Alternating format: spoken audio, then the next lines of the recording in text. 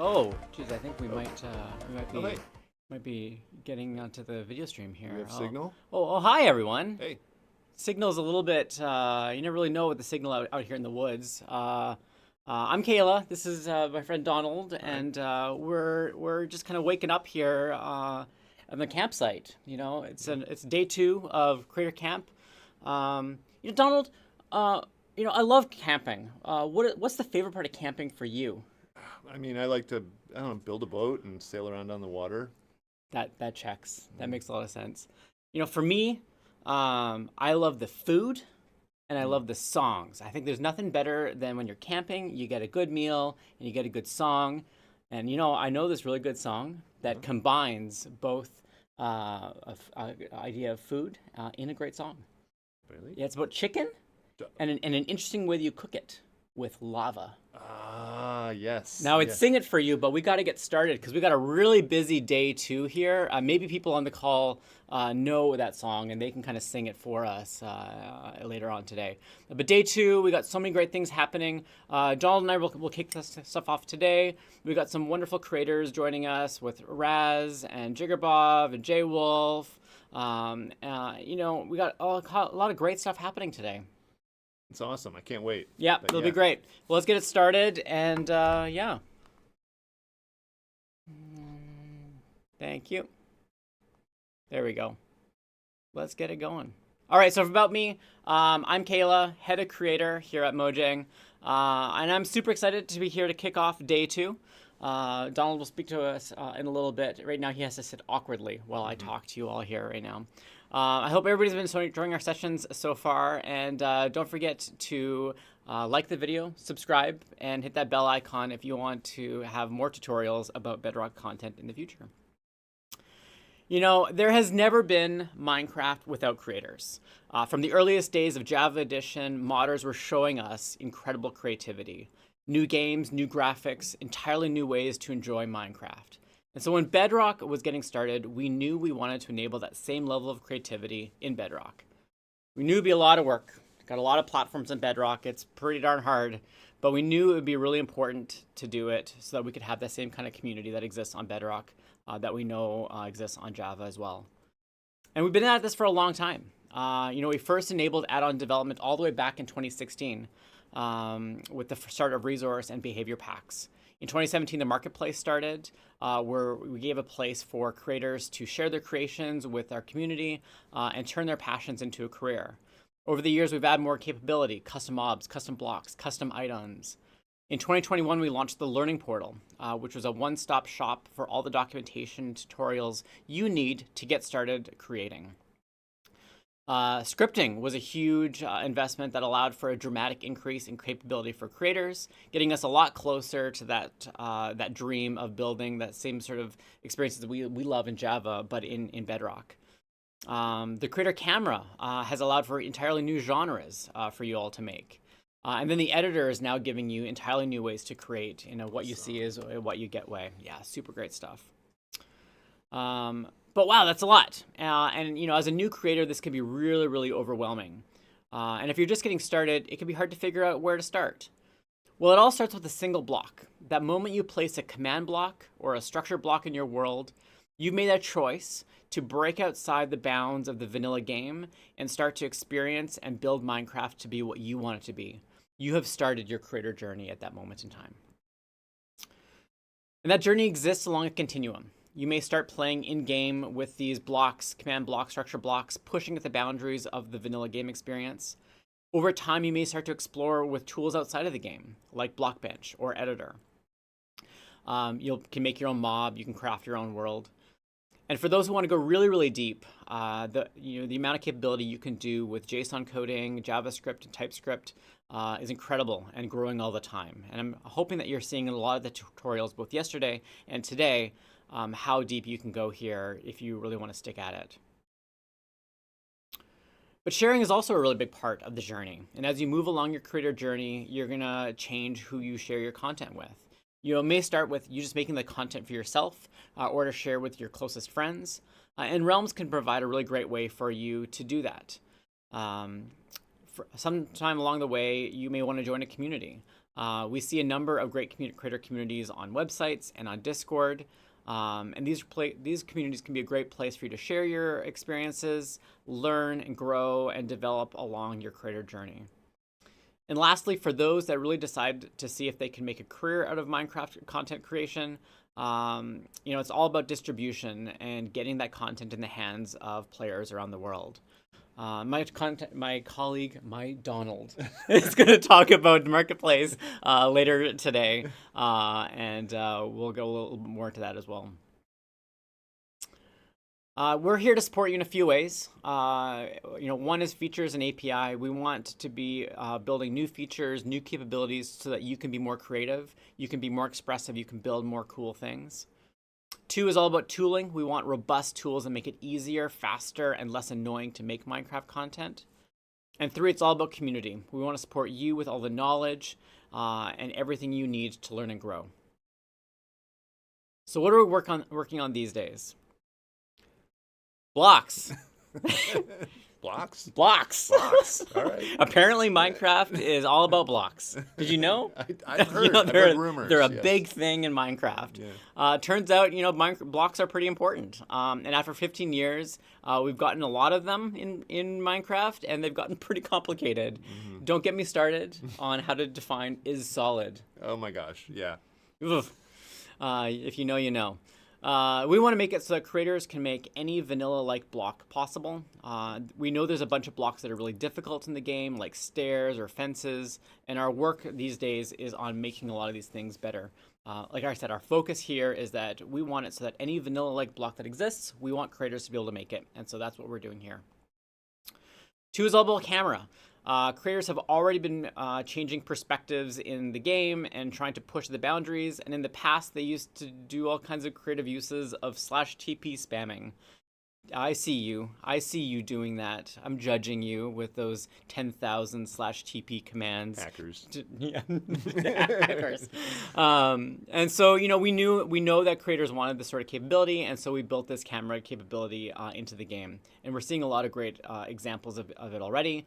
We have a lot more stuff coming, including the ability to customize the field of view. And so a lot of great stuff happening on camera here.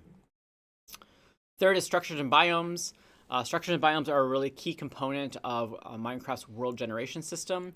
And what we're trying to do here is give creators even more access to these systems so they can be even more customizable. We really can't wait to see the custom biomes you create.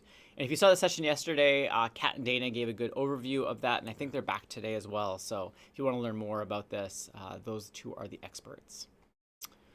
Scripting. Scripting has been transformative to the way you make content in Minecraft, and we're just about ready to stabilize our V2 APIs. This includes changes to our custom components, new custom commands, so you can actually have custom commands in the game, and all new UI options. The server UI APIs were really powerful and gave you a new way to kind of display information to the player. We're extending with all new options very, very soon. Lastly, graphics. I'm sure you've all heard of Vibrant Visuals. This has been built using the exact same deferred graphics pipeline that we've been building alongside the creator community for a couple of years now. More work is coming here around point lights and some APIs to give you even more control to have really creative content. And I really can't wait to see all the cool stuff you all make with these graphics. And all these great features are supported by our great set of tools. Editor is our in-engine tool that allows for powerful world editing and gives you a true what you see is what you get experience. Pro tip, you should definitely try Editor with the deferred graphics or Vibrant Visuals. It is quite amazing. Bryant showed a little bit of that yesterday, but you really got to play with it yourself to see how cool it is to build stuff. mctools.dev, we've seen a lot of examples yesterday, and I'm sure we'll see a lot more today. This is our website where you can have a bunch of web tools that make it easier to get started with JSON, get some code samples, build more effectively. Just it helps you in a lot of different ways throughout your entire workflow. So definitely check out mctools.dev. Blockbench is the standard for modeling and animating Minecraft objects, and we are so happy that we partner with Giannis on this just amazing tool here. And then Chunker. We know that many creative workflows cross between Java and Bedrock. We're thankful for our partnership with the Hive on Chunker, which allows for this conversion between Java and Bedrock and different versions of each. At the end of the day, we're here to make you more creative. We believe that Minecraft is an amazing platform for your creativity, whether you're creating with friends, active as part of the hobbyist community, or a professional creator making content for the marketplace. We want to help you be even more creative because we believe that your creativity is the heartbeat of Minecraft. With that, I'm going to hand it over to Donald to talk a bit more about the Marketplace Partner Program. Yay. Thank you, Michaela. I am so excited to be here.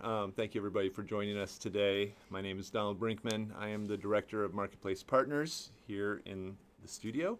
And yeah, I'm really excited to talk to you about the Marketplace and the process of becoming a partner. My journey started, over 15 years ago, I think, with Minecraft playing in beta.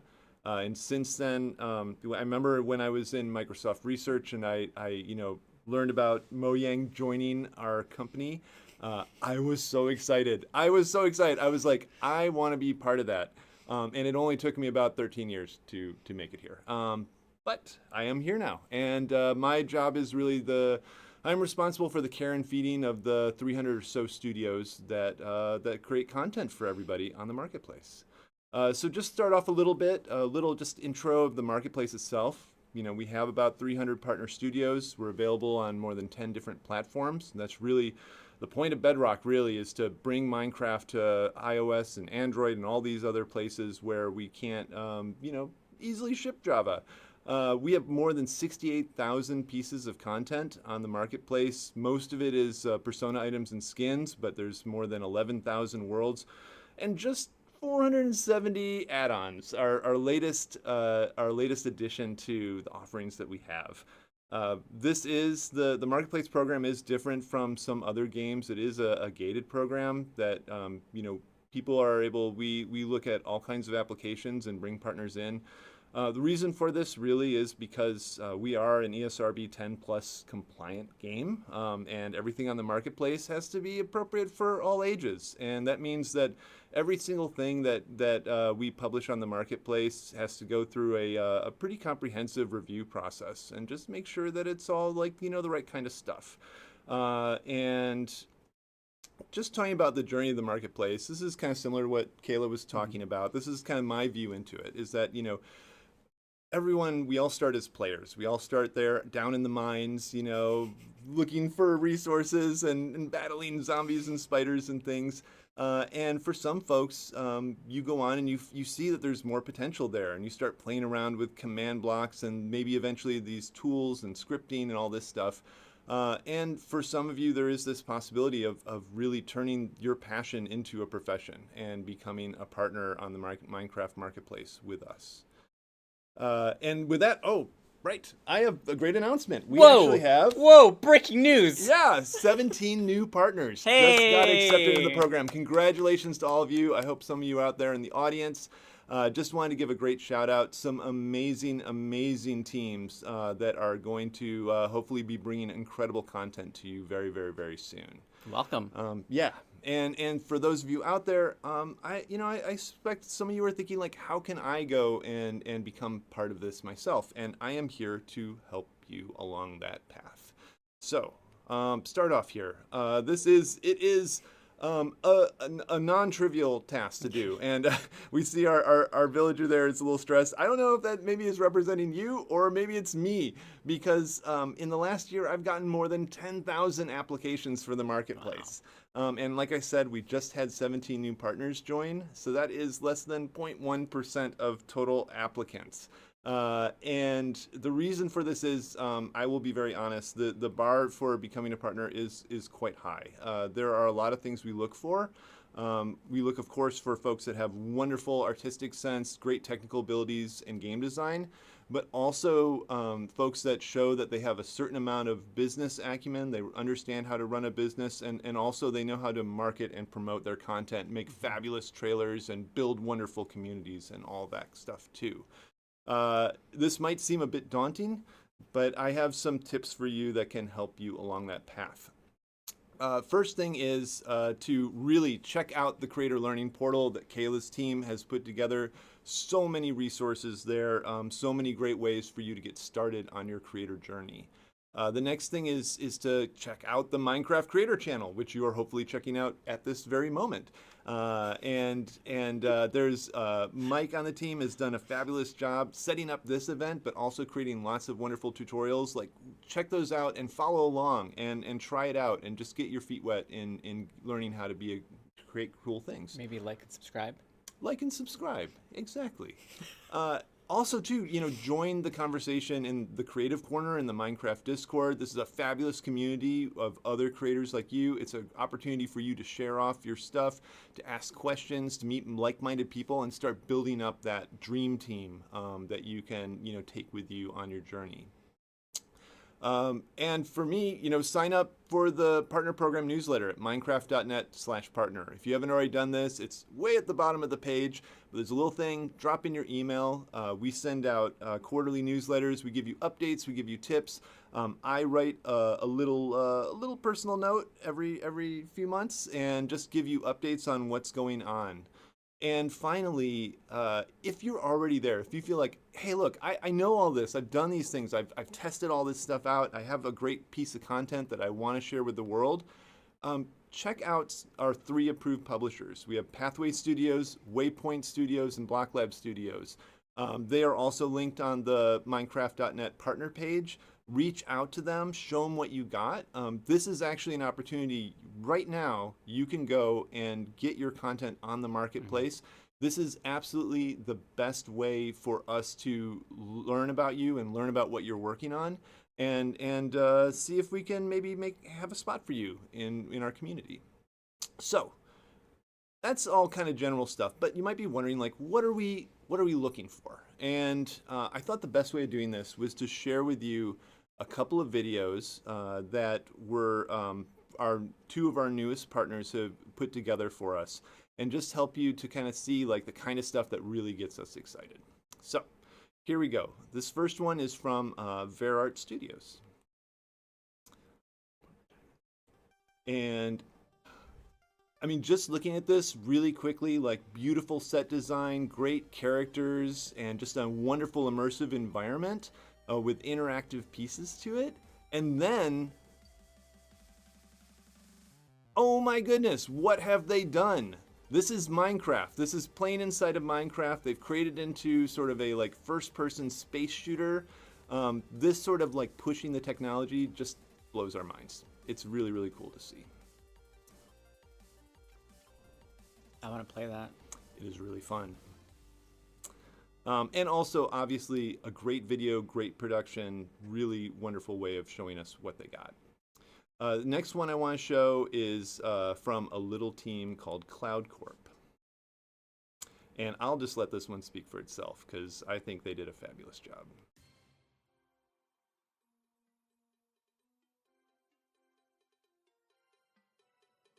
Welcome to Cloud Corp. We are a team of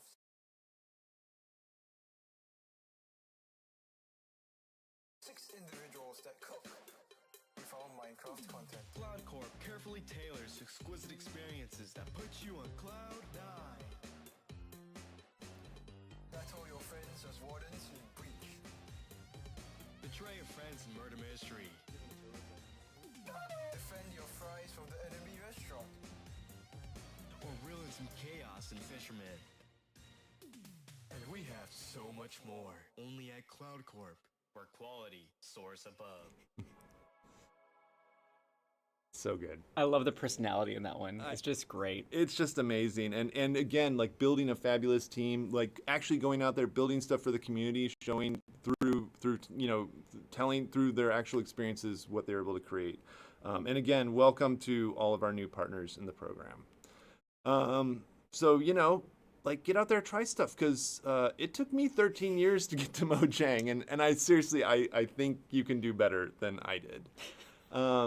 I just want to end with a quick note, just sort of like you might be wondering, like, where are things going? We've been talking about how the application program for the marketplace is evolving. There's a lot of work we're doing, lots of new ways that we want to be able to facilitate you being able to connect with us and show us what you got. And I just, what's our vision for the future? Well, we think about a lot of things. We talk about stuff. I work really closely with Kayla, and we're always trying to think about how to build that connective tissue between the hobbyist creator program and the professional creator program. And there's some ideas I have, like things like, can we do creator badges? Can we actually create ways that as you go through and create content and work on, in the creator portal, to sort of mark those major milestones in what you've done and sort of build out your portfolio. Could we even do things like creator competitions? I mean, I think that would be awesome. Like ways for you to like go put some challenges out there. An incredible way to sort of like show off what you're doing and also see what other people are doing, make friends, and build up your community and your team. But these are just ideas. Really, I want to know, like, what do you want? This is your program, and you are the ones who will ultimately define its vision. Let us know what is on your mind, how you think that we can like better support you and help you on your journey. And yeah, I think that's Awesome.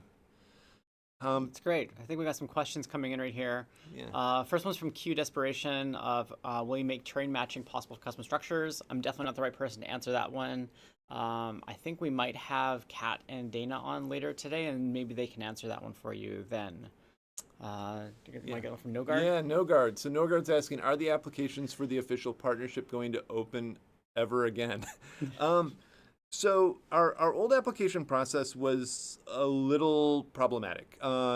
It really didn't allow us to easily evaluate what was out there. We kind of just said, like, send us your portfolio, and you could just send us a link to anything. And we really want a way that we can more appropriately like understand what you're doing. So right now, I think one of the best ways is sign up at minecraft.net for the newsletter. That is the best way you will find out immediately what we're doing. We're going to be reaching out soon to get some more signal from you and ask you questions and help us to guide how this program goes.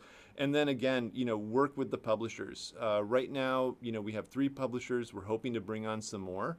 And this is ultimately the best way, we think, to evaluate, is to give you the opportunity to build something, put it on the marketplace, see how the players like it. Yeah.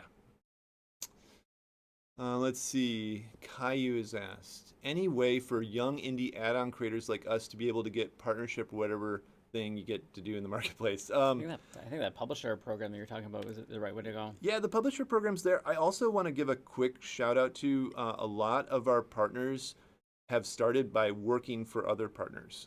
There's a really great website called bucketofcrabs.net. It's a website that's run by one of our partners and is used by a lot of our different studios, where they're always looking for artists and designers.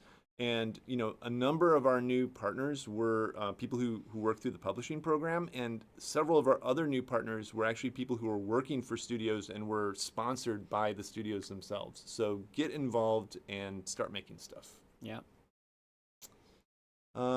Let's see. I can even answer that one. Yeah, go for it. MC asks, almost getting to 100,000 pieces of marketplace content already. Will there be any sort of celebration when we reach 100,000 pieces of content? That's a great idea. Yeah. I think we should take that back to the team and think through what's our next marketplace celebration. Yeah, I like it.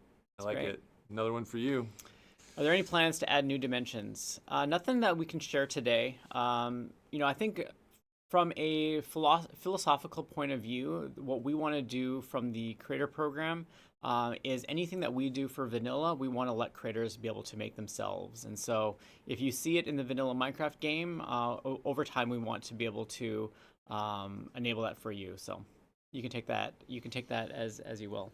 All right. And with that, I think that's been an amazing morning. We got to get back to the campsite. Yeah, I got this creeper behind me. I have to I've just been ignoring him the whole time. Go back It's working a on your little tent. stressful. Yeah, Yeah, I that's got to work great. on my tent. I'm making it out of diorite. It's yeah. All right. Well, I think Razzleberries is up next. So thank you, everyone, and hope you have a great rest of your day. See you later, everybody. Cheers.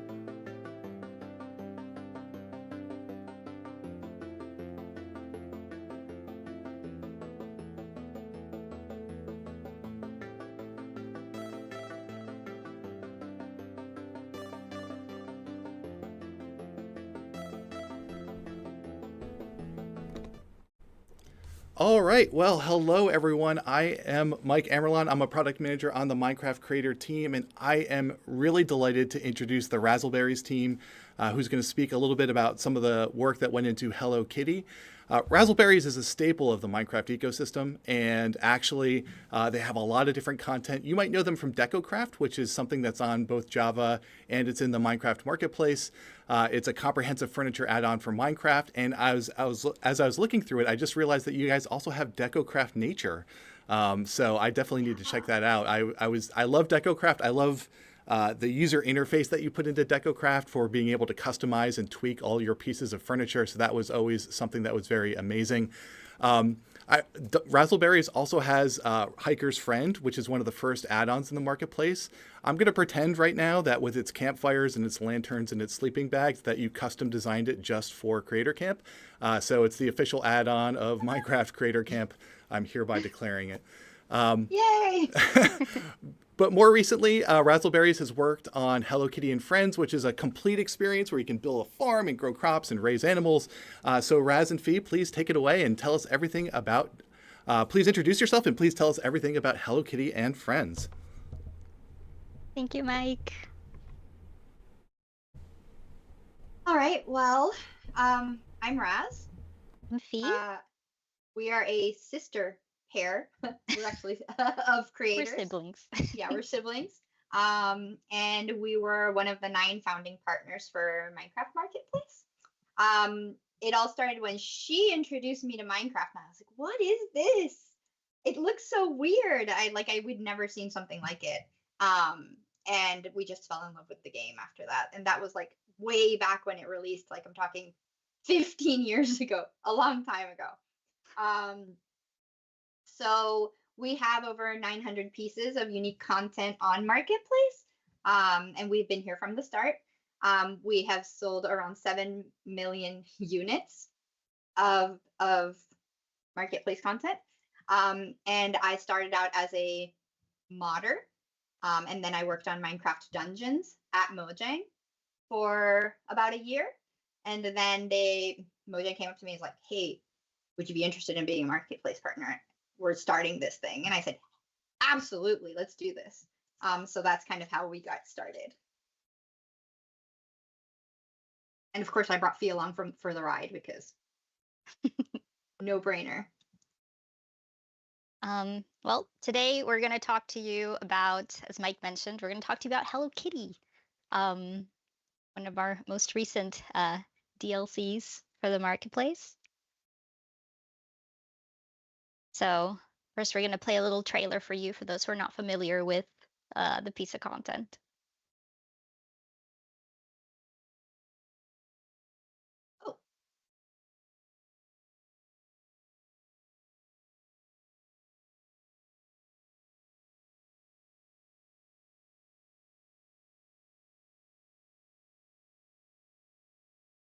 I don't know if it has sound. Yeah, I'm sorry. It looks like the sound's maybe not coming through, but it is definitely an amazing background track to it. But But that's the whole thing, yeah. Oh no, Yeah. it doesn't have sound. I'm so That's sad. unfortunate. Well, Thank you. So yeah, I guess we can talk over it. Yeah. This is like I can actually link the trailer in the chat in a little bit so you guys can actually see it if you want to see it with like sound and stuff. So give me a sec and I'll link it in chat.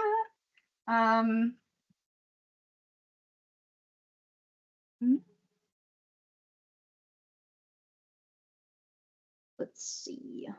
Here we go. In the chat. Boop. Okay. Well, you kind of can see it. There you go. I left the link to the trailer if anyone you want to like listen to the music in the background. It's really cute.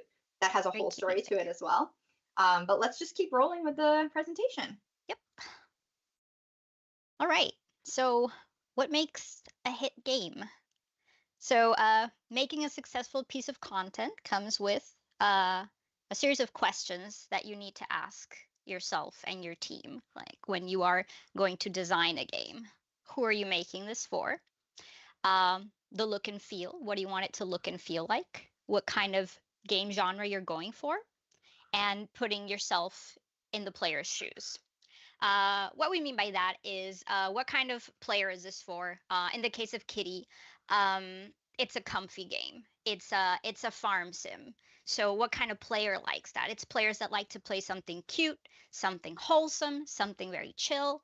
And we were really excited to develop something like this for the marketplace because there isn't too much of a cute, comfy comfort games on the marketplace. So we were very excited to try our hands with it, and what better way to do that than with Sanrio characters being represented. So the look and feel, it's everything down from designing the color palettes to the music, the environment. Um, the music is super important to like make that environment, pop. Also, if you have a comfy game, like, is the music, relaxing to listen to? You can't make it be like overpowering either. And that's super important for any genre that you're going to develop for, be it parkour or some kind of challenge mini game or horror. If you're going to make your own custom music, you have to be sure that that matches the aesthetic of the game. Also, something that we consider very important is the last point, putting yourself in your player's shoes. Is this actually fun? Would you play this? Because there's like a fine line between making something that looks really cool, super cool, amazing, like models and aesthetics, but if it's too grindy or too hard, or that's why it's important knowing what your demographic is and what they want to see. And also because when you're going to be testing your game and you're going to do a lot of testing, you want to enjoy your game too. If you don't enjoy your own game, it's safe to say that your player is going to not enjoy your game either. You don't want to make it grindy, boring. If you're not enjoying the mechanic, the player's not going to enjoy the mechanic. Yeah, as cool as you think something looks, you have to respect the player as well. Behind the scenes, the game design process. Translating Hello Kitty into Minecraft's blocky language. So here it was like 3 main points: is reaching the perfect balance between what you can achieve with a blocky style model versus what the character and the brand might require. There will be corrections to a character design naturally, because you're trying to make like a balance between the brand, between being also faithful to Minecraft and the art style for Minecraft, and then being able to interpret, in this case, 2D to 3D. We had only 2D animations, like, the little Hello Kitty show that they have on YouTube, Hello Kitty and Friends.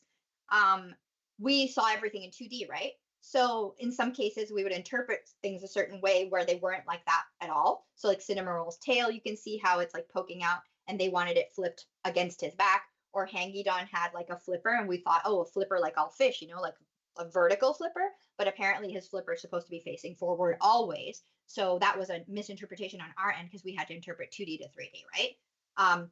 Or we made aesthetic decisions that went against maybe brand guidelines that were set in stone. So you have in Kitty, the little kitty picture, you see how we have a kitty with 2 whiskers. That was our initial kitty. And for them, Kitty has to have 3 whiskers at all times, and it was non-negotiable. So we had to make the 3 whiskers and figure out how to fit them in the Minecraft style when we thought 2 whiskers would have been sufficient. So you always work super closely with the brands to make sure that you're giving them their importance, but you're also translating that and giving Minecraft its own place and importance as well.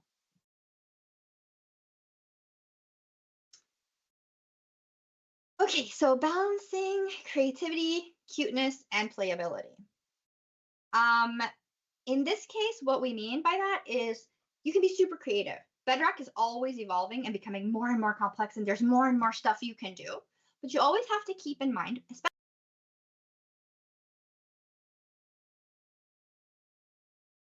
players, and that includes players that might be on lower end devices. sometimes lower end devices, since the software, so Bedrock Edition, is evolving and ever changing and ever growing and ever becoming more complex, you have to keep in mind that even if you can do all of these things, maybe sometimes it's prudent not to in certain cases, or not to put too much load on that, because you might end up affecting like the lower end console players, or like lower end, not console, devices.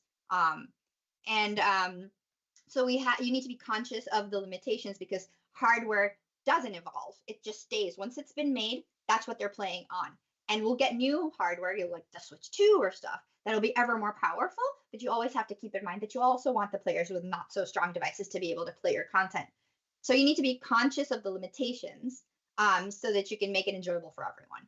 And that's one of the things you guys need to consider if you're developing for Bedrock, that it is cross-platform, and that maybe it might not behave the same in one platform than in another. So if you're only testing on PC, it might be prudent to also try and test on other devices as well. A phone, an old phone, a new phone, a Switch, an Xbox, if you can access those.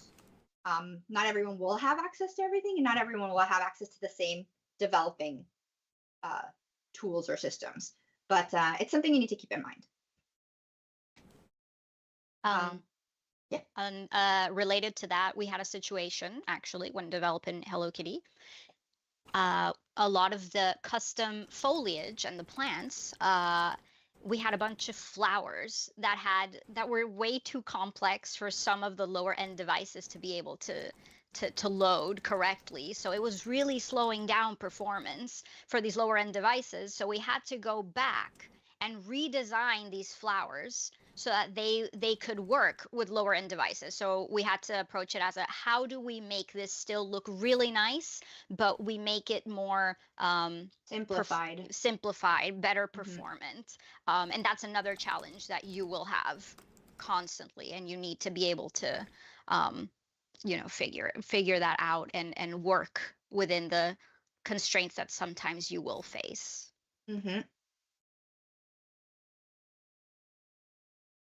What's DLC. inside? Yeah, what's inside the DLC? So, one of the most important parts of Hello Kitty is the characters and the friendship mechanic. You have the most famous Sanrio, most recognized, most beloved Sanrio characters like Hello Kitty, My Melody, Keroppi. And everything revolves around friendship and unlocking, and unlocking these, like we have these like friendship levels which are part of the gameplay. The better your relationship with the characters in the game, the more things you unlock and the more you advance in the game. So you unlock other quests, you unlock items at the shop, you unlock blueprints for your house. We'll talk about the house later. You unlock furniture. You have to give the player a goal, right? That's super important when developing a game. Is if you don't give the player, and that's a mistake that I see a lot, if you don't give the player a goal, they're going to get bored fairly quickly. Goals are great. Collectibles are great. Achievements, amazing. People love that. Yeah, exactly. The cool thing about this is we made 13 characters. Well, and assuming that the little two twins are like, they have their own quest, but each character or characters pair had their own quest. And you did all of these quests. The maximum friendship level was 10, but you do all these quests. It didn't really matter sometimes the order in which you would do them, but you would reach that maximum level no matter what. And so we made unique mini quests and mini games that were like specific to each character. Oh, and also each character had like their own animations, like custom everything. So that was really fun to do as well. And a lot of dialogue, a lot of dialogue. A lot of dialogue. For the seasons and festivals, we got a lot of like people really excited about the seasons. People love to see like the changes. It was really fun to watch YouTube videos of people trying to guess how we did it. I'll let you in on the secret of how we did it. We have 4 seasons, and each of the seasons is actually an entirely different map. So we made a map, like a base, and then we copied it 4 times into the same world. It also had to be really constrained because you are talking about a little town with a farming sim and everything. Fun fact also about this is that every single character has their own house, and every house, it has an interior that's decorated specific to that character, and you can go talk to them inside of their houses, and they'll go to bed at night, and it's like really cool. They have a whole pathing like schedule and everything. And their dialogue Um, changes when they're inside versus when they're outside. Yeah, exactly. So each of these, it was like the same map copied over, one next to the other, exactly 500 blocks apart. And in each one, then we went in and by hand added all the specific flowers and plants and like detailing that was pertinent to that season. So it's the same map, but then we've done it on top of it, like hand placed all of the decor and like the trees and like the changes in the leaves and like everything. So that's how we did seasons. Now Fee's gonna tell you about festivals. I just wanted to point out that the fall season, I believe, gave our builders the biggest headache because of the gradient that we wanted on the trees. There was much tears.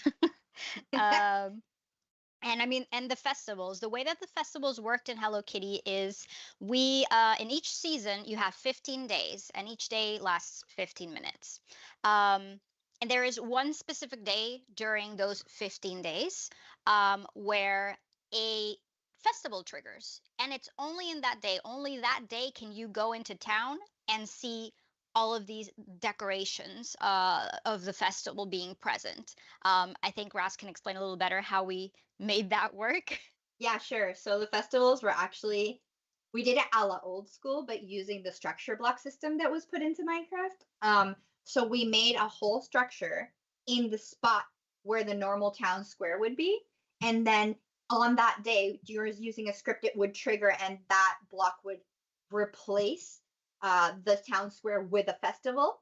So that would be that day. And then when the day changed, then another structure block command block would kick in and place the town center back the way it was. So everything was like on the fly built. And on with that day, using command on that day. yeah, on that day also characters' dialogues also change only on that day. Yeah.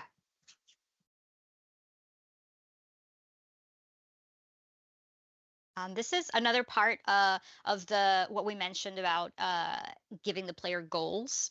So for example, in Hello Kitty, we have upgrading your home and decorating it. You can make your home bigger, right? There's not so much building a home like, traditional Minecraft, but here we have this board where we would have players put the wood that they would chop, the rocks and the ore that they would mine, and with the blueprint they would be able to purchase a house upgrade. So that would allow them to have a bigger house interior, which they could fill with even more character furniture. And we know how a lot of players love their decorating, as we know from DecoCraft. True. Custom furniture and vehicles. Well, vehicle one. One vehicle. We were thinking of adding more, but we thought, nah, one is more than enough.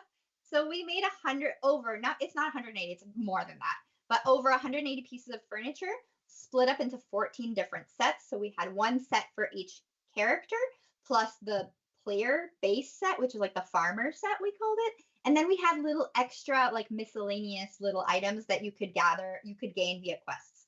A Christmas tree. Or well, in this case, not Christmas, festive. It was a festive tree, and then we'd have like a witch cauldron, like a witch cauldron, and Kuromi's witch cauldron, witch cauldron, or like little random pieces of decorative furniture and all of that. Which you would get by questing. I don't know if you said you would get by questing. Those you can't buy in the shop. And the rest you can unlock in the shop, kind of like in Animal Crossing. Every day the shop would refresh, and you'd have 6 pedestals that would like have a random piece of furniture that you could buy, and then you'd have to wait for it to pop up again. But once you've unlocked it, you can just buy it at the shop. We took a lot of inspiration from games like Animal Crossing, Harvest Moon, Stardew Valley, and all of those. And for the vehicles, it was the same. You got it via a quest. You could buy more for you and your friends, up to 4. So if you could play with up to 4 players. And then you could have little paint buckets to paint them. And each paint was named after a character, and the little bikes would have the character logo on it, for example. Very low stakes, very, very relaxed game. Yeah, chill. Chill. The shop. An The shop. economy. Okay, so this was super fun. We had to design a UI because we trying to edit the Minecraft UI. It's not impossible, but it's a bit complicated. Not that our system was any less complicated, but we went with a different approach. We designed a UI without editing the vanilla Minecraft one, and design a UI that's in line with the kitty aesthetic and with the cutesy, pinky kind of aesthetic, but conserving familiarity enough that a Minecraft player that's been playing Minecraft for a while would be able to know how to use it immediately without having to think too much about it. Engineering a balanced and fair economy that keeps the player engaged, that was rough because we said, how hard can it be? Sophie and I sat down. Sophie's like the main game designer for this. We sat down, we'll just put prices on things. And as we were doing it, we realized we were completely out of our depth, and that economy in a game is a whole discipline. So we had to go out and find and bring an external person that knew how to design an economy for a game, so that it would be balanced. So that was super fun. Because I think they did a good job because I think people liked the pace, which is great. The pace is balanced, not too hard, but it's also not too easy. You have to work at it.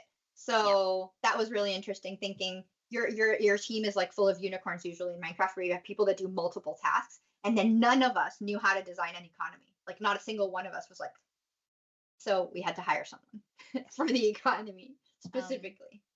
Something I want to mention about the UI real quick. This game was translated to how many languages? Japanese, French, Portuguese, Spanish from Spain, Spanish from Mexico, German. Several. 6 or 7. But so when it came to the dialogues, that was fine. We had the translations as normal for the dialogue because it's written dialogue. But when it comes to the UI, we were like, we need to use it has to be icons, right?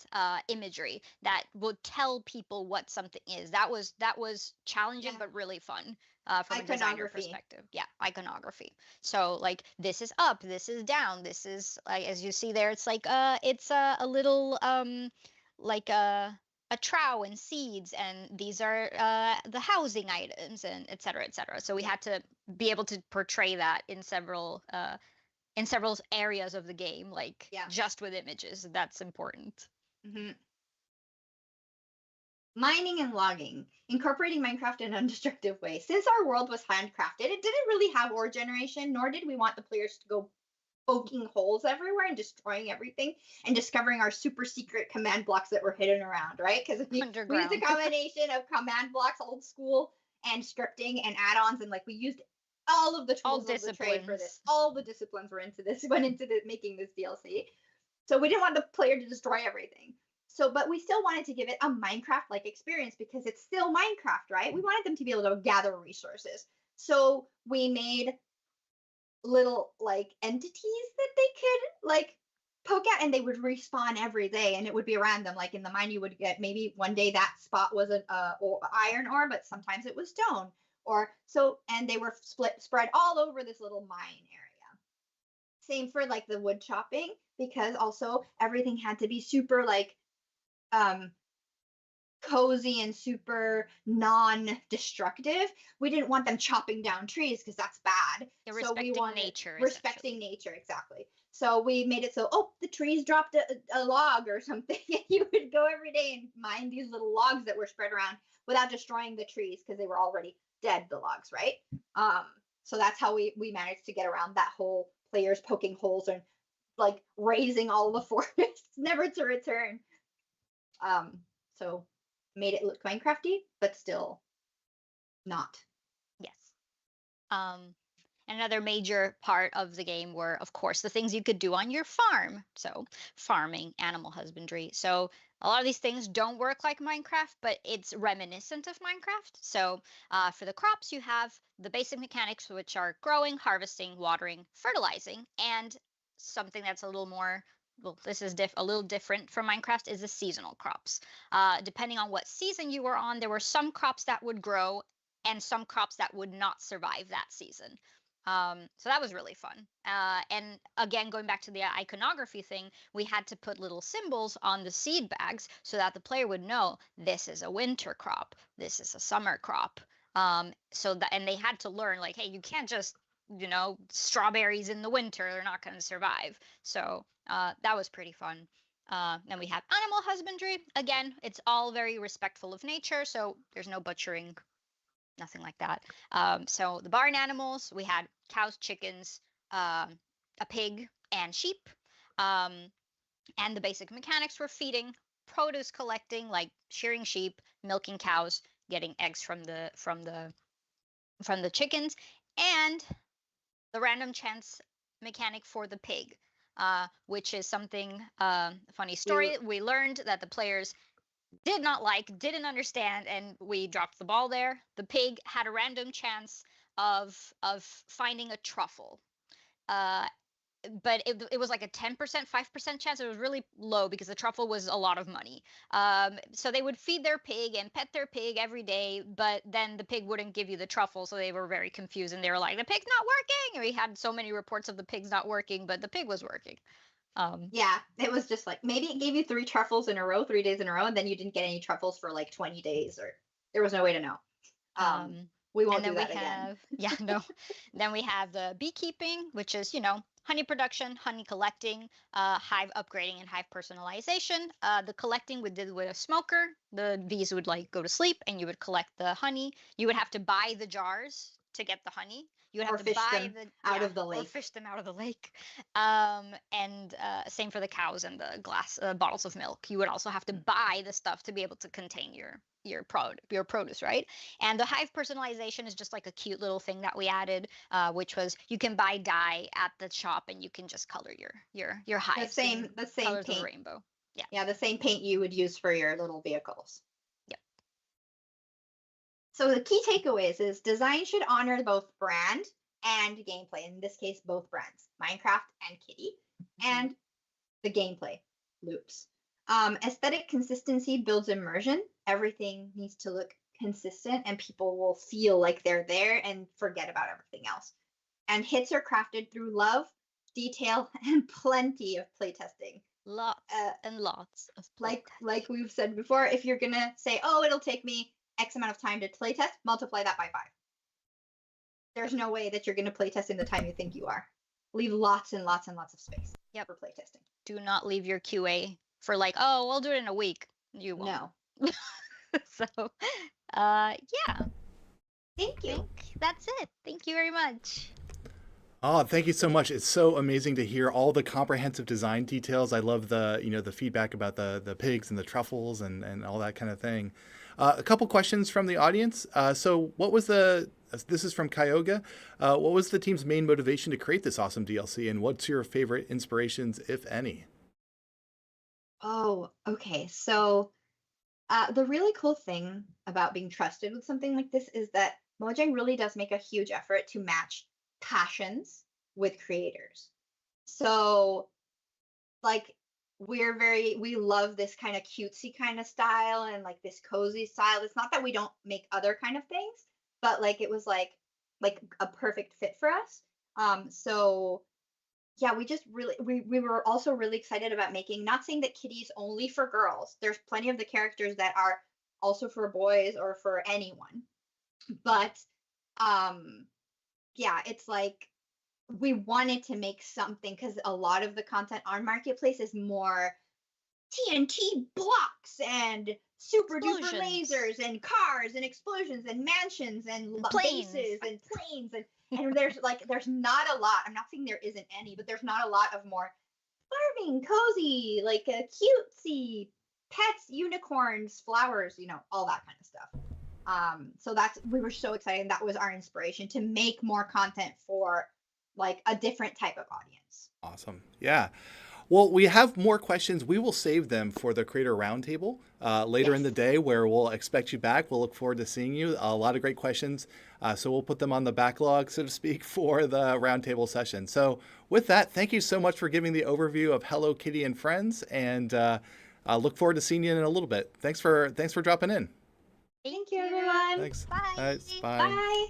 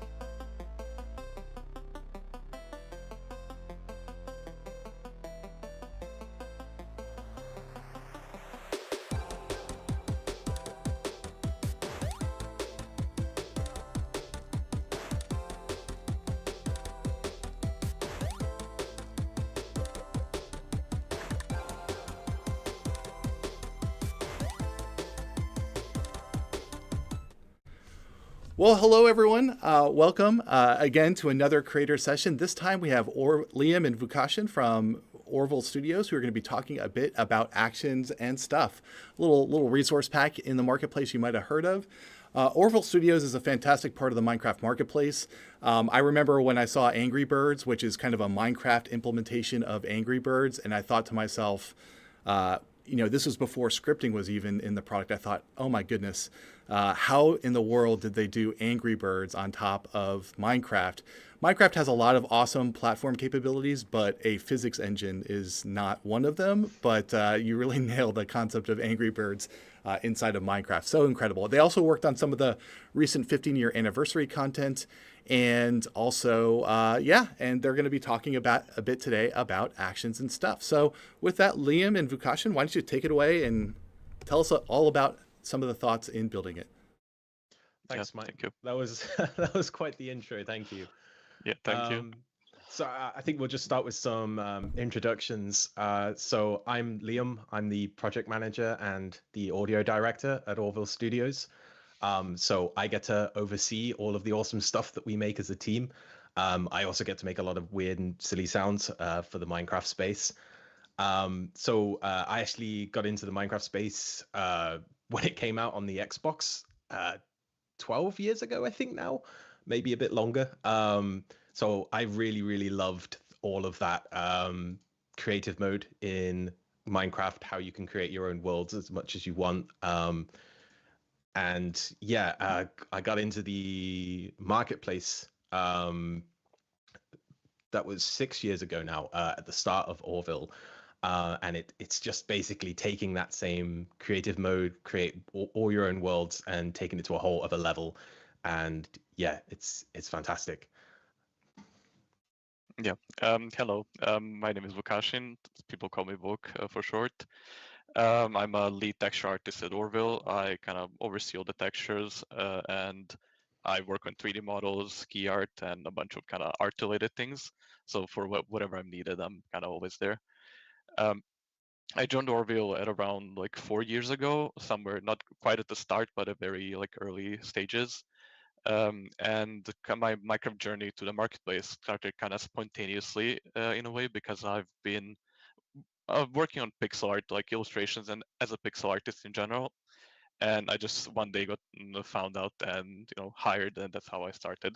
I've always been a player, micro player for a while, and kind of just getting to work on Minecraft wasn't like what I expected at first, but it's very much so grown on me. And ever since I started, I've kind of had a lot of fun with it, and I enjoy working with like Microspace now quite a lot.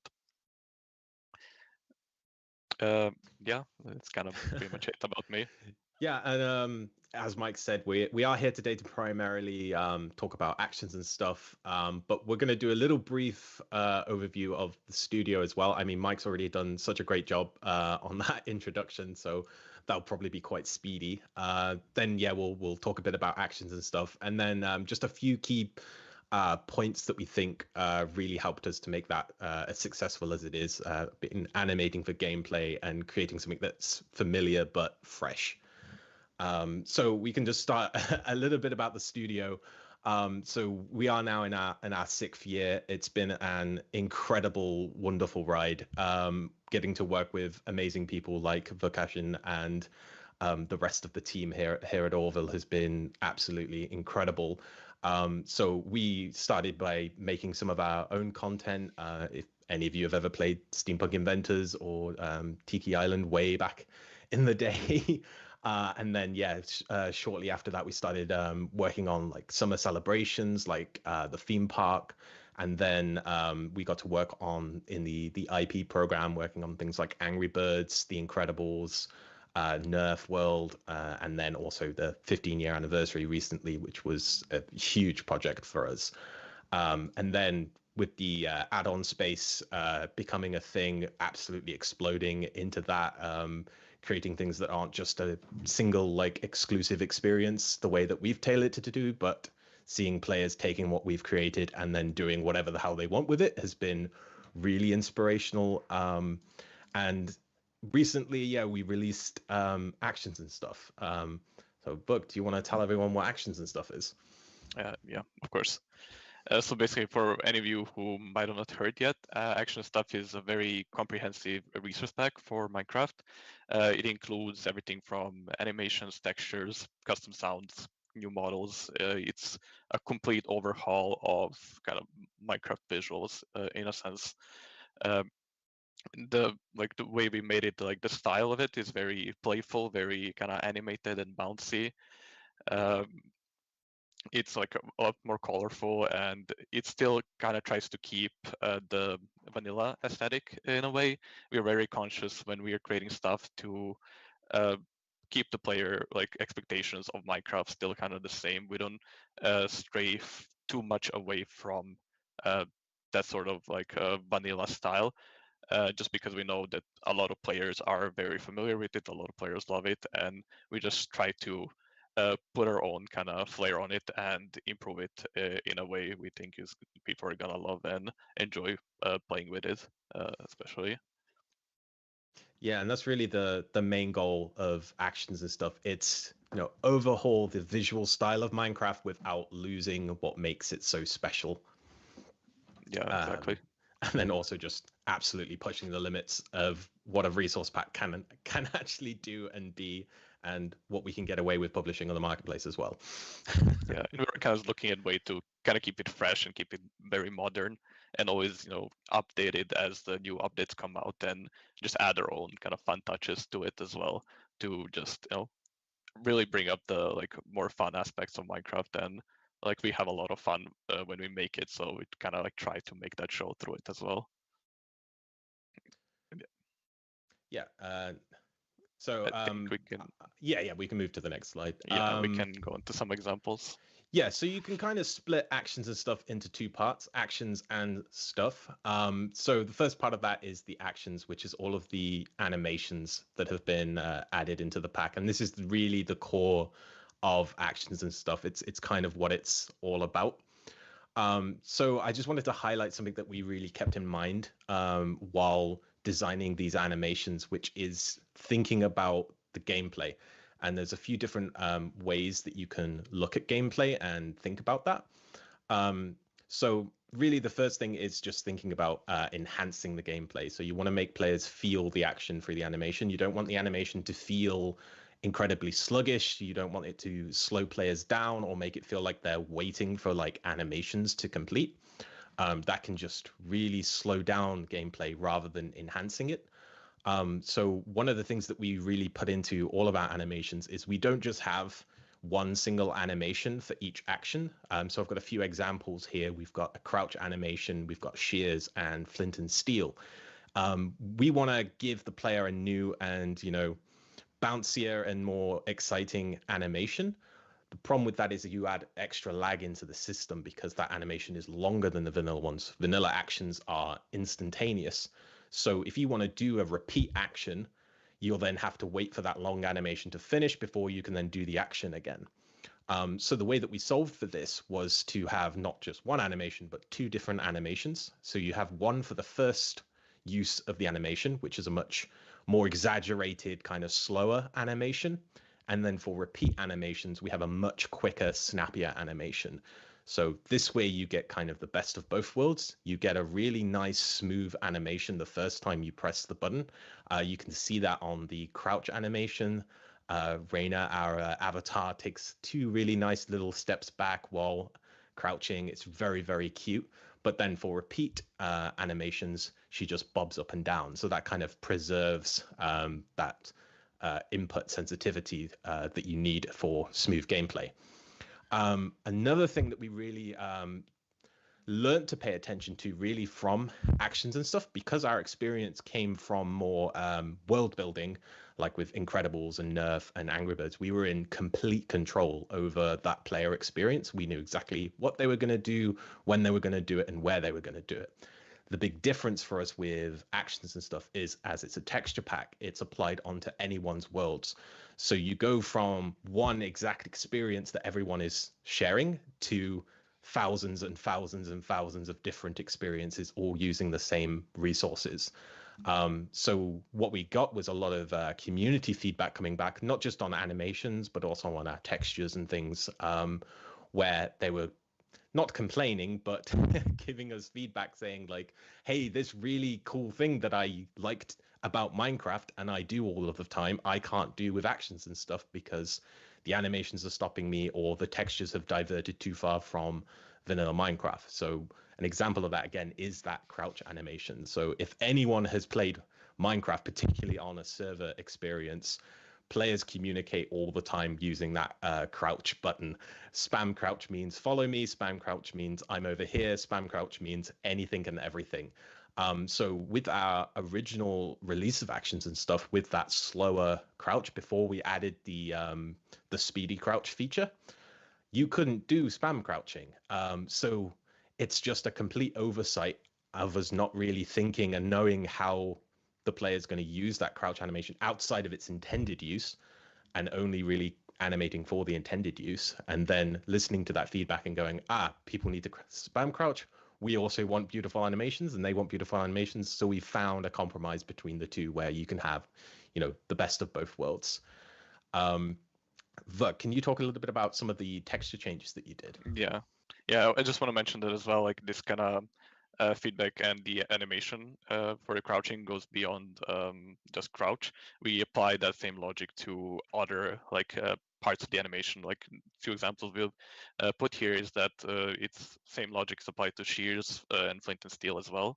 So we want that to those actions to be like very responsive and feel quick as the player kind of goes through and repeats it a lot. And yeah, for us it's like very important community feedback that we receive, and we do have a Discord channel and where we listen to a lot of suggestions people post, and we often take a look at those and just kind of look at how people play the game, because we as players play a game a certain way, and since Minecraft is so big and so diverse, there are like so many play styles from like building, PvP and everything. We really kind of have to encompass all of that into like a single pack that essentially changes how those things look and feel. And like some of the things that have come up when like doing textures for this is that like initially when we first released, some of the wood palettes on the wood textures were slightly different in color than vanilla, because we tend to aim for a very like saturated, very bright and colorful look. So one of the key ones was the spruce wood happened to be slightly more red than vanilla initially. So we've had feedback come in where people like houses didn't look the way they expected them to look now, and like they were pretty sad about it, that the worlds and the builds they were using just ended up looking different and not what they expected, like or you got used to seeing them. So like we've updated all that to kind of keep it more in line with vanilla and just kind of like think of really the ways people use it. We've had same with coral blocks, where people use coral blocks to make stone pallets. And one of the other things that happen is that as I was doing like the biome colors and recoloring stuff, with grass and foliage, I thought it would be a nice idea to get the like mushroom island looking, like very dried out, very kind of yellowish and orange and more brown in tone, because that kind of fits the overall vibe of the mushroom island biome. However, it turns out that for the Mushroom Island, people tend to find that biome and use it specifically for the very vibrant green color of the foliage that it has in vanilla. So that was kind of unexpected, because whenever I played Minecraft, I never really kind of kept that in mind or never really used it in that way. So that's something like people have again like brought up, or like, oh, we use it in this way, and it kind of sucks now that it's not as we wanted to. We went there specifically to have like very bright, lush and vibrant like foliage, and now it's all like very yellow and dried out. So that's Yeah, like something yeah. The screenshots that we got coming into the community Discord were incredibly sad. You just have people being like, "Look at my beautiful, vibrant mushroom biome, and now look at it now." Yeah, it's all like It's very gray sad. and like withered. So we're But like, yeah, "We're that's so sorry. kinda... We'll fix that as soon as we can." Yeah, a lot of those things, because it's very hard to predict and expect the kind of people play the game, because it's there's so many different ways, and that's why like community feedback and all the suggestions are very important to us to hear how people play and how people interact with like our content, and how they interact in their own worlds as well. So we Yeah. always keep an eye out on like any suggestions that are posted. And we've seen that positive response to that attitude of addressing community feedback. A lot of our we release update videos for every major update that we do to actions and stuff, and I think a good few of those actually have higher view counts than the main trailer for actions and stuff. I think that's the case for at least two of them. So people really, really respond well when you support the content that you've put out, and you listen to what they want from your content. Yeah, exactly. I think we can move on to the next slide now. Yeah, so some of the things when like the creator mindset we kind of get into when we make a content for action and stuff is that we try to, as I mentioned before, really kind of take a look at how people play the game and enhance that feeling in every way we can. So it's not just a texture pack or animation pack. It's a much more like comprehensive and very cohesive research pack in general. We include a lot of custom models, custom animations, custom sounds, and a lot of custom VFX that bring that kind of feeling of interacting with the world much more like fresh and new, because when we like when someone who plays the game applies the action stuff for the first time, we really want them to be wowed by like kind of all the new features there and all the new things that they don't usually see in vanilla Minecraft, and we want them to kind of experience the game like in a completely new way as a whole. And I think a lot of putting a lot of thought into those details matter. One of the examples that we've done this for is, as you can see on the side, is the charge creeper. This mob is very rare in the game, and it's not often you kind of naturally see it occur. So we've put on a lot of extra effort to make like all the new models, the new VFX and the animation, and like the texture as well for it to kind of once it does happen like naturally in the world, it's a very special moment for the players, I think, especially the ones who might be playing the game for the first time, because it's like very unexpected. And we wanted to kind of make that moment in the game feel even more special, and just kind of get that wow factor out of the people, where they really get surprised when the lightning strikes on the creeper. And that same kind of thinking we've applied to other areas as well, which is we recently pushed out an update which includes like 3D items for all the items in the game. So they show up as a 3D objects in your hand. And we've had a lot of fun of creating those, because there's a lot of interesting things we can do now that like all the objects are visible and the player is actually holding them. Some of the examples are like the lightning rod, where you like when you swap it in your hand, it gets struck by lightning. And there's a bunch of like small interactions like that where we have the lanterns like swinging as the player moves around, or even the torches get like extinguished underwater and are lit up when you get out of the water. So a lot of very small touches like that, I think, really enhance the experience. As the player kind of plays through the game, they can really get surprised as to like, oh, I haven't seen this before. Like, oh, it's kind of interesting, and it's like we want someone who plays with action stuff to like always have something new to see and always like find new things as they're really playing the game, as they normally would.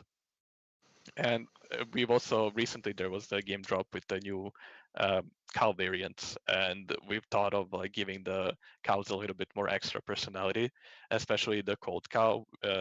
Whenever making it, we thought it looked very like kind of, I guess, emo in a way you could say.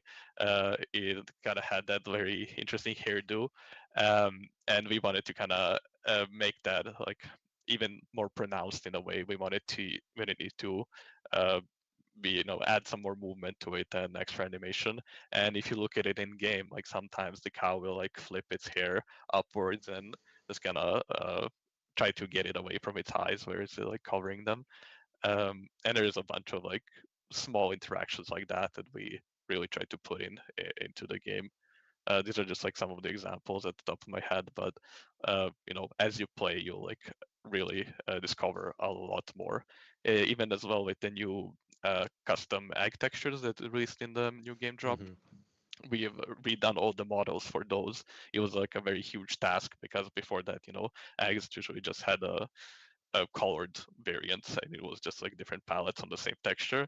But now that they all had a unique icon texture, we've been able to make 3D handheld models for all of those as well. And we've had like some extra fun with like making those and animating them as well. It's been like really nice. And some of the like feedback we've received from the community was very positive on that as well. And we always kind of love to see how the community engages with our content. I think that's one of the most rewarding things when it comes to like creating anything and creating such a piece of content like this. We would sometimes see people post on like Instagram or TikTok or anywhere like on social media.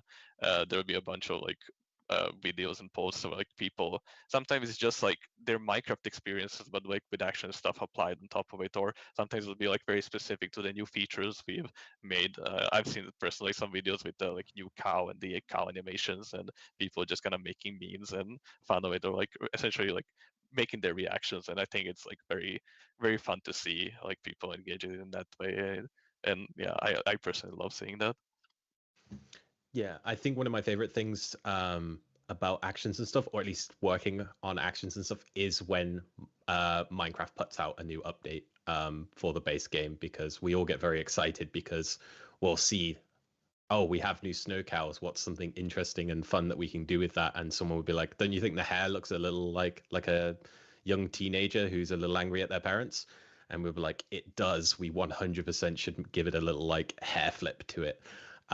The eggs were the biggest shock to us when that came out. At first, we were a little bit like, oh no, we have to remake all of the eggs. And then as soon as we got into actually making them and our artists started submitting designs for them, we were just having an absolute blast coming up with all of the fun, wacky ways that we can portray all of the mobs. I'm sure it was similar on the Minecraft team as well, creating the vanilla hotbar textures for all of those eggs, coming up with all of those ideas. The other thing that I think is really, really fun and really interesting that makes actions and stuff what it is this kind of collaboration between the different creative fields at the studio. So when we add a new feature to actions and stuff, we don't just think, oh, let's add a new animation, or let's add a new VFX, or let's add a new sound. We kind of add it in as a whole package. So as Vuk mentioned, we added 3D items to all of the items in the game, which was a huge overhaul. But we could have just, done that as a simple model and kept the vanilla animations, but we didn't. We were like, okay, we're adding a new item entire thing to the game. Let's also add new animations for it. And then we go, well, we've added new animations now. We may as well add sounds. So Actions and Stuff has swap item sounds for every single item as well, that we added, which was a huge amount of fun to work on. And then, well, while we're doing that, why don't we also add VFX? So you can see with the lightning rod, it's also got lightning VFX to it. And typically we'd also add gameplay interactions and things as well. But since Action Stuff is a resource pack, we can't really do that here. But yeah, just thinking about the whole experience, and the sum is greater than the parts is, I think, the philosophy. Yeah, we want the players to have fun, playing with Action Stuff, because when we create something, it's like, in general, it's very important to have fun when you make something, and we do like have a lot of fun like coming up with these ideas, and I think it really kind of pulls through when people experience them, and we really want to kind of keep that like exciting feeling throughout like the entire process of creating up to like the players playing with the Action Stuff.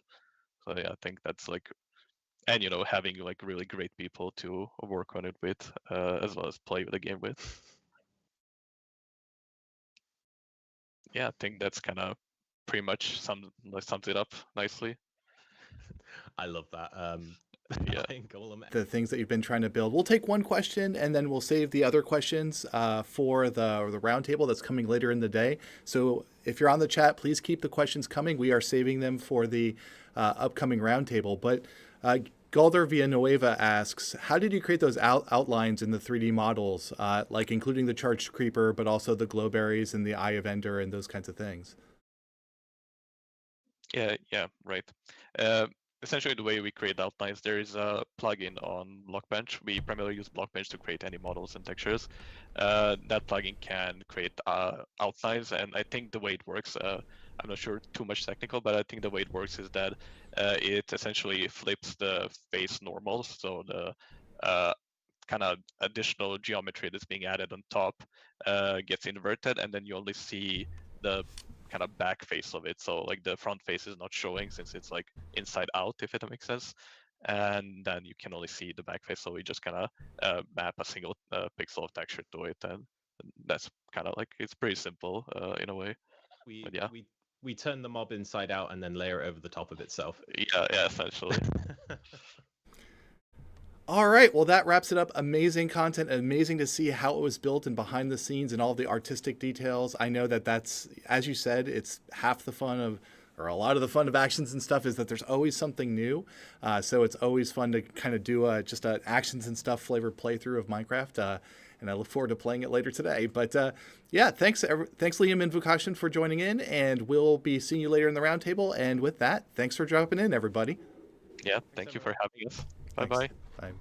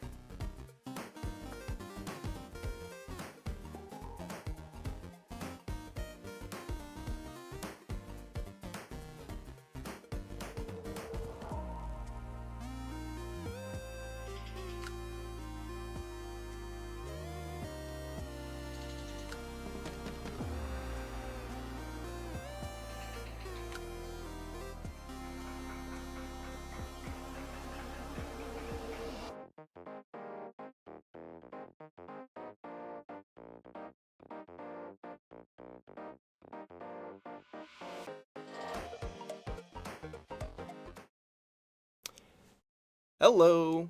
Welcome to the roadmap session for the big three items, blocks, and entities. I'm Gunnar Headley. I'm an engineer on the gameplay systems team. I'm Steven Scott. I'm a product manager on the gameplay systems team. I'm Fanny Valladolid, engineering manager for gameplay systems. Today we're going to be talking about a bunch of different items, as we mentioned, the big three. So the first thing we're going to be talking about is items, but there's also going to be blocks and entities talking about a little bit later today. So let's talk about a little bit of the item roadmap going forward. So a lot of the things we're going to be working on is mainly based on the visuals and behavior. So a lot of the things we're going to be talking about today is kind of a little further ahead, but also kind of what's already available today for you to use. The first thing is the data-driven creative inventory. This is going to be so you can, if you look at like the creative inventory screen, you can kind of now categorize your different creative items. So, for example, you want to make your own custom pickaxe, you can now put it inside the specific pickaxe category. Also, custom components v2 that is now available for items. You can use that. We talked about a little bit yesterday. But yeah, it's a good thing to use. Also, new components have been released recently, like the compostable has been released, and bundles is also being worked on, has a little bit more iteration to go through. And the last one is configuring a block's item in the UI. This is specifically in the case of, oh, I want to have, maybe I want to make my own dirt block, but I want it to look different in the HUD, the player's HUD. You can do that now with some of the new components that we provided called Item Visual. The last thing to note really with items is that a lot of the things we're working currently with items are a little less highly prioritized compared to the blocks and entities, as you'll see. And so you'll see a lot more cool things coming up for the items and blocks, though. Steven, you want to talk about blocks? Sure. And you might have noticed that like most of the things that are listed here really affect blocks. So I think the way we sort of look at items as well is also if it's something that is feeding one of the other two that we're sort of like doing more in, then we'll come back into that space. So a lot of those are block based because we're doing heavy amounts of things in blocks. And if we do entities that were also item related, we'd also come back in. Okay, so I'll talk about the block roadmap sort of in two ways. So we'll talk about block visuals. We sort of have like two parallel tracks that sort of make up blocks. It's what a block looks like and then what a block does. So for what a block looks like, we've sort of been doing a couple of different sort of large things. You might have noticed biome tinting in U8 in preview. So this is the ability to sort of take your block and whenever you put it down in a different biome, so maybe put it down in the desert, maybe put it down in the forest, that it actually tints the texture. For existing vanilla blocks, this is probably the most well seen for the grass block, but we have brought that to data so that you could make your own blocks that tint depending on which biome you place them in. And then random rotation of a texture. So this is done in two different ways. So we have one way where you can actually define the rotations that a texture is going to have beforehand. So this is useful to just give you more variety in what it's going to look like when you place it. And then we have another one that is actually randomized all the time. So the best example I could give is you might not notice it, but if we didn't do it, you would notice it, that if you have a very long amount of dirt, like it's just dirt and nothing but dirt, it actually doesn't look like it's tiling all the time because we actually do some rotations to it periodically. So this is really useful for like large biome changes where you want a little bit of variety without having to do the work of adding unique blocks that have to be interspersed everywhere. So that's one of the visuals. And then the last one, voxel shapes. If you're familiar with some of the creation process in Java, this is a technique from Java that we are looking at in Bedrock. The best way to describe it, or the one that I like to use the most, is if you think of a Minecraft stair, and if you were to go into Minecraft Bedrock right now with that stair and you tried to do your little selection on it, it's a full block that we select rather than like the geometry of the stair. And so a voxel shape would actually be more like if you shrink wrapped it. And so it's actually the full geometry of the stair. And so some of the cool things that we get by having voxel shapes are the ability to like walk up a stair in data, because then we can have a more defined collision that actually is like smaller and then gets bigger as you go over the top. Or something like if you want to make your own fence, where you can do a lot of making your own fence right now in data, but if you wanted to make it where the thing that the fence connects to changes, you'd either have to make a very large list of every block ever, or you could have the voxel shape check and maybe the fence goes, oh, I shouldn't actually connect at the very end because it's grass, as opposed to like a full block. So that's another piece that you gain from voxel shapes. And And then I can talk about the other half of this, which is the behavior side. So this is like what a block does.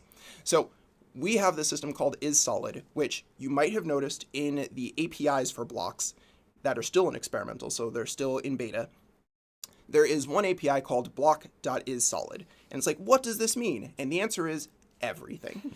So everything that makes up a block, can I waterlog it? Can I walk on top of it? Should I be able to spawn with it? Should it block a chest from opening? All of those things are the answer is it solid? One of those might be true, but you don't really have an easy way in data to define, like, but what if I only want like one of those two things? So what we're doing is we're actually splitting that out into a ton of different properties and components so that you can decide, like, I just want to waterlog this so that like a fence, water can like go into it, or it'll pop when water consumes the block space. Or maybe I want replaceable so that if I take a block and my new block is sitting here, when I place it on top, it just gets flattened. This is what happens with flowers as well. So the other thing that we're doing is we are looking at the basic wood set. So you might have noticed that there are a lot of Minecraft blocks, and we know that wanting to replicate all of the functionality that currently exists like in a hard-coded way is hard, and it's a lot of them. So we tried to make a very conscious, like, how do we make a scoped way of doing this? And so we want to do the basic wood set. And so that's your fences, your logs, your leaves, your let's see what else. Your saplings, your buttons. All of those like are made up of the basic wood set. So what we're doing is we're going through and pulling all of the little behaviors that you need to be able to make those up and bringing them to data. So you might have noticed that we had something like the place feature APIs. You really need that to be able to make your sapling turn into a tree. We've added redstone conductivity, which is sort of the beginning parts that you would need to be able to do the rest of the, I have a button and I need to actually have it output. So we're starting to do the redstone stuff. So this is sort of going to be a long process of us going through and adding all of those behaviors you want so you can replicate all of that functionality in some combination of JSON, custom components, scripting, like across the board. We'll look through all of the different ways that we could bring it to you and make sure we bring it in data. And then our last two, custom components v2. I think Gunnar talked about this one for items. We're also doing this for blocks, so you'll see more custom components as we go. And custom components v2 is in the most recent preview from this week in the 2.0.0 APIs. Still see more of that. The parameters for that is also super helpful because then we can do a little bit more than we could before. And then the last one, we're doing a lot of loot-based things that are related to blocks. So a perfect example is we made a change recently to match tool. And so this was going to be a useful one where if you have an add-on and you have another add-on, and in that first add-on you have let's say you've made a emerald pickaxe, and then in the other one you've made a ruby ore, and you want this to break things like as if it's an iron tier. Normally these two things don't actually know about each other, so you couldn't do anything about it. But with the match tool, we can actually check the tags. So if I put tags on this to say it's a pickaxe, it is a tool, and it is iron tier, it would actually break this even though it doesn't know what that tool is that's being used against it. So we'll keep doing more things in the loot space, including loot APIs, to try to support blocks as much as possible. And I think with that one, I can turn it over to Fanny to talk about entities. Thank you. So in the entities space, very similar as Steven was mentioning, we tend to touch many areas. Like a lot of the game is the mobs that exist in them. So we end up touching items and blocks as well at the same time. So for example, the first one, we are working on a way to better connect entities and blocks. And the example that we have used for this is the creaking, and it's hard, right? Like there was no easy way, or there is no easy way for creators to currently achieve that connection. So we're thinking about how to expose that ability for creators to do the same. We invested a lot during the last 6 months or so to make entity rendering as well better. Twice faster should be in most scenarios. So you should be able to have even more mobs on your worlds, or decide to have the same and just your content will perform much better. We also always keep thinking about how to improve AI. We recognize that this is one of the most complex aspects of an entity, and it's a very big big problem. There's so much that we could do there. So we are finding those targeted areas in which we can make it better. We're trying to define what is it that we can do to make it easier to reason about what behavior will be enabled, how to transition to others. So that is the area that they are currently designing what solutions we can expose to make that easier for you. We also expose what we've been calling per-client rendering, which is not a very descriptive name, but what that means is really helpful on multiplayer scenarios. If you want to be able to show different things to different players, but in the same area, this allows you to do that. So imagine where you want to provide like a trophy area, and in that trophy area, you will only be able to see those that you have unlocked. This will enable you to go to the same room as different players and just see the trophies that belong to you based on what you have done in a certain game.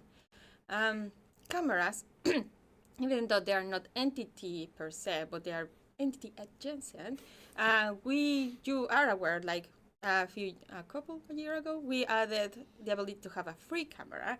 Now we improve the third-person camera by adding 3 different presets with a lot of parameters. Now you can configure it a lot.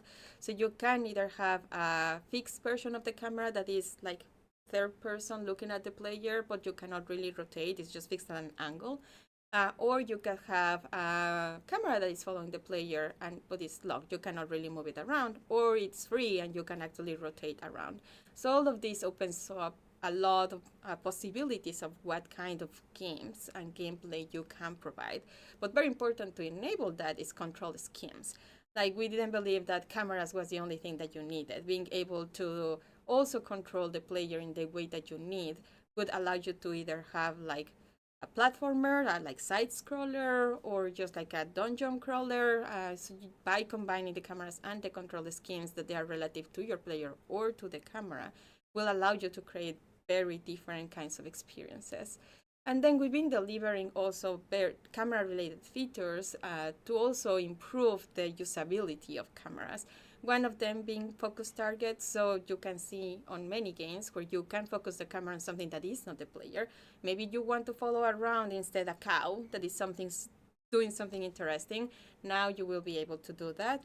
And then aim assist was very important for us because Minecraft is a very interactive game, right? And if we just kept the way that we do things currently, if you had a camera that was attached and then the players are still running around and just clicking buttons, for example, or pulling a lever or just hitting an entity, can be very, very hard. So we made it that through some visual assists and some actually thinking as well of how the controls work to make it easier for you to target what you want to actually target as a player. And there's more coming that is in the plans, so you will see a few other features related to cameras coming soon. A small change, but that was really requested by our creator community, is that you can trigger sounds on an entity, but you couldn't really say like a wing is flapping, please target a sound to that model part. And now that is a capability that we have unlocked. And last, as we shipped one of our most recent drops, the Spring to Life, we provided the ability as well to provide sound variants. So as you create the wolf and different variations of your wolf, each of them now can have different sounds for them, making them way more unique. And yeah, more to come. All right, I think with that, we can take a couple of questions. I can take one of them. So there's one question that is, can you say anything on the smithing table recipes? We're limited to using netherite ingots right now. So when we talked about the basic wood set, we actually have a lot of different blocks that we know we want to bring more control to in data.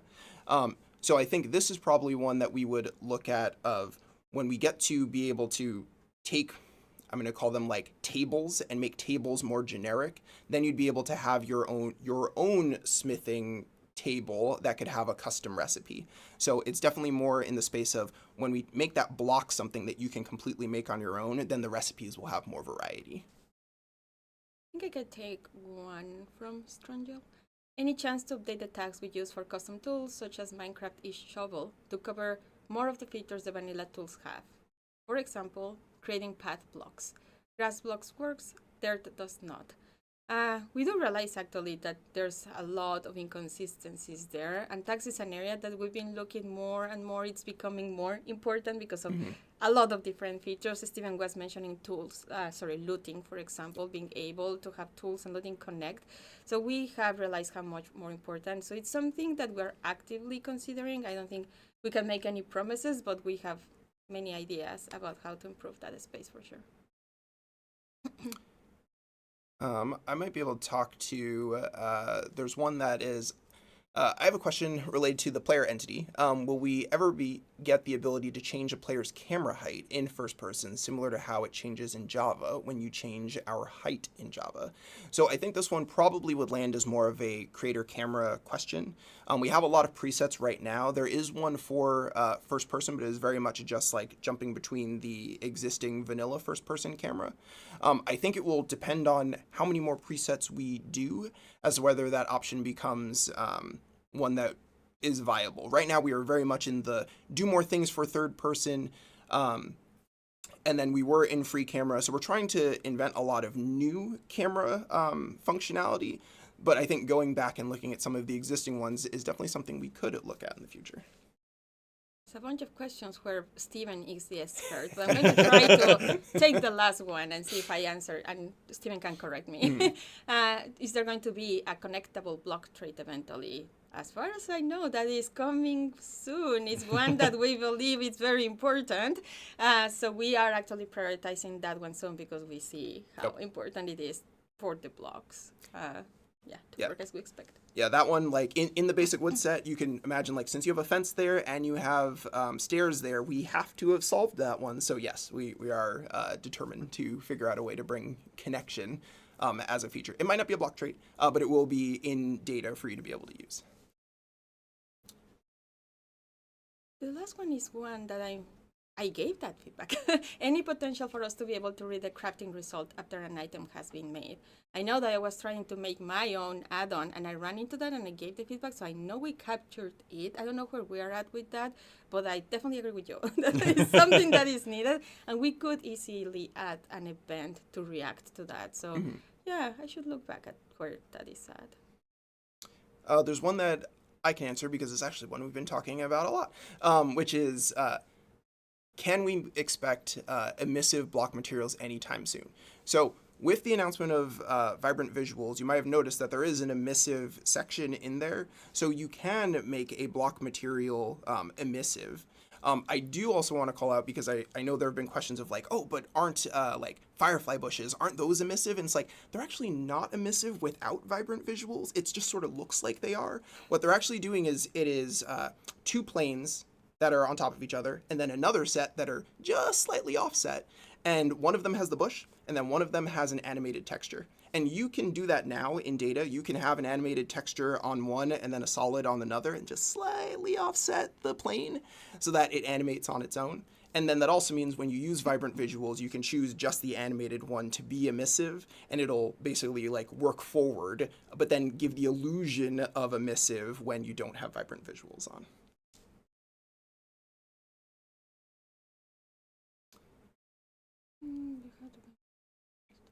No, we have a question for the loot one match tool.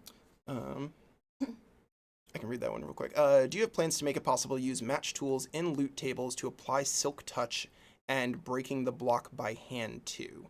That's a great question.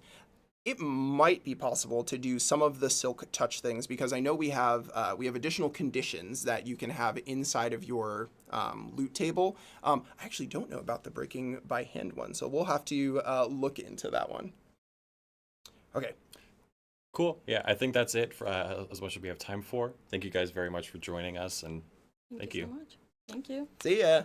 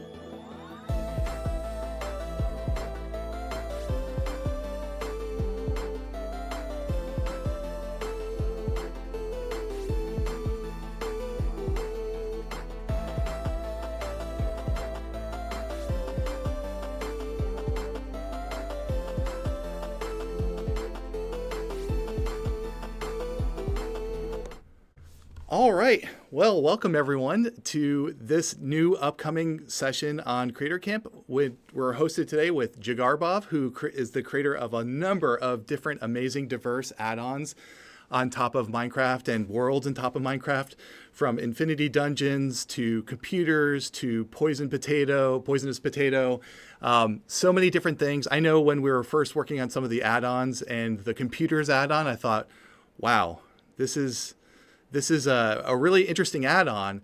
But as I actually got to go play with it, I realized, you know what? Like, you're probably doing a better job of delivering a computer on every desktop and in every house, which used to be Microsoft's old slogan. I thought, every cave that I ever build from now on should absolutely have a computer inside of it. So you made a believer out of me, for sure. But Jigarbov, you're going to talk a little bit today about add-on ecosystems. Take it away. Yes, hello. I'm Jigarbov of Jigarbov Productions. Let me restart my timer. I'm going to talk about add-on ecosystems. Oh yeah, I already said that. That's what I look like. Also, face reveal. Been making content since 2011, which is a very long time ago in Minecraft years. You may recognize some of these pieces of content. They're all the free ones, so they've had a lot of downloads. Traveling Trader is one of my personal favorites, but also the other ones. Since then, been starting making add-ons because add-ons are really cool. So I'm actually haven't made add-ons for as long as a lot of people have. Although I guess technically the add-ons exist for the world, but now they're separate. Poisonous Potato is obviously very popular since the April Fools. It actually recently got an update, which is very fun. I made the Tetris add-on, which I still can't believe I was able to do, and Battle Mutants with Juju Style, who is a super talented mutant man. I'm going to talk about what is an add-on, what is an ecosystem, what is an add-on ecosystem. An add-on adds, so some of this you may already know, but it is worth mentioning again. An add-on adds stuff. So this is Minecraft. And if you add an add-on like all the wool, it changes this amount of wool into this amount of wool. So you basically add tons of wool, and you can do that with anything that you want.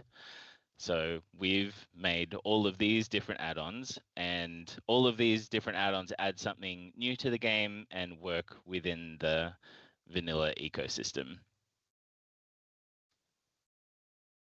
It is possible to stack as many add-ons as you want until the game breaks.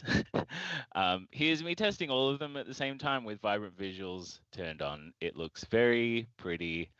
And if you look carefully behind the brown sheep, who definitely photobombed this image, there is a mutato. I'm very sad that brown sheep got in the way. Very sad. I should also mention, so at the marketplace, we're all bound by following certain rules, and one of those is the building cooperative add-ons. So not all add-ons are created equally. Generally, the ones on the marketplace work very well together. Certainly, there's some edge cases where maybe they don't work as well together, but all of Jigarbov production add-ons work very well together. Visit this link if you want to learn more about how to make your add-on compatible with all of the other add-ons. The main thing people don't want to change is the player entity file, but there's other ways you can work around that. What is an ecosystem? Well, it's like nature. The trees grow and the stuff eats the trees and it dies, and then we eat the antelope and the antelope eats the grass. I don't know. There was a line that said something about a circle of life. Vanilla has that as well, kind of. There's blocks and there's trees and there's animals, and we sort of want to work within that whole thing. That was the first image that Google gave me. Thanks, Google. Basic compatibility with an ecosystem, you want to be able to hit stuff, and we can do that with the attack component. So I have a sword, I have killed this pig. Diggers can dig stuff, so there's a Minecraft digger component, and different blocks can be broken faster if you're using the right tool. And you can tag those blocks with something like Minecraft is pickaxe destructible. So these are the Tetris blocks. They're made to be like stone. Obviously, when you punch them, nothing happens. I use a vanilla iron pickaxe, and you can break it as fast as you would expect to be able to. And likewise why is that still playing? I'm a professional, folks. The 2D Tetris blocks have interesting water properties so that you can sort of create this funnel. It blocks the direction that water can exit it. So you can do really fun stuff like this, which is not that easy to do outside of using these fun components like liquid detection. We also have something called family types. Make sure you add family types to all of your mobs. So if you add undead to something that's undead, well, it will change the way that potions interact with them, much like they do with other mobs. If you add inanimate to objects, it will act like a armor stand so that other stuff generally won't attack it. And that's good for if you're making furniture or whatever. So I added monster and undead to this mutant zombie, and that makes the vanilla iron golem really not like that guy.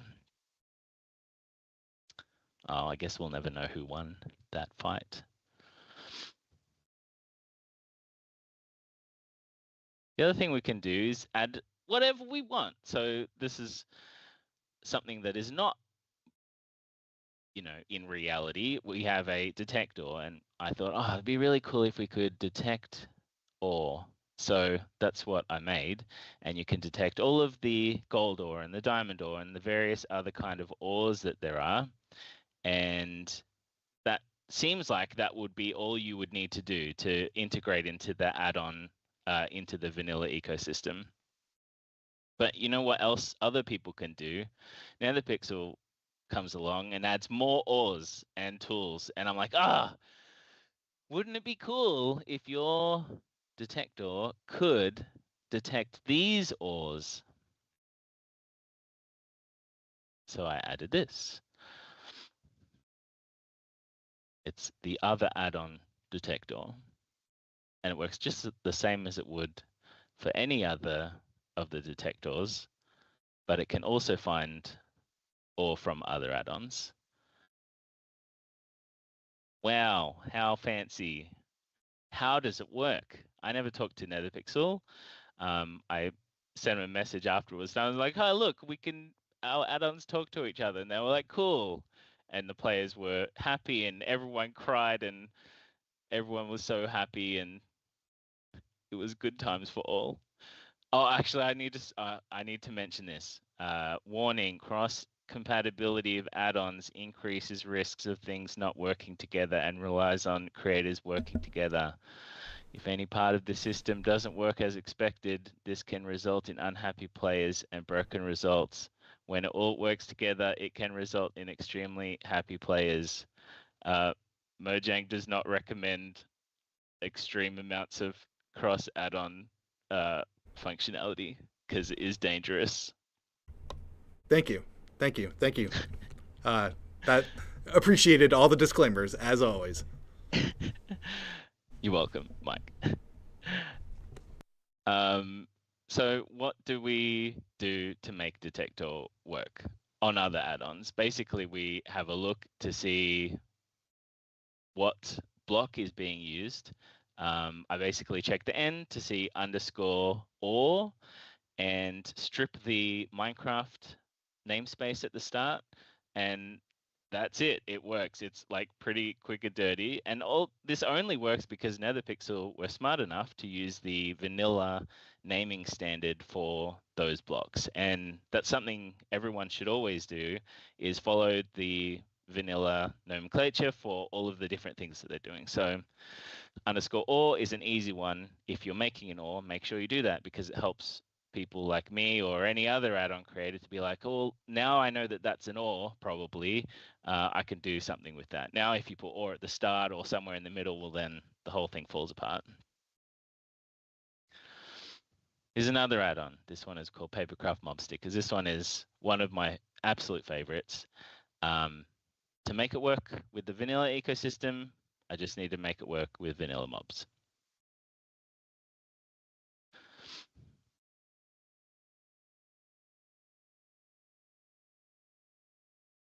As you can see, our sheep has been turned into a beautiful sticker. Look at it, so pretty. Now you may be thinking, how are we going to make this work for other add-ons?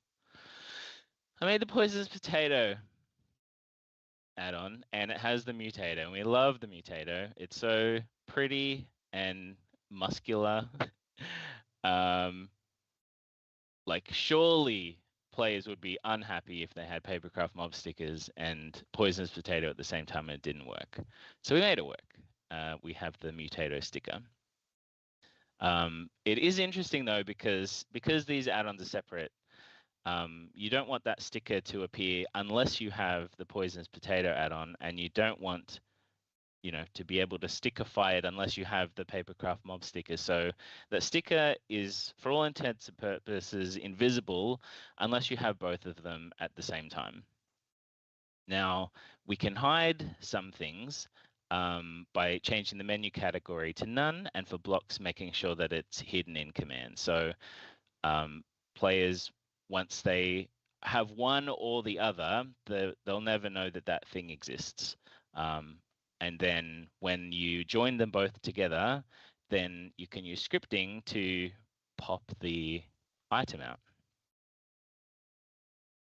We also did it with Battle Mutants. Watch this as I try not to die.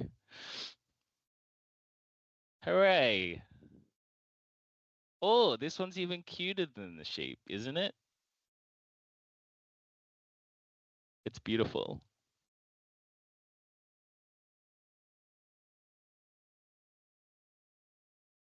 And here's like a whole bunch of code. The short answer is what the bullet points say on the side.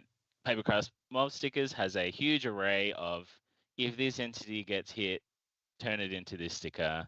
There is a rare chance of a shiny sticker, and it can accept a payload, and we basically send an entire array of stickers from the other add-ons. So Poisonous Potato sends basically an array at world launch and says, hey, is this Papercraft stickers add-on installed? I'm just going to like yell it out to the void, and then Papercraft stickers will be like, oh, yes, I am. Hello. I will accept your array very gracefully.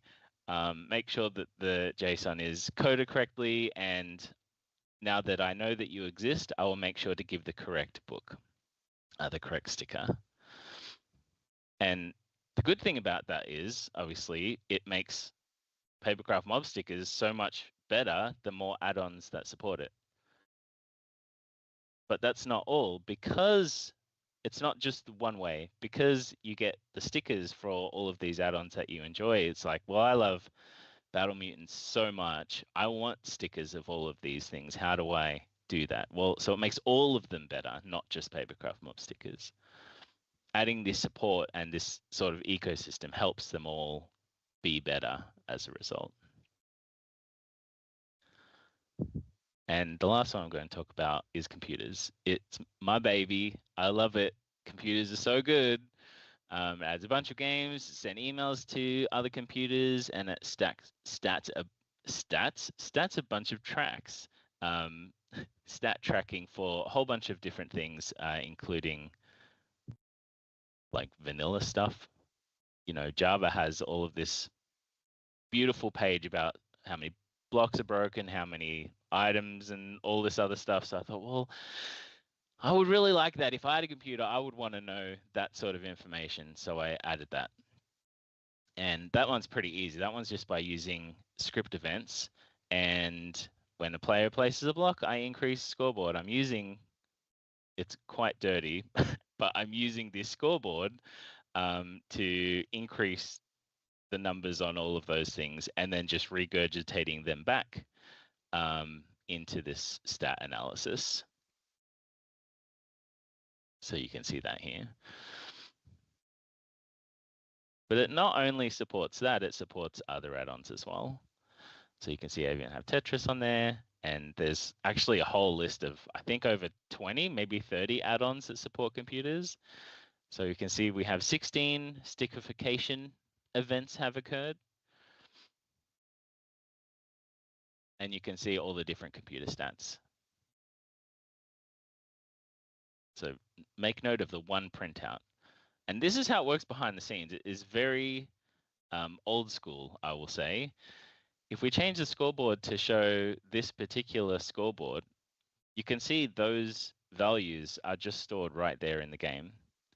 And to do that, you can also, I guess, hack it by changing any of those scores to whatever you want. Now let's have a look at our computer. Of course, you cannot be in creative while using NPC windows. That would be illegal.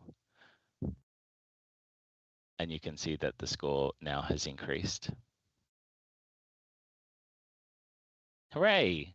Also, the keyboard taps went up a whole bunch too, because I have a little in my animation controller for the computer. Every time you interact with it, it increases the score. So how do I do that? Well, as I said, you make a compatible scoreboard. If it has jig_computer.addon_stats, computers will just pull it. It's like, it's completely exposed.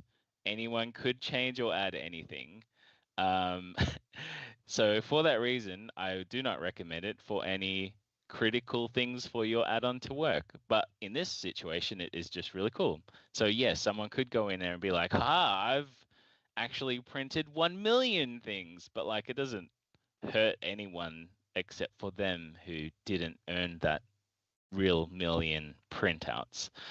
And then obviously we use a lang file to just translate that. So behind the scenes, if you have computers installed and any of the other add-ons that are installed that support computers, there's just a whole bunch of different scoreboards which you can access. You're only hacking yourself, as Thomas said. And that's like actually pretty much it. And I feel like I got through this in record time. This is like that full ecosystem for at least these three, but there are so many other different ways you can integrate all of your different things. Battle Mutants adds over 50 stickers to Papercraft Mob Stickers, and Mob Stickers tells computers how many times it snapped the book. Also, I didn't mention is Papercraft Mob Stickers has a DEX that will look up from its array that is constructed to show how many stickers there are in total, including from all of the other add-ons. And every time you snap a book, it completes it. So having like all of these add-ons supported means you get even more things to do when you have those. We're actually building an app for computers that when Papercraft Mob Stickers is installed, you'll be able to print the stickers that you have already, unlocked. And obviously you can use the radar to find more mobs, and those mobs then you can turn into stickers, and then those stickers you can stick on walls. It's really, really cool. Here is a bunch of links for things that you may find useful for the different things that I talked about today, like the computers add-on stats integration. Like you can do that for any add-on, even on MCPDL. It's like completely open for anyone to use and look at and see how I did it. Same with Papercraft Mob Stickers. You can see what that payload looks like, and then either design your add-on to accept that kind of payload, or reverse engineer it to have yours send something else to someone else. And obviously my YouTube channel is Jigarbov. Any questions? Oh, that's actually the whole team. So, well, there's more. We have other collaborators too, but Juju Style 7 does all the mutant stuff. Faylina does all of the accounting and boring business stuff that I don't like to take care of. Also does a lot of QA. I'm Jigarbov, and that's Blue Hush, who does all the builds, and that's Jose, who does a lot of coding, and there's Helen talking about other things. Thanks. We'll go back to questions now. All right. Thank you so much, Jigarbov, and thank you so much for doing all of your good work to make add-ons be more friendly with other add-ons. despite sometimes maybe our best efforts to kind of discourage you because, you know, we're always worried about like, make sure it's reliable and all that kind of good fun stuff. Well, that's something that I didn't mention was having a common, item. So I have something called a wrench, which exists in all of my add-ons, and it conflicts with itself on purpose. And then I can use that same wrench to do things on all of the different add-ons, like change the computer style or blah, blah, blah, blah, blah. And the game does yell at you and says, hey, this wrench already exists. Why are you trying to add it again? But also you don't have 8 wrenches if you have all of the add-ons on at the same time. So I know we've chatted about this before, but what would your dream capability in the platform be that would make add-ons even more friendly or safe with one another? I think the biggest thing that would be good would be like more vanilla things so that they're made specifically for us. So right now with family types is a really good example actually with mobs. So we have so few family types that works well within the vanilla ecosystem specifically. So like undead is a good one and inanimate is a good one, but it would be nice to like actually tag something as hostile because some things are tagged as monster and some things are not. I actually don't think the Ender Dragon is a monster, for example, but it should be. And there's a few little weirdnesses like that. So like if vanilla like added a bunch of like categories and things like that for blocks and entities, then we would just use that instead of having to make our own sort of thing. And shared ores is something that would be awesome, so we're not all adding different versions of the same copper. Things like that. Yeah. I know we talked a lot about that. We definitely should do more work on the creator learning portal, for example, to at least, even if vanilla doesn't add more type families to the taxonomy, that we've got a better taxonomy that all of us as add-on creators can agree upon for those different categories of objects. 100%. Yeah. Kyoga, inanimate is a good one. Every time I look at that, everyone should use it. Every time I look at how the JSON files organize their type families, it's definitely a little lacking. We could definitely do more there. Kyoga asks, what inspires you to make add-ons compatible with each other? We know like it's always more work for you for the most part. So what inspires you? It's just something that I would like myself if I was downloading, these add-ons. It makes them feel way more cohesive. And that's pretty much it. Like if you have all of these siloed things that don't talk to each other, then it just feels like, very separate systems all of the time. But, the reality is that we can add multiple add-ons at the same time.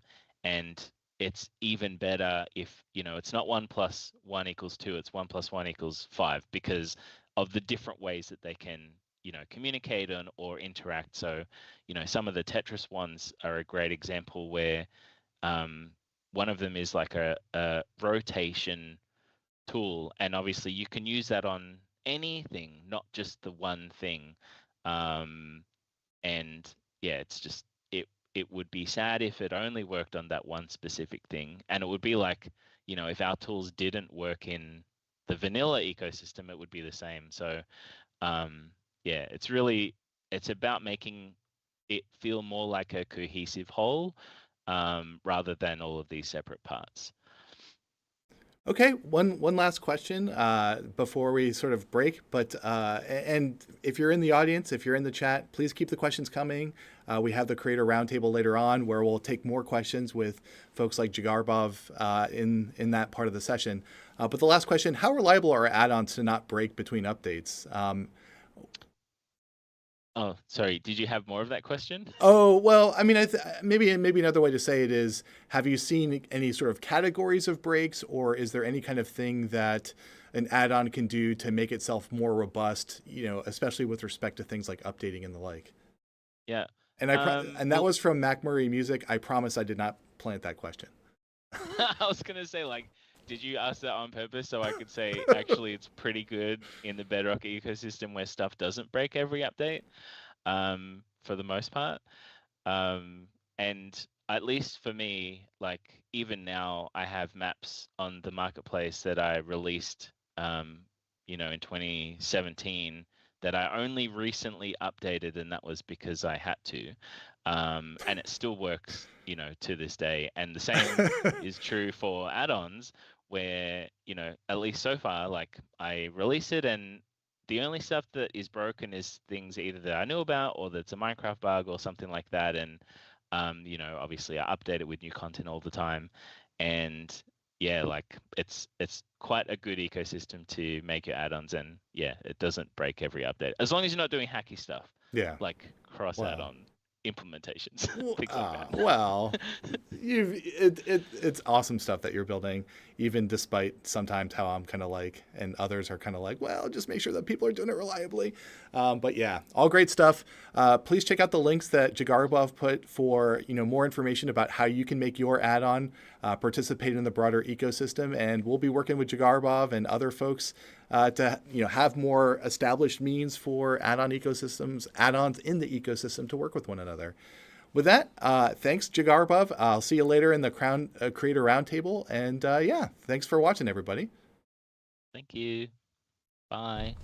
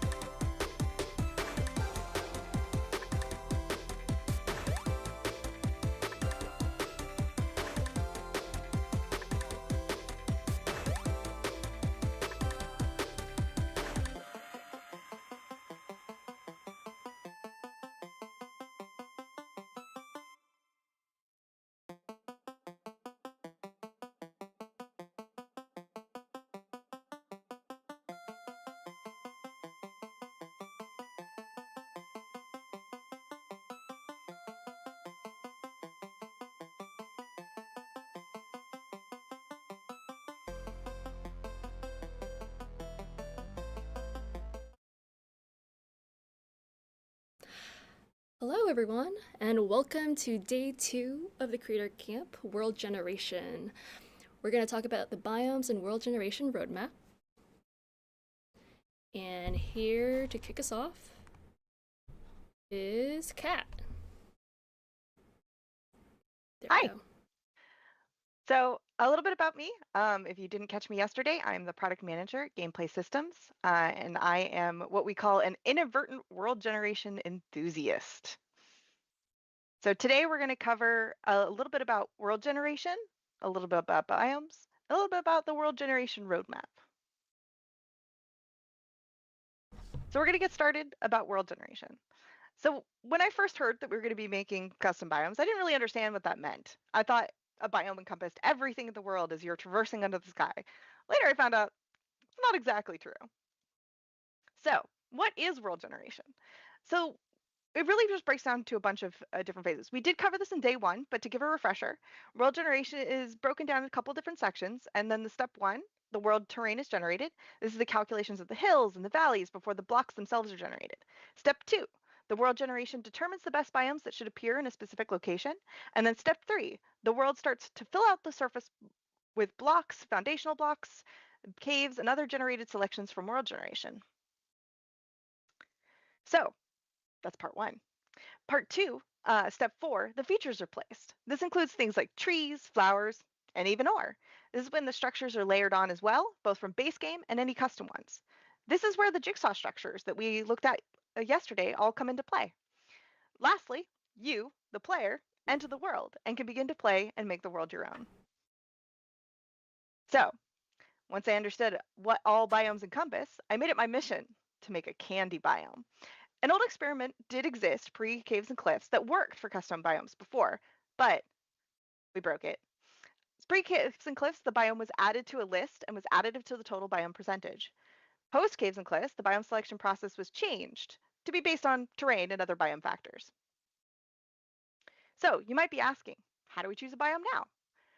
Great question. Now the world as terrain is generated. A biome is selected from a list of available vanilla biomes based on the factors of erosion and temperature. The biome selection then does some very complicated math, which we then stick into a black box. We wait for the calculations to complete, and when they're done, a biome comes out that we replace by a percentage defined by you. And that is how you get a custom biome. So how do I get started? Well, it's been released into experimental. It is testable with the toggle, and you should try it out and let us know of any bugs you find. Okay, but really, where do I even get started with the code? Now I understand how the custom candy biome works in world generation. So the first step is to follow directions on creating a custom behavior pack so that the game can read the information for my custom biome. Once that's complete, I need a folder named biomes so I can house my JSON there. But what does the JSON look like? I'm glad you asked, because I'm going to walk you through the JSON and we're going to see what it makes. So we start with the format version and the identifier. This is always the most important part of a biome, making sure that you pick an identifier that is unique and memorable. For me, it's my name and candy biome. So next we define the characteristics of the biome. So this is things like the rain, the snow, temperature, and climate. Next, we define some of the materials that make up the biome. This includes things like the depth of the seafloor and what it's made out of, the foundational materials, which is the blocks very far down, like deep slate, the top material, which is like surface decoration, like grass or sand. It's like when sand is on a beach and you dig down and then you finally find stone. and the mid material, which is anything between the two. Any and all of those can be replaced with custom blocks, though it does slow down the game a little right now. Next, we define what the biome knows about itself. In this case, it allows animal spawns, can have structure trail ruin spawn, is a forest, and is part of the overworld. Lastly, it defines what vanilla biomes it replaces. For this one, we're replacing any forest biome in the overworld all of the time.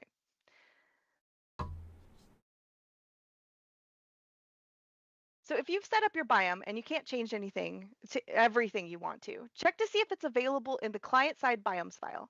This could be placed in the resources file. This should be placed in the resources file and can control things like ambient sound and music, fog, foliage and grass color, sky and watercolor.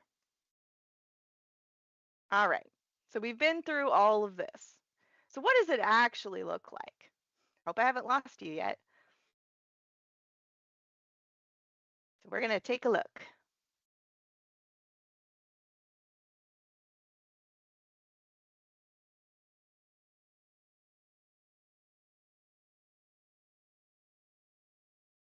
You can see in there, it's all custom surface blocks, vegetation, and some candy geodes. As you can see, any vanilla structures that would spawn on a forest spawn in the biome because of the tags that we added. You can't see much of the climate since I'm mimicking a normal forest biome, but you can see the custom surface blocks as you look down into the canyon. This particular capture was taken from when we replaced all of the biomes, but you can see what it would look like if we have a bunch of forests next to each other. You can also see as we pan over the water, it's got a purple tint, and the air color is lavender hue as well. Both of that come from the client biomes file.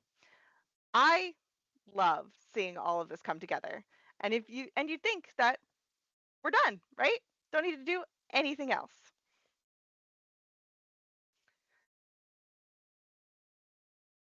Well, it's not exactly right. So let's dive into the roadmap to see where we are and what we have left to do. First off, let's start with what's out. So custom blocks, features, and feature rules are all released into the wild. You can, and probably do, play with them all today. Custom blocks are the data-driven building blocks of the world that can contain custom geometry, textures, and behaviors. If you're interested in learning more, my delightful co-conspirator, Steven, did a great talk on them yesterday, and you can catch it on the VOD. Features and feature rules are all the pretty decorations that go on, and sometimes under, the surface and create a feeling of a Minecraft world. This is things like trees, flowers, vines, geodes, fossils, vegetation, and more. So what's next? Well, the partial biomes replacement. This is a new experiment that just released into preview that allows you to replace a percentage of that existing biome up to 100%. We're still in testing and it is behind a toggle, so be sure to flip it on and give it a try. You saw all the things you could change and update, but if there's anything that you think is missing, go ahead and give us some feedback. Next up, jigsaw structures. We covered this in day one, but as a reminder, jigsaw structures let you create large, complex structures during world generation. You get to build the small pieces of the structure and define how they can be randomly connected throughout the world. Some other future things for us to look at, spawn rules, and a lot of biomes improvements. And we know the question on everybody's mind, dimensions, since they would be awesome and interesting. But as you can see, the things we have planned are huge, still in flight and being iterated on. Anything beyond that has not been scoped or planned. All right, so now I get to turn it over to you. Any questions? Question here from Q Desperation. Hello, I have a question. Do you plan for World Gen jigsaw structures to have terrain matching possible, just like the grass paths on villages? Oh, I'm so glad you asked, and I'm so glad Dana is here to help me answer this question. I gotcha.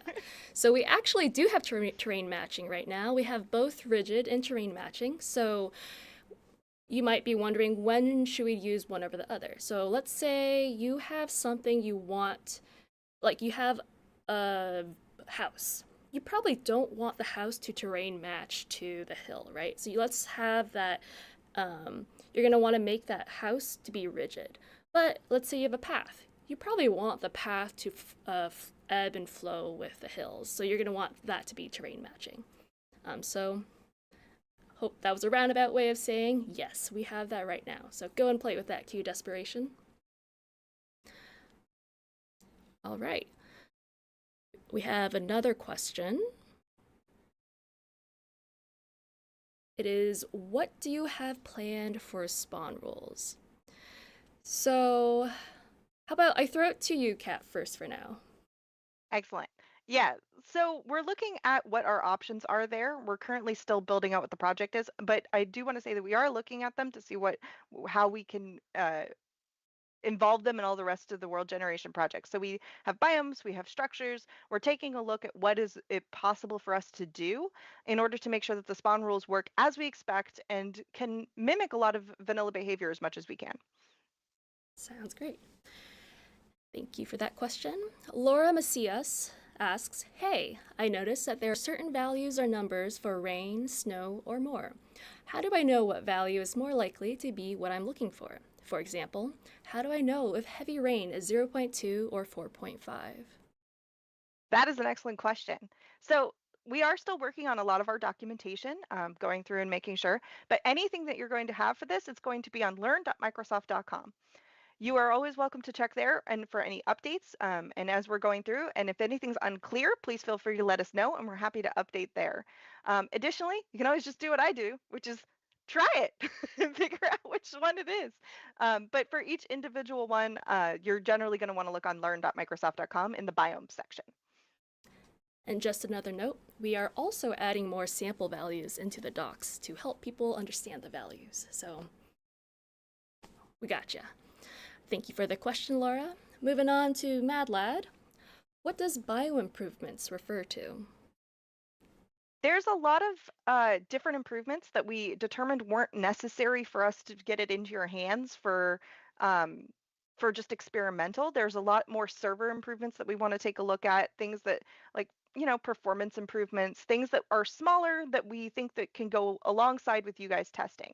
So we do have some of those planned. As they're coming out, they will be announced in the changelog, so you'll be able to keep an eye out for them there in a biome section. Sounds great.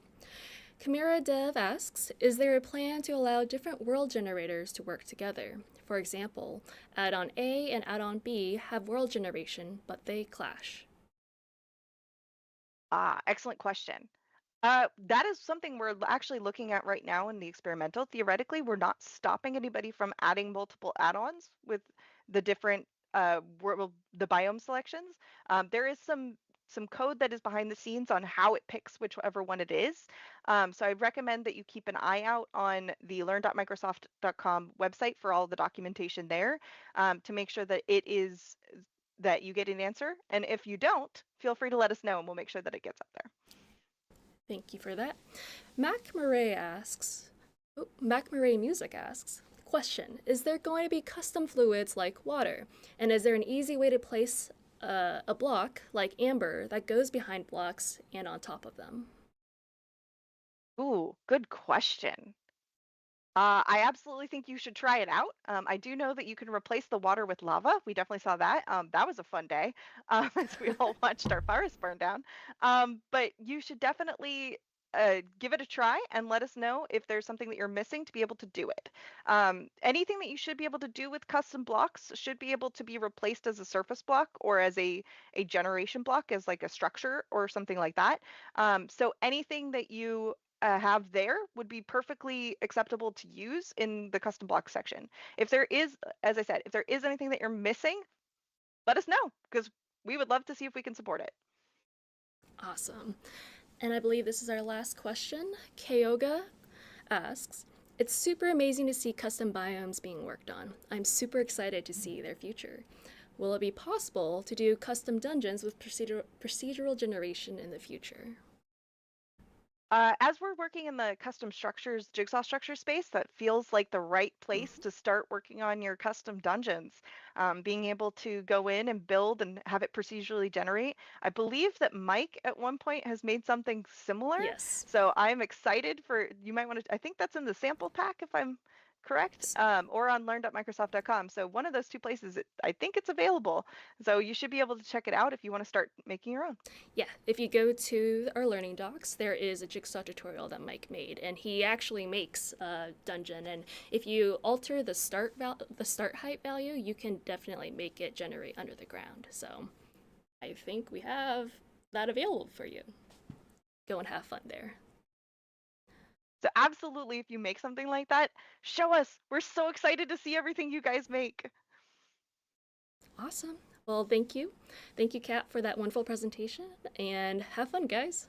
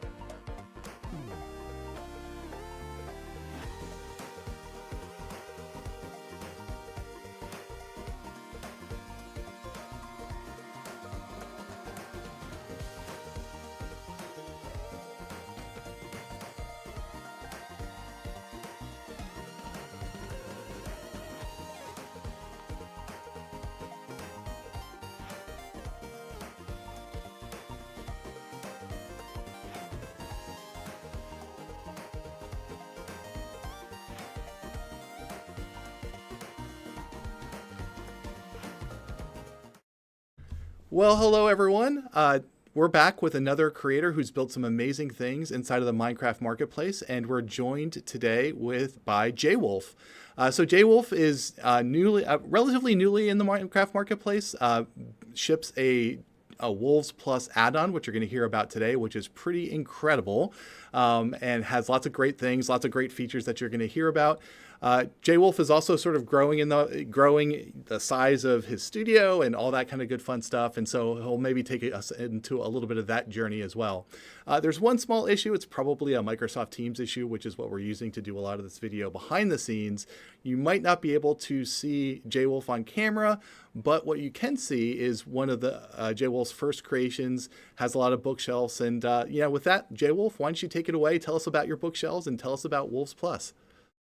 Yeah, sure thing. Thanks, Mike. Yeah, so about the bookshelves, yeah, so that is from a survival world that I have with one of my friends. We built this library, and it came out pretty cool. We thought it was nice, but then the RTX update ended up coming out where we had access to ray tracing, and I went ahead and activated on this world, and I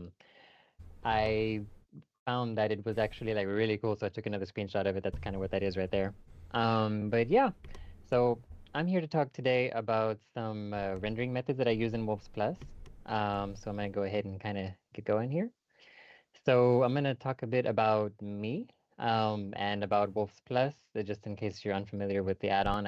I'll introduce that a bit as well, and then I'll dive right into the actual rendering methods that I use in Wolves Plus. So about me. I am, as you know, a Minecraft Marketplace partner. I am the lead of JWolf Creations. I've been playing Minecraft since 2014. I started back on the Pocket Edition Alpha version 090, which is an interesting thing because I went back and I was looking at it, and that's actually the update that we received. I think the ability to tame wolves in Minecraft Bedrock Edition is ultimately what that was going to be. So I just found that fascinating. I mean, one of my main add-ons is, an add-on about wolves, and the update where I start playing Minecraft is the one that, you can start taming wolves. But yeah, so I've been creating add-ons since 2016 as well. And actually, as a matter of fact, one of my first add-ons would be actually Wolves Plus. It's been a 9+ year journey so far as I've been working on this add-on. It's been quite some time. It's been a fun journey. Initially, it was released for free on MCP EDL. This add-on introduces new mechanics for wolves, new wolf types, and new wolf-related armor and tools. So, for instance, if a wolf happens to run out of HP, right, there are mechanics in place with Wolf Plus for you to be able to revive that wolf. There's also, certain wolves that appear in different dimensions, like the Netherhound, the Ender Wolf, right, things like that.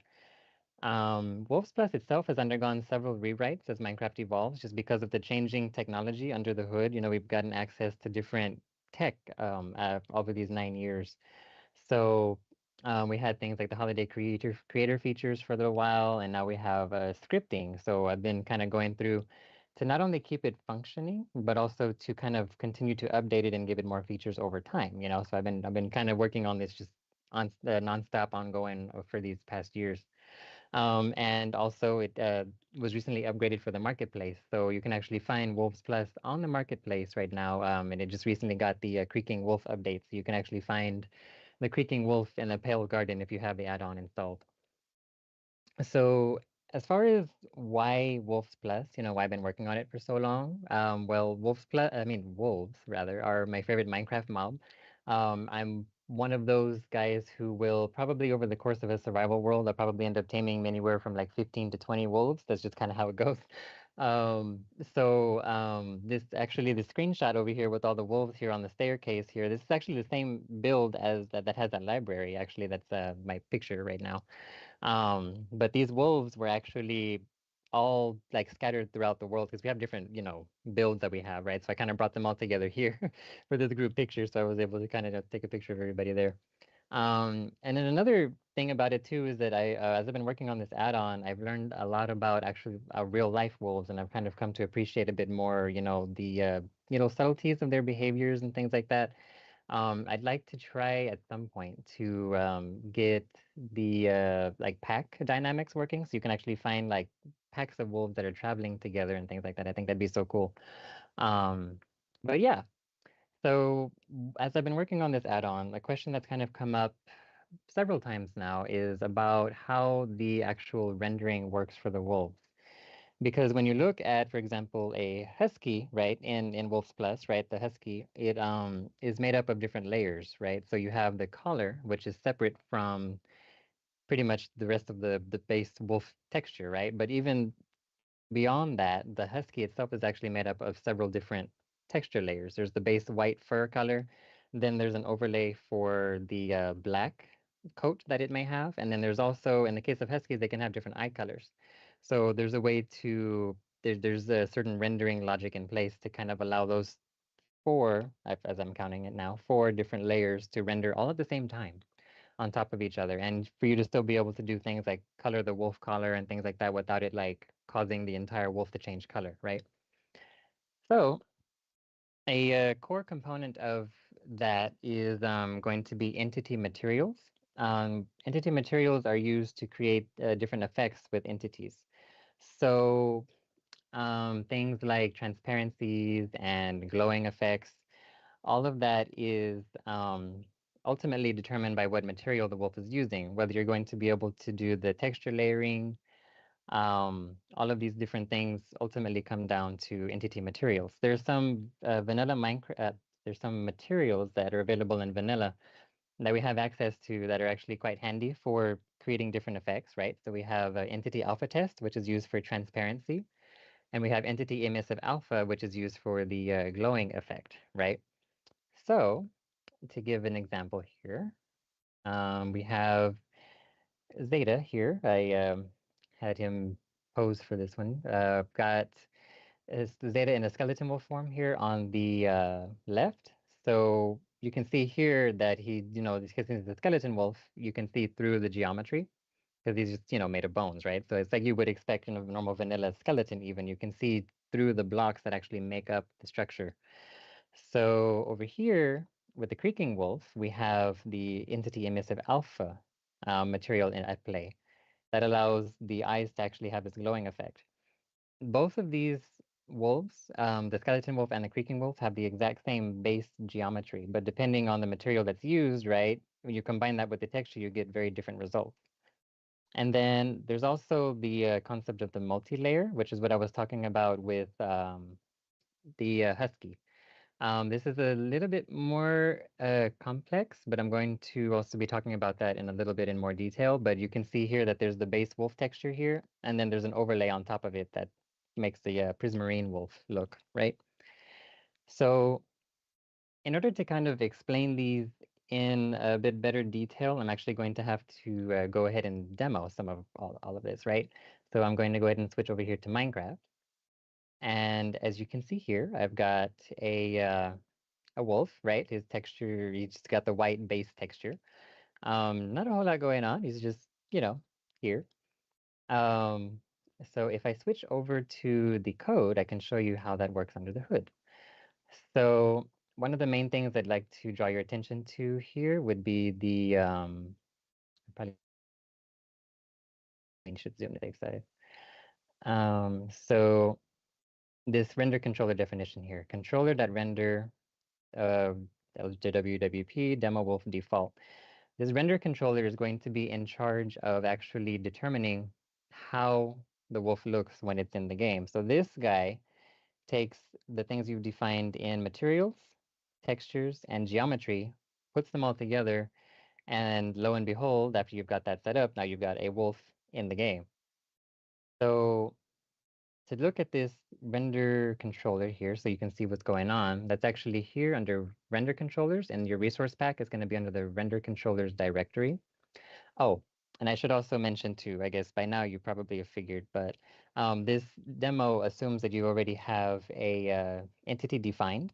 If you don't have an entity built yet, I would recommend taking a look at the demo that Mike gave yesterday, actually, on the day one of the Creator Camp. He gave a really good demo on how you can use some convenient tools to actually create your first Minecraft mob. It's actually really easy to do. And once you've got that defined, then you can actually come and do this part of it where you're actually changing now the way that the entity renders. So if you want to make your ghost have glowing eyes, right? Your custom ghost mob, you can actually do that with these methods. So anyway, continuing on, we have the render controller here defined under the render controllers directory. So if I open that up, it's actually going to be this over here. I've done a split screen view here. So we have the render controller defined. This same name that's here is actually up here too. So there's our render controller defined. It's the render controllers have three primary components. It's going to be the geometry, the materials, and the textures, right? So we have all the defaults are what we're using right now. So if you look at your entity definition, right, you've got under materials, you've got a default material. That's what's in use right here, material.default. Textures, we've got a default. That's what's used. So that's defined here, right, in this folder. We're using that right here under texture.default. And then the geometry is going to be this here. And we named it also default here. That's what's in use here. This is effectively just a render controller that's using all the defaults. It's pretty basic, straightforward, and to the point. But that's what's actually in play right now with the wolf that I've just shown you on in game. So if I were to actually want to give it the glowing effect, oh wait, no. Let's actually start with the skeleton wolf because I have the skeleton wolf texture as well. So under textures, I've got a definition for skeleton. So that one is actually going to be the skeleton wolf that I showed you earlier in the presentation. So if I change the texture from default to skeleton here, right? He's using the default material, which is entity alpha test. So if I go ahead and I come back over here, I'm going to need to reload. Cow.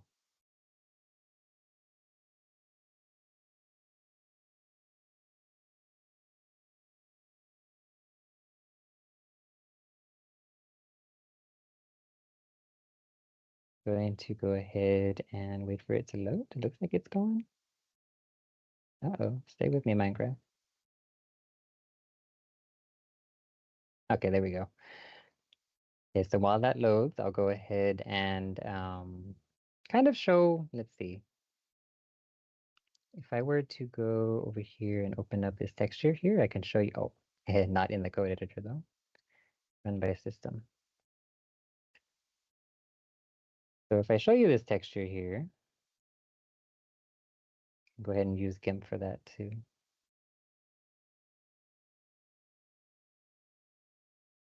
So while that's loading, and that's loading, okay. Okay, well, kind of just hanging out here for a second for Minecraft to load. Just a quick question while we're waiting for Minecraft to load. What's your favorite? Sure. What's your favorite wolf fact? So one of my favorite wolf facts here would be that wolves are actually family groups. They pretty much are the two parent wolves, right? And then you have all the other wolves in the pack are generally going to be all of the different like siblings. You know, they're all brothers and sisters of each other. So it is just an interesting thing that they're like they're families. You know, they're not necessarily just a wolf going out into the wild and claiming this pack for itself per se. It's more like they're they're they're all related. So I think that's pretty cool. Awesome. Well, while we're still continuing to wait for it to load, another question: how'd you learn to do these effects? Was it through looking at vanilla packs? Was it through tinkering? Something else? So it was actually through a lot of tinkering and also vanilla packs. So a bit of both. So the vanilla, there's actually a vanilla behavior pack and resource pack documentation that you can find. And that gives you access to see a lot of the different ways that entities are actually normally rendered in Minecraft, right? So you can see the definitions and what materials they're using, what textures they're using. And based off of some, tinkering and educated guesses and things like that, you can come up with some different effects and things like this. So here you can see that I actually changed it to the skeleton wolf texture. but he's actually not showing up, except for his eyes. They're kind of there floating. You can see. And this is actually because of a small oversight on my part. I just realized right now that I actually set up the texture in game a little bit differently. Hang on.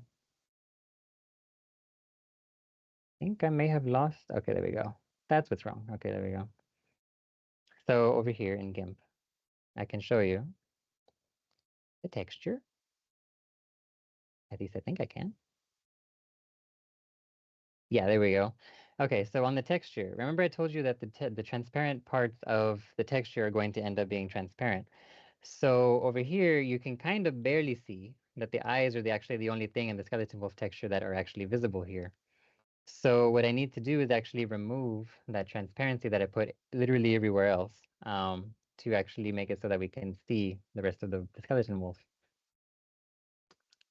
There we go, transparency. So I'm going to go ahead and remove that really quick, threshold alpha. I'm going to take all that back off, and there we go. Now you can actually see the rest of the texture. The transparency has been removed. So I'm going to go ahead and save that.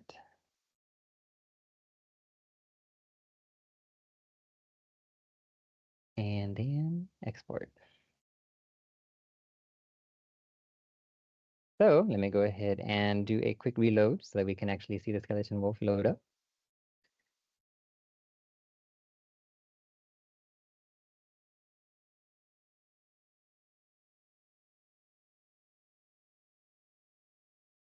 Yeah, but I guess while it's loading, I can take any other questions. Yeah, so question from Galdor Villanueva. Do you know how to make your entity's color biome dependent? So for example, like the grass block maybe does change its color a little bit. Is there a way to make the entity's color biome dependent? That is interesting, and I don't know of a way to do that like without using some behavior side logic. There are ways to do that if you have some logic set up on the behavior side to, for example, set certain color values based off of the biome. You would use like an environment sensor in some events to see what biome to see what biome the entity is in, and then kind of remix the color based off of what biome is detected. I think there's probably a creator out there who's yelling at their screen right now that if we only had Molang biome queries, then you could do a lot more fun things with entities with respect to biomes, including the color, probably including inside of the render controller too. So definitely biome Molang queries is on the radar for sure, and we're working on it. But I'll let you get back to. I'll let you get back to of it. course. Yeah, thanks. Yeah, the biome stuff definitely. I would be it would be great to have a bit more on that front. But yeah, it's good to hear. The skeleton wolf. Yeah, so now you can actually see them, and then of course, yeah, since we have the entity alpha test texture in play now, it's actually rendering the way we expected it to. So let me go ahead and back out of here. So I'm gonna jump right to the kind of like putting the husky texture together. So I'm going to go ahead and change this back now to the default. So if you remember the default, that was where the wolf was completely white and it didn't have any kind of much design on it at all. I've also got texture definitions in here for black fur and brown eyes, right? So what I'm going to do is I'm going to actually use a new render controller to layer these on top of the original default. So I'm going to go over here. I do believe it is this one. Yeah, I can move that over here. So I've actually predefined these already. So you can see the black fur here, the black fur texture goes with the black fur render controller. So we're using the same geometry, still default. And this time I've changed the texture to be black fur because that's what we're using. We don't want to put default again because if we put default again, it's just going to put another layer of the white texture and we don't want that. So you select the black fur, you put that there. And then you use actually a different material here. So this material, I've just named it layers. But under the hood, it's actually referencing the iron golem. So this is another vanilla material that we were just talking about earlier, where you start tinkering and kind of looking at the game's files a little bit in the vanilla documentation, right? you can see the iron golem actually has a multi-layer texture at play. If you've ever noticed how the iron golems begin to get a bit of a cracked texture as they take damage, they actually, that is the cracks on the iron golem are actually a separate texture being overlaid on top of the base. This material here is what allows that to work. So we can actually reference that and put it inside of our demo wolf mob, right, as a new material definition, and put that inside of a render controller. So with this render controller being defined, and then the brown eyes one being defined in pretty much the same way, except that it's using the brown eyes, the texture instead of the black fur, right? You know, want to make sure you have separate textures defined. We can actually come back over here now. And what you want to do, these are defined, but they're not actually being used right now. So you want to add those to the mob. So you kind of come over here and I can duplicate these out. So we can go select black fur, put that one next, and then the brown eyes, put that one next. And so what's going to happen is the game is going to render this one first, and then it's going to layer that one on top afterwards, and then it's going to layer the third one. So if I go back, go ahead and reload that so you can actually see how it goes.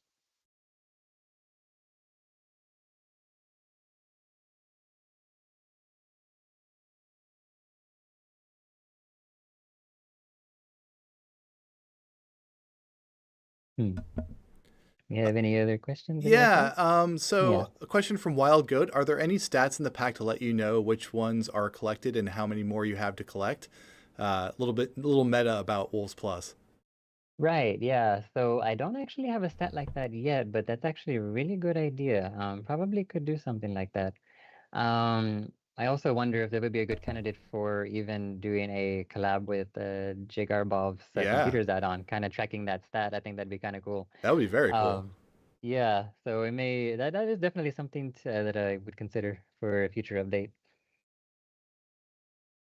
All right, looks like it's almost there. Come on, Minecraft. You got this, buddy.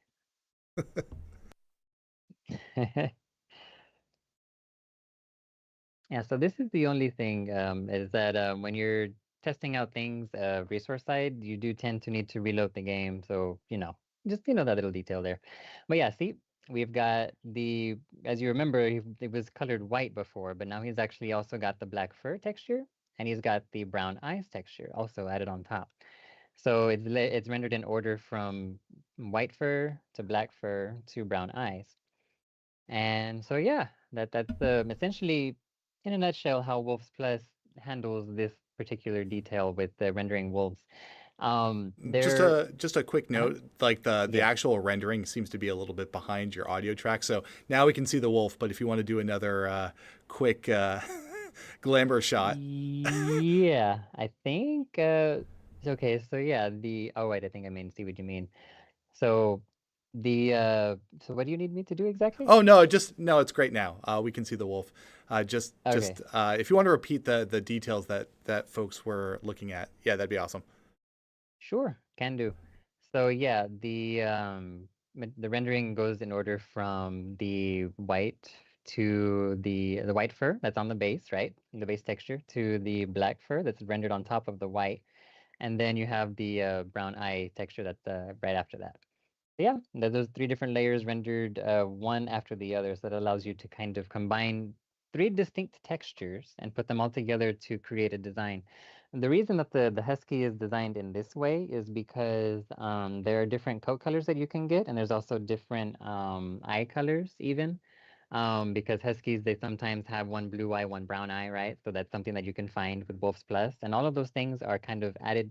They're generated on the fly, right? So you have one husky definition, but you have many different ways that a husky could be actually rendered in depending on the variant data. Yep. So that's pretty much it in a nutshell, I think I'd say. There was another thing I had wanted to cover, but I think we're running a bit short on time, right, Mike? Yeah, that's about right. We can take a couple more questions from the audience if they have them, and yeah, we can go from there. Okay. Well, all right. I guess definitely a less technical question, but which one's your favorite wolf variant? My favorite wolf variant in Wolves Plus. Oh man, that's a tough one. Uh, so man, yeah, I don't know. I mean, I guess the Huskies could definitely be a really good candidate for that. I mean, they're the one I selected for this demo after all. Although there's still part of me that's kind of I like the dire wolves. The dire wolves are kind of neat because they're a little bit larger than a normal wolf, and they also have a bit more of a protective instinct. That's the way that they're designed. So if they see, for example, a zombie about to like try and attack you, they'll jump in like before any conflict actually happens. They'll jump in and they'll try and protect you. So yeah. Awesome. Well, no one was asking me, but my favorite wolf variant would be the husky because now I'm the parent of a UW husky. So anyway, that that was a factoid no one needed to know. But yeah, awesome stuff. I in particular love the deep dive into render controllers and client entity JSON and those kinds of things. There is a lot of power in there.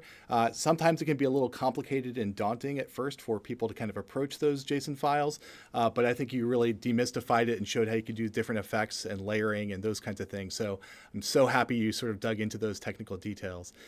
So up next, we're going to have the Creator Team Q&A live in studio, and then you can catch JWolf later on in the Creator Roundtable. So if you have more questions, feel free to bring them to the Creator Q&A that will be in a little while. Check the schedule. But yeah, thank you so much for dropping in, JWolf, and we'll see you soon. Oh yeah, thanks for having me. Thanks.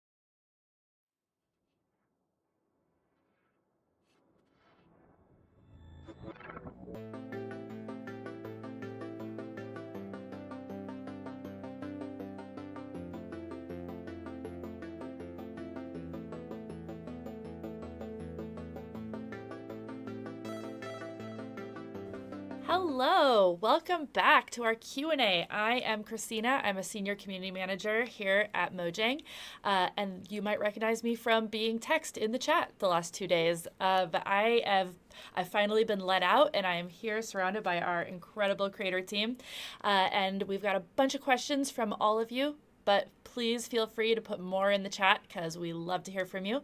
But do we want to start by just going down and introducing ourselves? Some of you obviously have already been on the stream, but for anyone just tuning in, just like a quick intro about who you are and what you do. Okay. Hi, I'm Dana. I am an engineer over at Gameplay Systems. I'm Ayana. I am also an engineer at Gameplay Systems. I guess I'll go with me. I'm Steven. I'm a PM on Gameplay Systems. I am Fanny. I'm an engineering manager in Gameplay Systems. Hey, I'm Jake, and I lead the API infrastructure team. So it's things like scripting and commands. And hi, I'm Angelica. I'm a PM on the creator team. So I work with all these lovely people, and no, we did not coordinate wearing black. It just happened. Donald? Oh, sure. I'm Donald. I'm the director of the Marketplace Partner Program. And I'm just kind of crashing this party because I want to be here in case you have questions about the partner program. And yeah, go for it. I'm Brock. I'm an engineering lead on Gameplay Systems. Been doing all the fun things with blocks. I've popped in some Discord servers as Brock needs coffee because I do. And to be fair, I always wear black shirts, so the other people just copied that. Well, hey, I'm in white, so let's jump in with our first question. It's from Q Desperation. They ask, hello, do you plan to update Jigsaw generation to have the structures be able to generate like villages, to be able to add structures that look natural to the generation around it?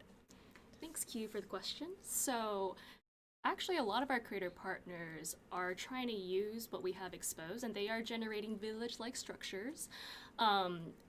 To be specific, villages themselves aren't completely data-driven yet. Only Trail Ruins is, but they've been using what we've exposed with Trail Ruins to generate village-like structures.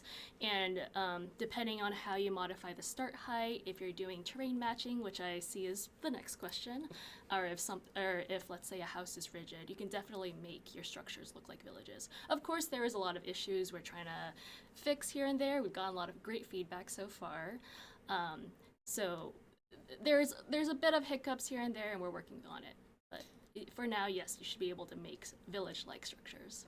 Well, amazing segue, because as you said, our next question is, will you be able to make terrain matching possible for custom structures? Yes, right now, terrain matching and rigid are both exposed, so you can definitely use that for your structures.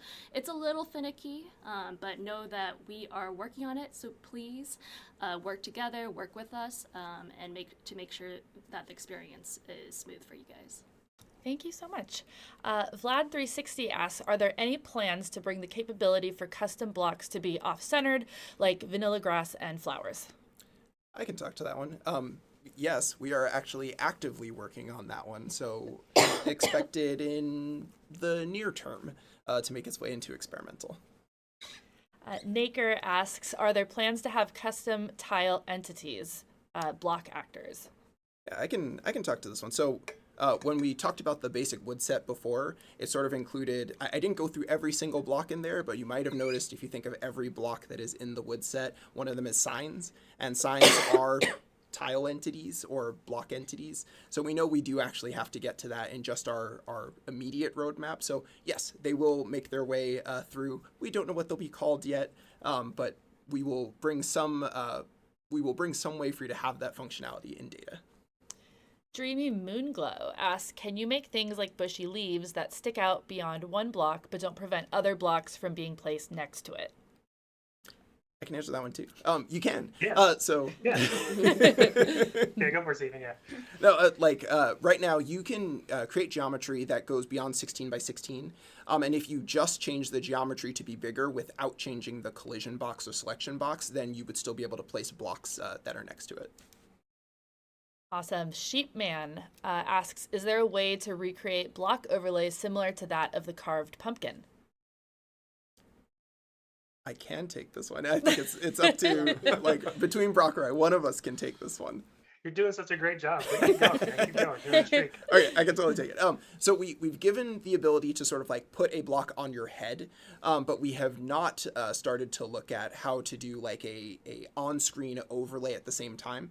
I think there's a lot of UI related things that need to come into place to make that data driven. So it's probably a little further away for us to start thinking about. I'm just going to bring Steve into all the things I do because he articulates the things in my head better than I can. So. Let's see. So Vlad360 has another question. Can we expect the issue, in quotes, with vanilla blocks like fence and walls connecting to the custom non-solid blocks to get some kind of solution to be changed? Maybe some kind of non-connectable component. So this one, we sort of answered this one a little bit if you were watching the roadmap section. So we start to talk about voxel shapes, and without going like super deep into them, one of the things that they do is that without needing to define all of the blocks that something would connect to, you could have your fence, and when it gets to the edge, instead of, I know right now if you recreate a fence, you would get to the edge, and if there's grass, it'll just like, oh, I'm connecting to grass, and it'll connect. What voxel shapes will do is it'll make it so that it actually checks, hey, this shape isn't something I should be able to connect to, and then it would prevent that connection visually. So we are actively working on having a solution for that so that you have a simple way to be able to recreate like fence and wall mechanics.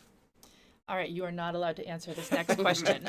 Mad Lad asks, in regards to feature scope, how do you choose which creator features to prioritize when scoping and planning for the future? It's actually a perfect one for Steven to answer, being a PM. Or Angelica. Yeah, Angelica's really good on there. Yeah. Do you want me to take it? Yes. Sure. So when we talk about the scope of creator features, we ask all our creators. So we have a lot of touch points through surveys and different ways of reaching out to see what's important. Discord, we have a lot of ways where we're gathering all of that. And then we work with our amazing technical folks to say, what can we possibly do? And what can we bring to bring the most value as soon as we possibly can? Because some things, you wouldn't believe this, but our platform is pretty technically complex. Not everything is easy. And so that comes into play too. So what can we do that people really want and that we can make easily and can lead to really cool stuff? And then we plan that out and we try to bring things as soon as they're available until we can get something like the wood set. Do you know, like there's so many individual things that are going to have to be done to make a wood set. So yeah, it's a fun game of Tetris, I'll say, and not the Jigarbov kind. Yeah. Item Blend asks, will you add new and better content for add-on creators in future vanilla drops? I can try to take that. Obviously our vanilla team isn't represented here, but they have a whole creative process to decide what the next drop is, right? And they are looking similar to creators, how Angelica said, we reach out and understand our creators what they want. Vanilla does the same for players, right? They reach out, they understand, and they create a theme for a drop that will appeal for the broadest kind of players as possible. And as part of that, they work really closely with Angelica and with us to think about what of that can we also give to creators. They also have in mind what can they expand through that. So we're not just building capabilities, but we are adding amazing things like sound variations. Earlier in a session today, we're talking about that came from the Spring to Life drop. They were thinking about variations for the chicken and the pig, and as that, it's like, how do we make them unique? So we add sounds. So the vanilla team is considering all of these variables when they pick the next drop. So yes, hopefully we will be giving you more exciting things for add-ons in future drops. Thanks for that answer. Poppy Sop asks, any docs and updates for attachables, like tutorials on how to change the models, custom animation, etc.? And you are out of timeout. I'm not aware of any recent ones that we are doing, but we're always looking at this space. It's one that is very important. We do have support for this, I believe, on Blockbench, right? Am I crazy there? So that is a good way, you're familiar with the Blockbench tool, that is a good way to be able to reason more easily about what they mean and how to use them. We also have some documentation for them in our learning portal as well. And I mentioned recently that we have been doing some also optimization so that they are easier to use. But I am not aware of any major thing that we're planning to do in that space. Let's see. Could we have animations for the blocks in the future? I can talk to this one. I think it depends on what you're looking for. So right now, you actually can do animations on blocks if you mean the 2D type. So if you want to do something like a magma cube where it does the sort of like breathing look, like where it glows in and out, you can do that. We support flipbook textures on blocks. If you mean like a conduit where it does the like whole I'm powered up and I float into the air and particles like fly around from it, not at the moment, but we are looking as part of doing block entities, part of the earlier question, that kind of functionality would be something that we'd need to bring forward as well. So that one's a much further into the future problem, but your first one you can solve now. Speaking of entities, Jean Majid asks, will we get a light emitter for entities? Maybe someday. It's not something that I'm aware that we are thinking about. Like, yeah. All right. Day Night wants to know, are there plans on detecting when an entity's collision box enters a block? For example, making custom fire blocks. I'm pretty sure. Couldn't you be able to do that right now? We have like step on and things like that, but I'm not sure we actually have entering the collision box. That it sounds like very interesting and useful API to add. Yeah. Yeah. It would definitely fall in the custom component space. Like we know that like this kind of functionality is built for the combination of scripting and JSON. So I think if we do go into that space, it would probably be with some helpful custom components on a block. And speaking of custom components, Q wants to know, will custom components v2 be possible to also use conditions? For example, when a block has a state that makes it active, it'll trigger a custom component only when active is true. Question mark. Yeah, I can take this one. Yeah, it's interesting. I don't think that we've thought a ton about kind of intertwining the traditional JSON filters and triggers and stuff like that with the custom components. Today you could kind of accomplish that, I think, if you, yeah, I guess it would have to be a pretty script-based solution, because I don't think you can actually remove components from different block states, or different blocks with different states. So, yeah, that's a really interesting question. I think it would be kind of interesting to look through all the different kind of top-level filters and triggers like that, and maybe combine those two, because you could implement all of that in scripting, but it would be a nice portable solution if you could maybe take a lot of those concepts from the entity files and bring it over to blocks and items. Awesome. Next question's from Maxolotl, whose username I love. I have a question related to the player entity. Will we ever get the ability to change a player's camera height in first person, similar to how it changes in Java when we change our height in Java? It's funny. Some of us were discussing that because we saw that question before, and we were like, can't we do that already? But we're sure. So we know there are ways that you could mimic it that have been done where like you take the third person camera and you change the vertical offset so it's above the character so you get a higher view. There is an existing first person camera preset, but we haven't really gone into the first person camera to like make a lot of those things really customizable yet. So there's just a basic preset there, but I don't think you can actively change the height. But it's definitely something as we look at more like doing more in the camera space where that could be something that we go back to. And Jigarbov. Sorry, go ahead. Sorry, I was just going to jump in. And speaking of scope, while we have focused on those areas of the camera that we've heard are the most important, that first person, having a detached first person is kind of next on the list if we do anything, but we don't have any plans right now because we're really working on some cool stuff with field of view and, can I say splines?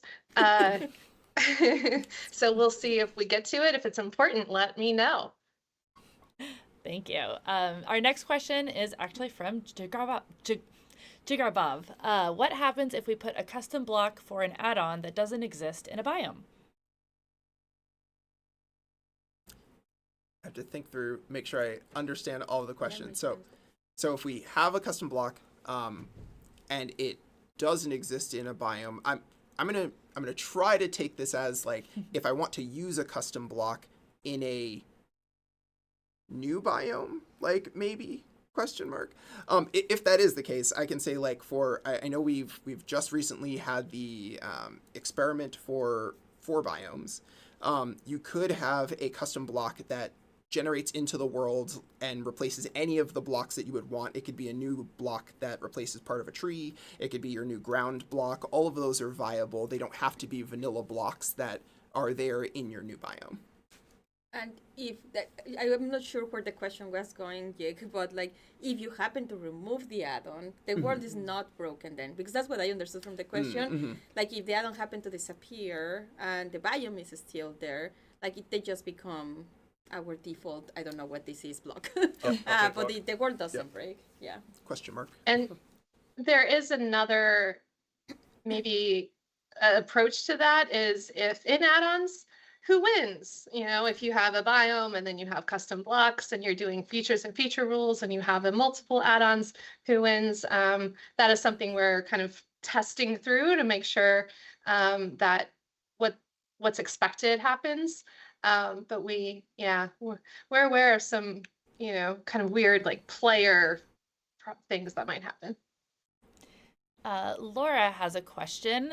She says, I don't know a thing about coding. Can I code on the notepad and it works? Yes. Although that's kind of hard mode, I think. Yeah. Yeah, go for it, Brock. I was going to say, it's probably more your role than mine, but yes, there's also a lot of helpful creator tools that the creator teams put out to get started, boilerplate things that can help you. I think like Jake said, coding in a notepad is definitely hard mode, because it's not going to give you some like the nice autocomplete sort of thing. But yeah, it'll technically work. But there's a lot of good tutorials how to get started on the learning portal and some of the creator tools to put out there. Yeah, the learning portal has some links to both tutorials and some sample projects that you can download and kind of help you bootstrap maybe a bigger project a little bit easier than starting from scratch. So those can be some really nice resources to explore. Vlad360 says, can we expect block sounds like step, ambient, power on off to get fixed anytime soon? Because currently the only custom block sounds that can be created are place, hit, and break. Okay, take it. We know that audio is actually one area that we haven't looked at very deeply. We are aware that there's so many pain points in this area that we want to address. It's just like Angelica was saying, we have many sources and we try to do what is most valuable. Audio hasn't bubbled up yet, but it keeps being there close to the top for us to address. So when we get there, one of our top priorities is actually to allow the creation of custom sound events so that you can do whatever sound that you want. So when we get there, that is probably one of the first things that we would go after. Serdi, when will the ability to get equipable components from all entities be added to the script API? I think I want to attempt to answer the equipable one and then the entity hort before event together. I think there's tons of APIs that we can keep adding. There was a big push to expose as much as possible when we release scripting, but we are aware that there's infinite possibilities of how much more we could do. So help us by prioritizing what is important to us. Angelica has her ear perked up to hear what is most important. Equipable component was something that we ended up actually designing but not releasing because it hasn't bubbled up to the top. So if that's something that you care about, please let us know. And I will answer about entity hort before event because there's at least 2 questions about when we are going to expose that event for scripting. That is one that has actually a complex history. Just in all transparency, we started looking at it, we spent a lot of time looking at it, and every time we just got scared of it. Exposing it has a lot of implications for our platform, basically. It can cause a lot of problems. So we're trying to be very careful before exposing that. But Yeah, tell us which seems that it's something that you care about, and we can look at how to make it possible without breaking everything. I love this next question. Luce asks, can anyone become a creator, or do you need to be hired by Mojang? I think Donald is perfect for that one. Yes, I have a question. Haha. I mean, anyone can become a creator. I take a more extreme stance than Kayla does, in the sense that I think the moment that you put down a wood block or make a crafting table, you're a creator. I mean, if you play Minecraft, fundamentally it's about creating your own world, and it is every time you put down a block. I mean, that world becomes unique and it's your own. So, but I know that's just more of a philosophical statement than a practical one. You can become a creator, and there's a lot of, I mean, there's an amazing creator ecosystem out there. You know, if you look at in the Java ecosystem and all the incredible creators, people who are, you know, making mods, and but also folks that are creating content, working with like the server operators. You know, there is on Bedrock, we have like MC Pedal and all these really cool platforms where, you know, people, communities are sharing stuff. There's tremendous amount of opportunity. And I would say as well that, you know, there are, I mentioned this in the earlier session, that there's a really great website called bucketofcrabs.net, which is, it's kind of a gig economy for Minecraft creators. There's a lot of our partner studios are looking for talented artists and coders and designers. You know, you can put your skills to the test and develop them. In many different ways, and it provides opportunities for you, and allows you to expand your network. You know, get to know everyone, because you never know when somebody that you meet today might 5 years later be in a position to help you out, or vice versa. And it's that connective tissue between everybody that really helps out. And I guess, you know, I'll just quickly repeat some of the advice I had earlier, which is, you know, going to the creator portal, going to the creator channel, going through the tutorials. If you have stuff that you already are really proud of and you want to show off, we have 3 publishers that we talk about on minecraft.net/partners that you can work with now and get your content on the marketplace, which is probably, it's that and working with some of our existing partners are the best ways for you to get noticed, for us to recognize your talent, and we might reach out to you and talk to you about having a partnership. And just to close off with it, I was at a talk recently where there was a really it was a fabulous like creative director who was talking through their history of like working in the video game industry, and you know, they said that you may not find like your goal may be to like come and work at Mojang or work at Minecraft, but don't undersell any opportunities that you have in front of you. And he talked about, you know, if you get a job making graphics for the Weather Channel, that might seem like, wow, that's not like Minecraft. That's nothing like, you know, it's not the direction I want. But in taking a job like that, you could become an expert in environmental effects and understanding how like rain and weather and tornadoes work. And that stuff can make you a subject matter expert. And you can then apply that into a space, and it might help you to actually go and find the kinds of you know, career that you want, building off of something that at the time doesn't even seem like it's, you know, the direction. So you know, be passionate, explore everything that's available to you, and always keep your avenues open is my thought. Really awesome life advice, Donald. Thank you.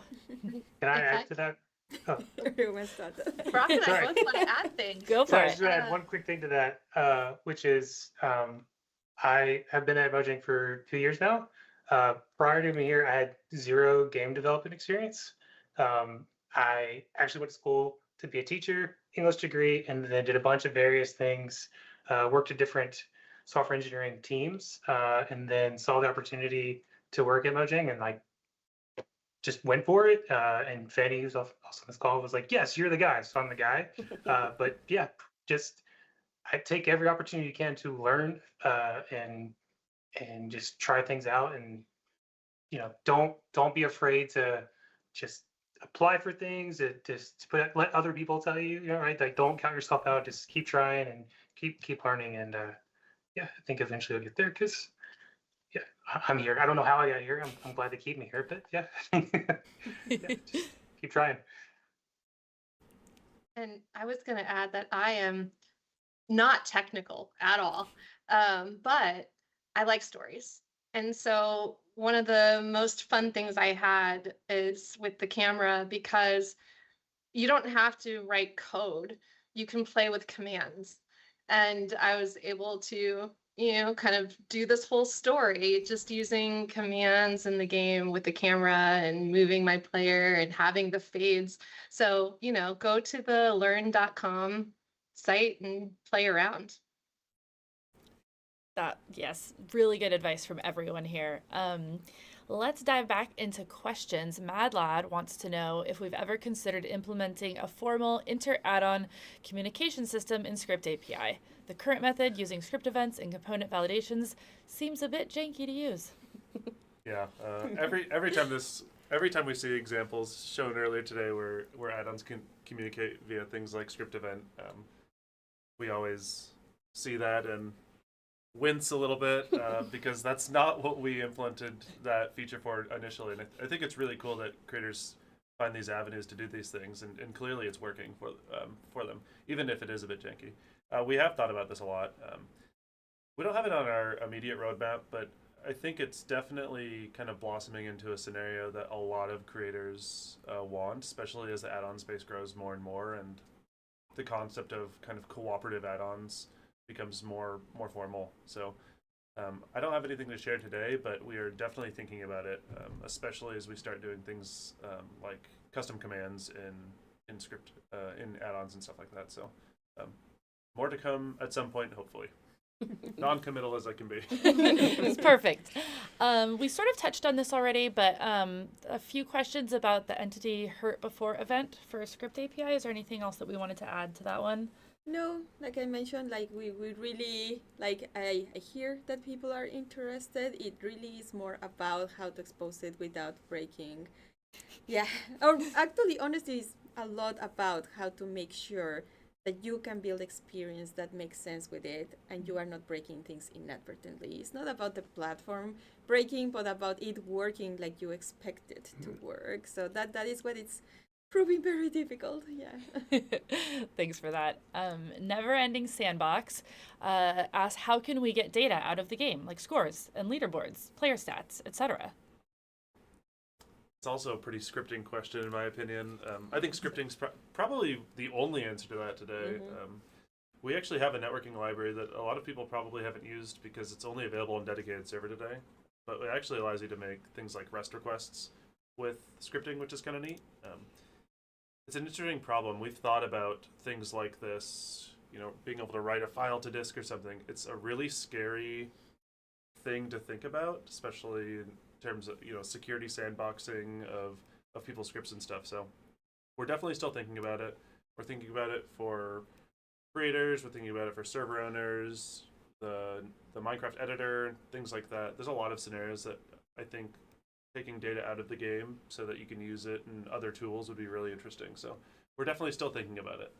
But see my previous non-committal comment in terms of timeline. If you have specific scenarios, I like that this talked about scoreboards and things like that. If you have other specific scenarios, definitely feel free to share those with us because those really help kind of get us in the mind space of creators and figure out what solutions might work here. Kyoga asks, what is the current vision of what the creators community knows as the connectable block trait? Yeah, I think this is definitely our voxel shape future. Yep. Will come and save the day here. I think the big thing is we've definitely seen like a lot of the things that creators have made where like you place your block down and then you place your next one down and there's that, I'm going to call it that lag in between because you have to now manually do the check of when this block has changed, change me as well in script. So what we bring to the table, like I said, it's probably some combination of a voxel shape, just doing that check automatically for you, and maybe some scripting to be able to like be informed of that change happening is probably going to be the future for where this goes. Yeah, the other thing I'll add to that is like as we go down this block roadmap that Steven shared before, we try to think about like what are all the scenarios that like you mentioned, basic what set can do, and not just like, oh, here's this one API or here's this one thing in JSON to do it, but like what makes sense from a platform to combine those things to give that sort of behavior and experience to creators. And so we do make the joke, at least in trying my team, that like, oh, voxel shapes, that'll solve that, that'll solve that. So that is very critical to like a lot of the things we want to do with blocks and thinking about the basic what set. So it is definitely on our mind and on the roadmap and planned. So stay tuned. I don't know how much Steven shared about the roadmap. Humble Gallipot asks, custom blocks no longer have events. How would I call an event on a block like the bee does to the beehive? Yeah, I can take this one. So this one we did talk about in the block roadmap as well, or actually no, we talked about in the entity part of the roadmap. So we know that both like the bee talking to the beehive or the creaking talking to the heartwood block, that we don't really have a modern solution for that one. So we are looking at like custom components with some data-driven events being the solution for it. So you could have like a custom component that you've added that is checking for an event that your entity is sending, so that you could replicate like the beehive knowing that like the bee is coming back, or that the heartwood block knows that it needs to send particles to wherever the creaking is. So it's actively something that we are looking at bringing to data. Yeah, for some background, it's if you are familiar with the old experimental item and block events, the events that existed on there and the events that exist on custom components for blocks and items today look very similar. And so that was the direction that we thought we could take custom events and kind of empower them a little bit more scripting. Poppysop asks, is there any way to change the geometry for vanilla blocks using resource packs only? And if not, then do you have plans on exposing them? Yes, I mean, so to answer the first That was my part, response too. Yeah. so to answer the first part, that one I can do easily, which is you can do that now. So if you want to change the geometry on a vanilla block using a resource pack, you could change the block shape. So you can change the block shape to be one of the pre-existing block shapes, and that will totally work for you.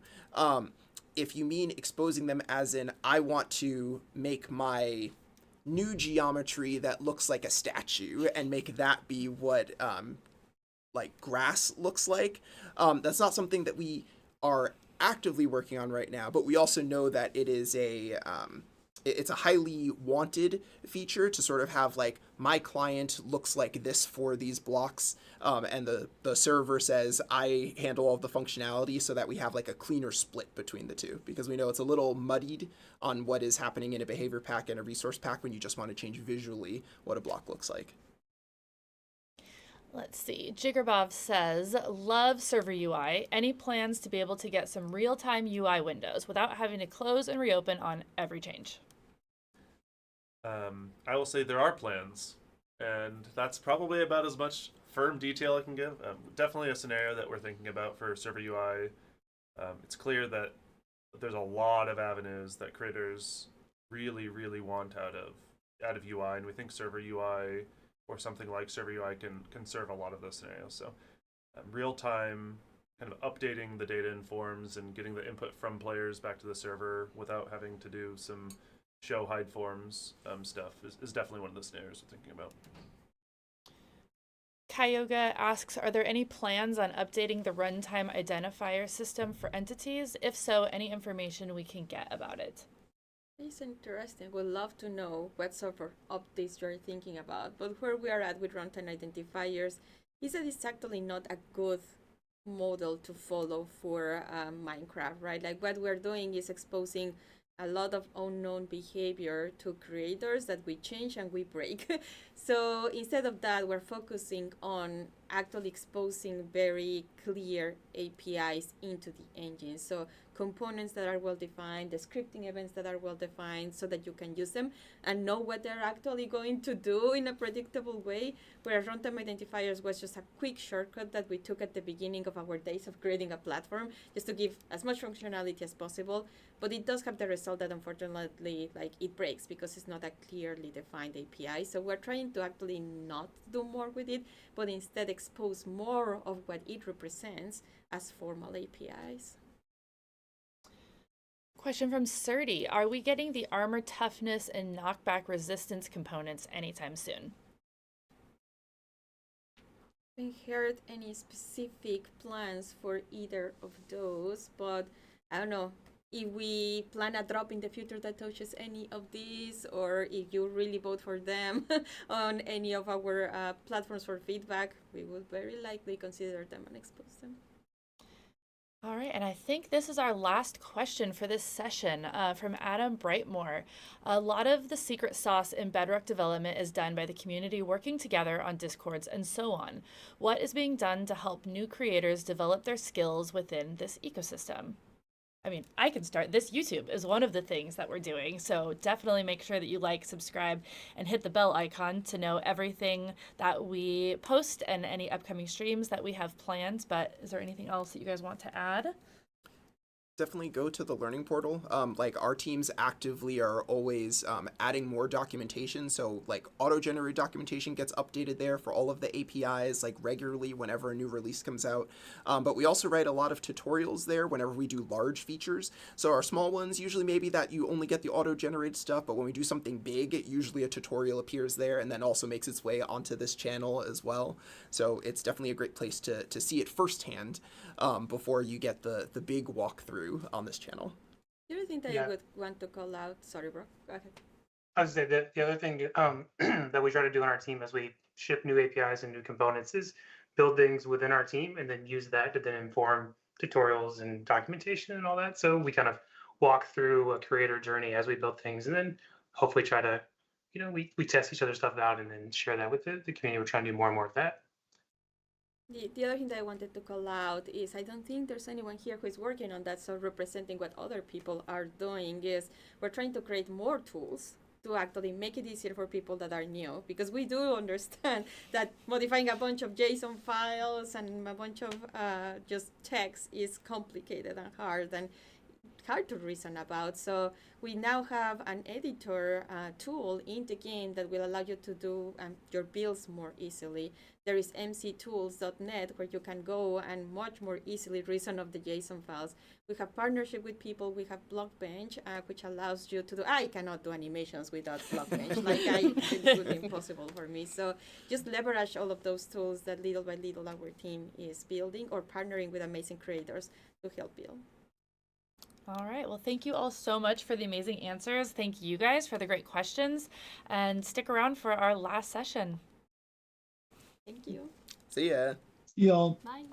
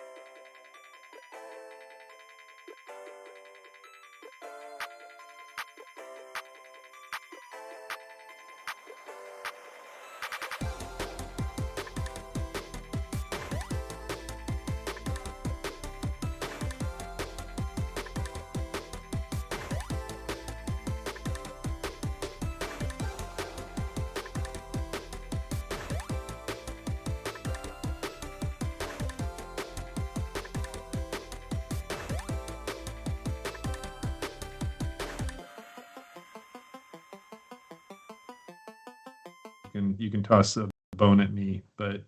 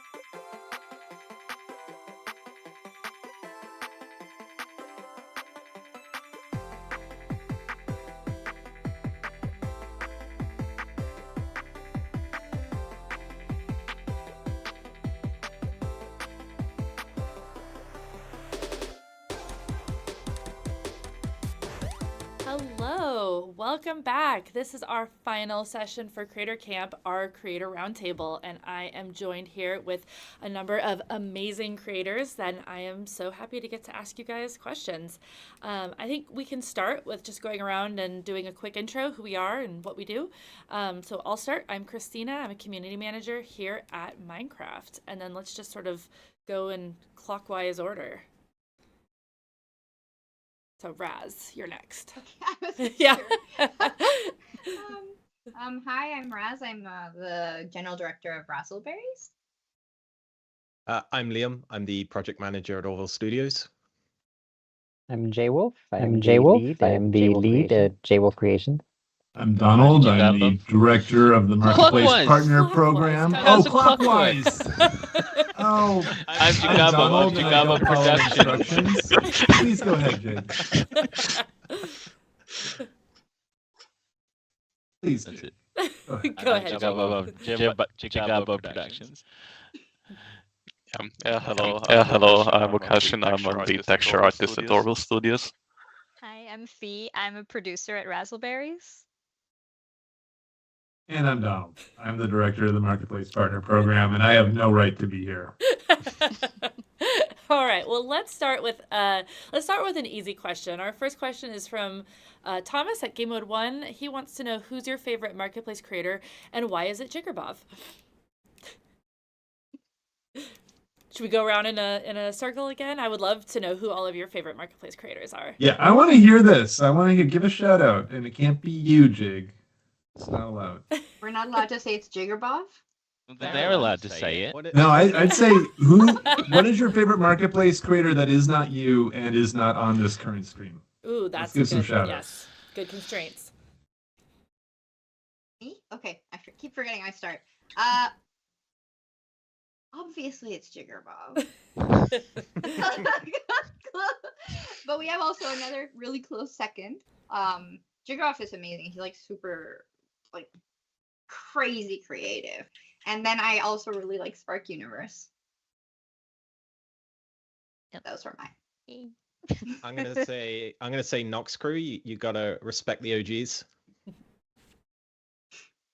JWolf, who's yours? Oh, yeah, clockwise, right. Yeah, clockwise, right. Well, honestly, I might have to give it to Spark also, just because of the amazing creativity they have with a lot of the things that they do. It's amazing.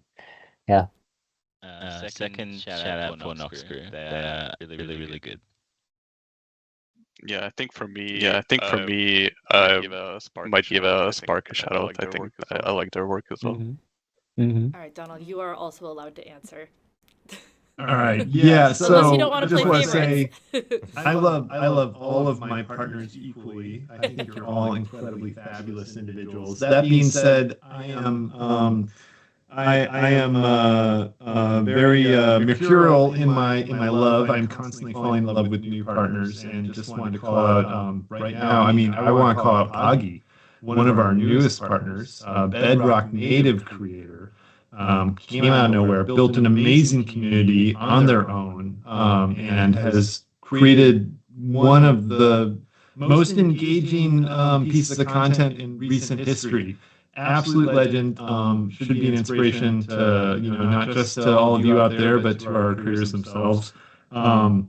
Starfish, XP Gaming. I could go on. There's so many great creators, and I love my OGs too. But you've already called them out, so I'm not going to give them more love.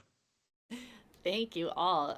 This next question is specifically for Razzleberries, and it's referencing the Hello Kitty and Friends DLC. I wonder how this team would expand this game concept into a more infinite world, dynamic world. Oh, we had so many ideas and so little time. The production took a year, and we didn't get everything we wanted in. And we were even considering can we release updates and more content and more quests and stuff? It's just not really doable. I don't think, at least not within if we were to be able to expand it, man, we'd add way more quests. We'd add probably cooking mechanics so that you have something to do with your crops, not just sell them, and with your produce that you get from your animals. Maybe expand the village to a bigger village with more shops. We wanted to be able to bring some of the other Sanrio characters in. That would have been cool. Maybe after a certain point of progression in your town development, you get to bring new characters over. That would have been cool. Oh, well, I am such a fan of more Hello Kitty. Thank you for the answer. Our next question is for Oreville Studios. Kyoga wants to know, how does the teams envision actions and stuff in the next year? Hi, yeah. So we have some really exciting updates actually coming out for Actions and stuff. So it's been our goal from the start of Actions and stuff to continue to support that release, both by creating new content when Minecraft updates. So, we've got stuff already planned for the next releases. We're really trying to hit, day one that release comes out, and we've already got stuff ready to go for Actions and stuff. I don't want to give away too many spoilers, but I will say little mobs are about to be a lot cooler, so keep an eye out for that. Yeah, we have some exciting updates coming soon, and we are also, of course, always looking to keep the pack updated, for the future, like of Minecraft updates, as the new game drops release and as the, maybe bigger Minecraft updates come out, we are like always looking at those and trying to publish an update for action stuff as soon as that comes out as well. So yeah. Yes, we're also always listening to community feedback, so send us feedback. We will include it. Any suggestions you have are great. Well, you heard it here, folks. Send in your feedback. Actually, this next question is one that any of you can jump in and answer. Chiosia, sorry if I butchered your username. One thing I wish the creators would go into is scope creep, how to prevent your add-on from getting out of control. Any thoughts? I'm going to throw one in really quick. Good way to avoid that is don't involve me in any of the discussions. I was going to say we don't have the answer for that. We always throw absolutely everything that we think about. We suffer for it, but pillars, just try and think about what's, really, really valuable and you really want to achieve with the add-on and try and like focus on, 3 to 4 things that can sometimes help. Mm-hmm. Yeah, coming from the context of like updating an add-on, like with Wolf's Plus, for example, I tend to take some feedback in from the community, of course, right? And then I build this list of different features, right? And then I kind of pick certain things out of that list and add that to this is what's going into the next update, and I try to stick with that. Of course, you end up with small little things getting through, but as you're working through and you stick to that list, I mean, it does help. It does help to like narrow it down at least a bit. It is heartening to know that this is a problem that everybody faces. So you're not alone. You're not alone in your struggles. Let's see. Stuart Sterland asks, this is for Razzleberries. And I think, again, this is a Hello Kitty related question. What was the expected playtime and what was the length of your development? So the length of development was about a year. Our expected playtime, we weren't sure, like we didn't like aim for an expected playtime, but usually these kinds of games, like all these like very like harvest related, seasons related, festival related, very like Stardew Valley stuff, they have very long playtimes. So us knowing every little trick and every little way to make the game go faster, if we did a playtest, like a full playtest with no cheating or anything, it would take us about 4 hours per season. And that's times 4 seasons. So that would take us 16 hours to play the game from spring to spring, so spring 1 to spring 1. And we still wouldn't have finished because we still haven't finished upgrading the house fully. We still haven't unlocked all the furniture. So playtime for Kitty is probably weeks of playtime. How many collective hours do you think your team spent playing Hello Kitty? Like whenever we did a playtest, it would take us like a whole week. So collective hours per person testing, we were usually 4 people testing because we would test multiplayer with each other and on different consoles and connecting to a realm and like all sorts of things. Hundreds. Well, that sounds like a dream job to me. This next question, I think, is for anyone. PuppySop asks, what tools do you use for developing content in the marketplace? Are those tools publicly available? Whoever wants to jump in, go for it. Yeah. I think there was a bit of a conversation about tools earlier, but like I use VS Code, like a lot of other people, and Blockbench, and they're all publicly available and they're all free. Yeah, in our studio, we also only use free tools. We don't really have any proprietary tools. I'm pretty sure I've heard that some teams do, but the majority of the people I've talked to use just the available tools that are available for everyone. Yeah.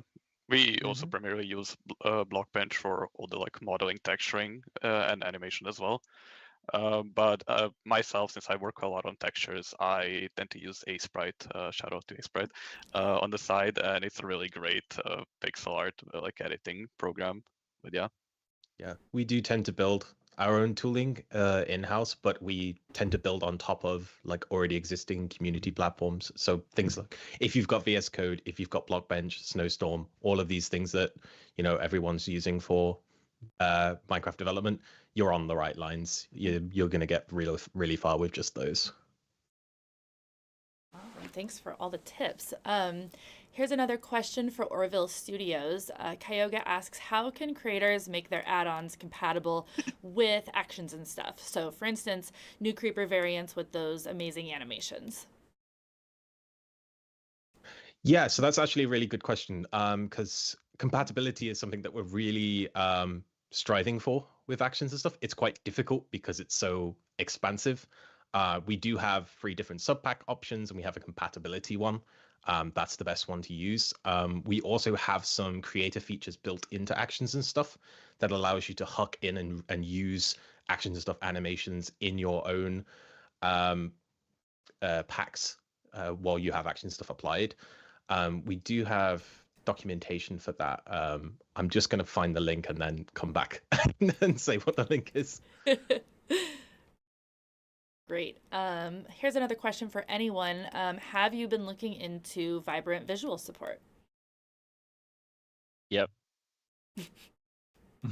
All right, next question. Does anyone have any thoughts that they want to share about what that process is like? So it's basically like any vibrant visuals thing, basically like how PBR is. There's a bunch of different layers. And Blockbench, I think, recently added in a tool to be able to more easily add that support. So you adjust things like metalness or shininess and, a bunch of those different things. So basically each texture has a bunch of different layers to tell vibrant visuals how to react. Yeah, and like all of our add-ins will be getting an update to support it at some point. Yeah, huge shout out to the creator team and the work that's in the Blockbench team. Bringing that, like the new features in editor to support vibrant visuals are just incredibly cool. I am still looking forward to seeing how folks here do manage. There's a lot of content that needs to be updated. It'll be interesting to look at strategies for doing this at scale. Yes, well said, Donald. Thank you. This next question, it's another one for Oreville. PuppySop, how were you able to make 3D item models for items like Ender Pearl, Snowball, etc., which shares the same identifier with an entity? That one I'm unable to answer because I don't know, because that is some dark wizard magic that our developers have put together there. Because if anyone who's familiar with actions and stuff, when it first released, we didn't have support for those kind of items. There's multiple different items in the game that we initially believed were, unsupportable because they just didn't have different tags or different ways to distinguish them from other items. So they kind of came in as, sharing the same stuff. As we've continued to develop action stuff, we've just continued to dive in and try and like figure out what and how we can support these, and we've just found like really interesting workarounds and very like esoteric ways of detecting certain different items. There's still ones that we can't do. The fishing rod is a big example where we just can't animate that, but we're always looking into ways that maybe we can sort of maybe figure out how to do it anyway. Congratulations, PoppySap. You have stumped the creator. This next question is for anyone. Let's see. Thomas at Game Mode 1 asks, what's something you've seen go from really hard to do or implement to way easier, specifically regarding the Minecraft creator platform evolution? Anyone can jump in. Thinking. What do you mean by the Minecraft creator platform? I think they mean like, what's easier that used to be really hard to do with command blocks that's now easy with scripting? Oh, yeah, that. Like detecting That. when you right-click something with something else. Mm-hmm. Yep. I would say something that's huge for us, and I'm sure it's a similar workflow that a lot of people used to have to do, was a lot of transferring from Java Bedrock into Java Minecraft into Bedrock when you're doing like kind of massive world edits and things like that. But with the new creative features, we've been able to build things like World Builder, and we've been able to like create our own tools inside of the game with the server API stuff. And now we don't need to do any transferring from different versions, and things always break between different versions, and we have access to all the same custom blocks and entities and everything. So yeah, a big huge quality of life improvement recently for us is just not needing to do any version switching in our development pipeline now. And one thing I could probably add to that too is it's gotten easier just as a whole to kind of like orchestrate events on entities. In Wolf's Plus, a wolf behavior definition file is thousands of lines long with a lot of different events that can be run. Before, I used to have to implement a behavior side animation controller to kind of like orchestrate certain events that would happen in the wolf behavior. Now we have access to things like properties and things like that allow us to directly store data on the entity. So it's not so much juggling around signals through, components that are not meant for the purpose. Now you actually have things that are actually like they officially support storing information and reacting to it, So things like that too. Awesome. This next question is specifically about actions and stuff. Dreamy Moonglow wants to know if you guys made the new sound effects yourself. Yes, all of the new sound effects are made in-house. So we've taken a very like kind of Minecraft style approach to the audio, but it is all created in-house. Yeah. Awesome. That is so cool.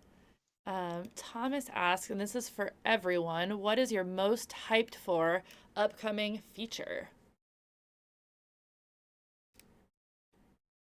And like literally anything with server UI. Anything. Updates.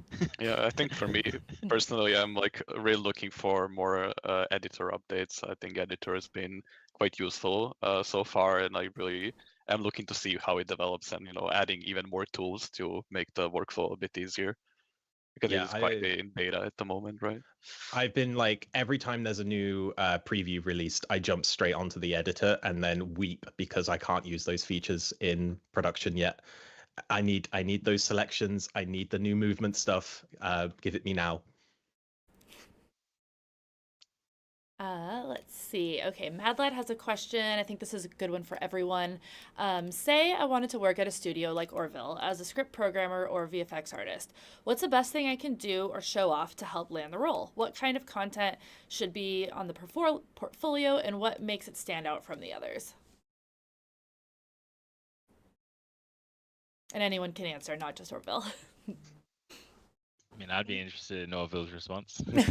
Yeah, I think I can say from like an artist perspective, if you're applying for like an artist role, we're always interested to see kind of like your portfolio. I think is the most important thing, and that kind of like speaks a lot. If you have like a really solid portfolio with it's always nice to also gear towards who you're applying. So if you kind of attempt something maybe more like emulating our style, or trying to kind of understand how we work in a way, or how we do like textures, animations, or whatever, I think that like immediately shows us that like you've kind of like done some research and you understand how we tend to do things. And I think that like immediately can set you apart from someone who might just taking like whatever they've had and just like putting that into their portfolio. But having a lot of like visual representations are nice to just be able to see, because I think how they say, like, a picture tells 1,000 words. It's always especially for art, it's like very good to see your work, and have that portfolio like nicely wrapped up. Yeah. On the technical side, like one of the biggest things that we always look for is creativity and determination, because Minecraft takes a lot of both of those things to make things happen. So a lot of our developers and even our artists and VFX artists, audio designers, like everyone, they tend to be people who are already in the community and have already like contributed heavily to the community. So they've already gone out of their way to do something themselves. They've put together some kind of maybe an example would be World Edit. You've done something interesting in the Minecraft space. We've noticed that and gone, hey, do you want to come do that same thing for us? And we'll reach out. So it's definitely worth it not to just think about maybe applying for the job as like the first step on the journey, but maybe think about just getting into the Minecraft space and becoming part of the community first. And then when you feel like you've done something really fun and really interesting, then kind of like start to reach out. Seriously, fantastic advice. Oh, go for it, Doc. And I because I can see the internal thing. I know JWolf and Raz both have thoughts on this. JWolf, you wanna take this on? Sure, yeah. So as somebody who actually came from that in a sense, I am a Minecraft marketplace creator who started off creating free content and posting it on Twitter. So that's one of the main things I would recommend, is like sharing the things that you're making. Kind of just providing updates on various things and maybe sharing your creations with the community. With Wolf's Plus, it was something that I worked on and released for free, and I was receiving feedback from the community on ways to improve it, recommendations, things like that. When you share things onto these platforms, there are other studios also behind the scenes that are also noticing your work potentially. So, shout out to Mushko and Starfish Studios. I have worked with them before, but the way that I managed to get those connections to begin with was the fact that I have my work out there and they were able to see it. And I was able to actually start, I was able to get that connection there with them because they like the work that I do. So, yeah. And JWolf is one of our more recent, I think it was last year you were onboarded, is that right? Yes, I believe so, yeah. And it was through, I'm pretty sure it was because of recommendations from Mushko that I got to know about you. So it's funny how these things, word travels, and but the more people you know and the more people you make a positive impression on, it really, really helps. And Raz, I know you had some thoughts too. And Raz, speaking of one of our greatest mentors in the entire partner community. Thank you. I think it's important that grabbing onto the whole how you make an impression was what I was going to talk about from the start when I heard this question, is that maybe you're not the best at what you're doing, but you do need to put yourself out there. But not just that. I actually like to talk to people as well. Doesn't matter if they're not the best. If I see that they have some potential, I'll talk to them. But this is like super important and something that you all need to keep in mind. The game industry as a whole, and even more so the Minecraft developer social circles or whatever, has a really long memory. And I want to see what kind of person you are as a person as well. Because if you think you're like super hot stuff and you think you're better than everyone, and like the way that you're behaving with others, if you're hard to work with, I don't want to work with you. And we've been around long enough to be able to perceive that sort of person. And it's important to be humble, and because we talk. So yesterday, some partner reached out about a developer. It's like, hey, have you worked with this person? Yes. What do you think? They're great. They're responsive. They're responsible. They're super nice, blah, blah, blah, blah, blah, recommended. But if you made a horrible impression and you came into a studio and you treated others poorly, and we're not going to give you that recommendation. So you can probably kiss goodbye to ever being able to work with any other partner if they find out that you're not a nice person to work with. So I think that's also super important to consider when you're applying, how you behave in the broader community. Definitely. Good life Thanks. advice, just kind of overall. Let's see. So this next question is for Jigarbov. Inimitable Gaming wants to know if you have an ETA for Computers Update. No. No, there isn't. I did tease some new stuff on my YouTube channel, and I will continue to do that over time. There is no current date, but it is really, really cool. There's so much good stuff going in. The people want to know. So we've talked about how long Hello Kitty took, but another question here, how many people did you hire to assist with making the immersive world? For Razzleberries, obviously. Oh, I wasn't sure. Sorry. Our team was quite small. For Hello Kitty, it was, I can I will count. tell you. It wasn't a lot. Like we had a few external partners, like the guy who helped us with the economy. We had a couple of musicians that had made video game music and like had worked on like Pokemon and like that sort of stuff. But like internally as a team,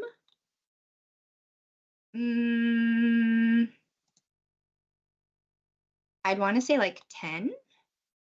Here we go. Yeah, we had 3 programmers. We had, I want to say like 4 artists. We had people that did a bunch of other stuff. Builders, we had 3 also, but they were also builders and made 3D models and helped with textures. We had a texture artist. So I want to say that total the team would be about 10 people. Not working full time every day, obviously, because a lot of the people that are working with us also have like normal 9-to-5 jobs and like have been doing this for a while, but like don't fully like do this only. Some are still in college, some are like doing this full time. So it was like a mishmash. That's why maybe it's like sounds like a lot of people were involved, but they were not all involved all the time. Well, and a really good call out that you also kind of have to wear a lot of hats. It's incredible what you can do with a small team, but it means that people have to do more than one part of the project. So yeah, really cool and really inspiring, actually. The next question is another one about Actions and Stuff. Nogard asked, does the original creator of Actions and Stuff, who published it for free first, still work on it, or did you guys take over? The original creator is a Oreville animator. Oh. So they're still involved. Yes. Awesome. Yeah. Cool. Let's see. Thomas asks, what did it look like going from hobbyists to professionals with Minecraft creation as a job? Do people still get shocked that you earn a living from Minecraft? Anyone can jump in.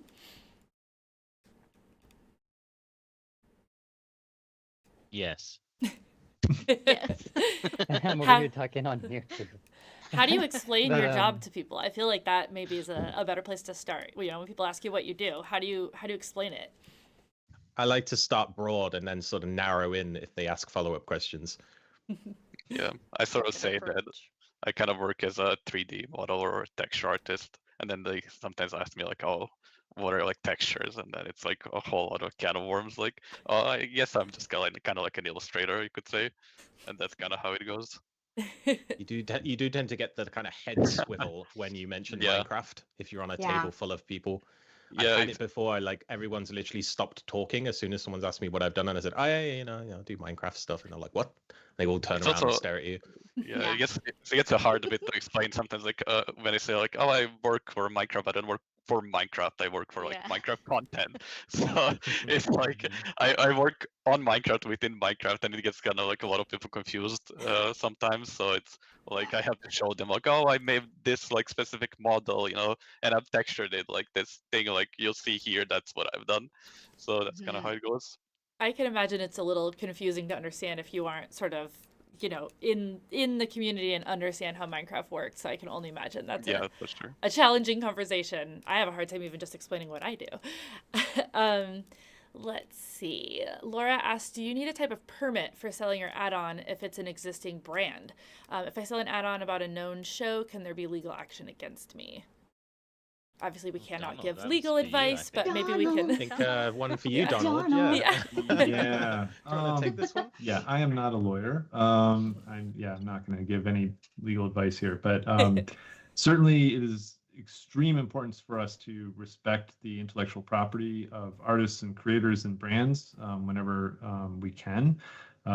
You know, things do slip through the cracks sometimes. We do get DMCAs. Those are acted on aggressively, and they enter into the permanent records of creators who knowingly or otherwise get into it. And this gets down into very fine-grained stuff. It isn't just about, you know, stealing a popular anime character. This is, you know, when we discovered that a studio has published skin packs that were derivative of work on independent skin pack creators in the open ecosystem. That to us has the same weight as if it were from like a major motion picture.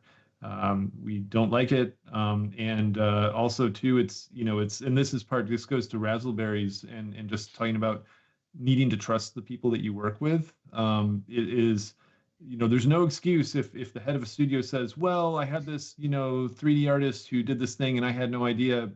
It doesn't matter. It is, you know, we need to all really trust each other and really respect it, because we all are where we're at because of the strength of independent creations, and we want to make sure that we give every single creator out there an equal chance. And if you like something that someone does, work with them. Don't steal it. Great answer, Donald. Thank you for that. Just a few more here. Red Stellar 404 wants to know, how do you all stay on top of working on your projects? How do you keep yourself motivated to work on said projects? And do you have any advice on avoiding burnout or overworking yourself? And anyone can jump in, because I'm sure this is something that everybody has experienced. Yeah, I'll say it's a hard one, especially when you start out, like, because like Jigarbov Productions is a small business, and I run it, and we have a small team. And certainly when I started, I was working at a movie theater before, and I was obviously working for someone then. But when you start working for yourself, every moment becomes a moment that could be spent working.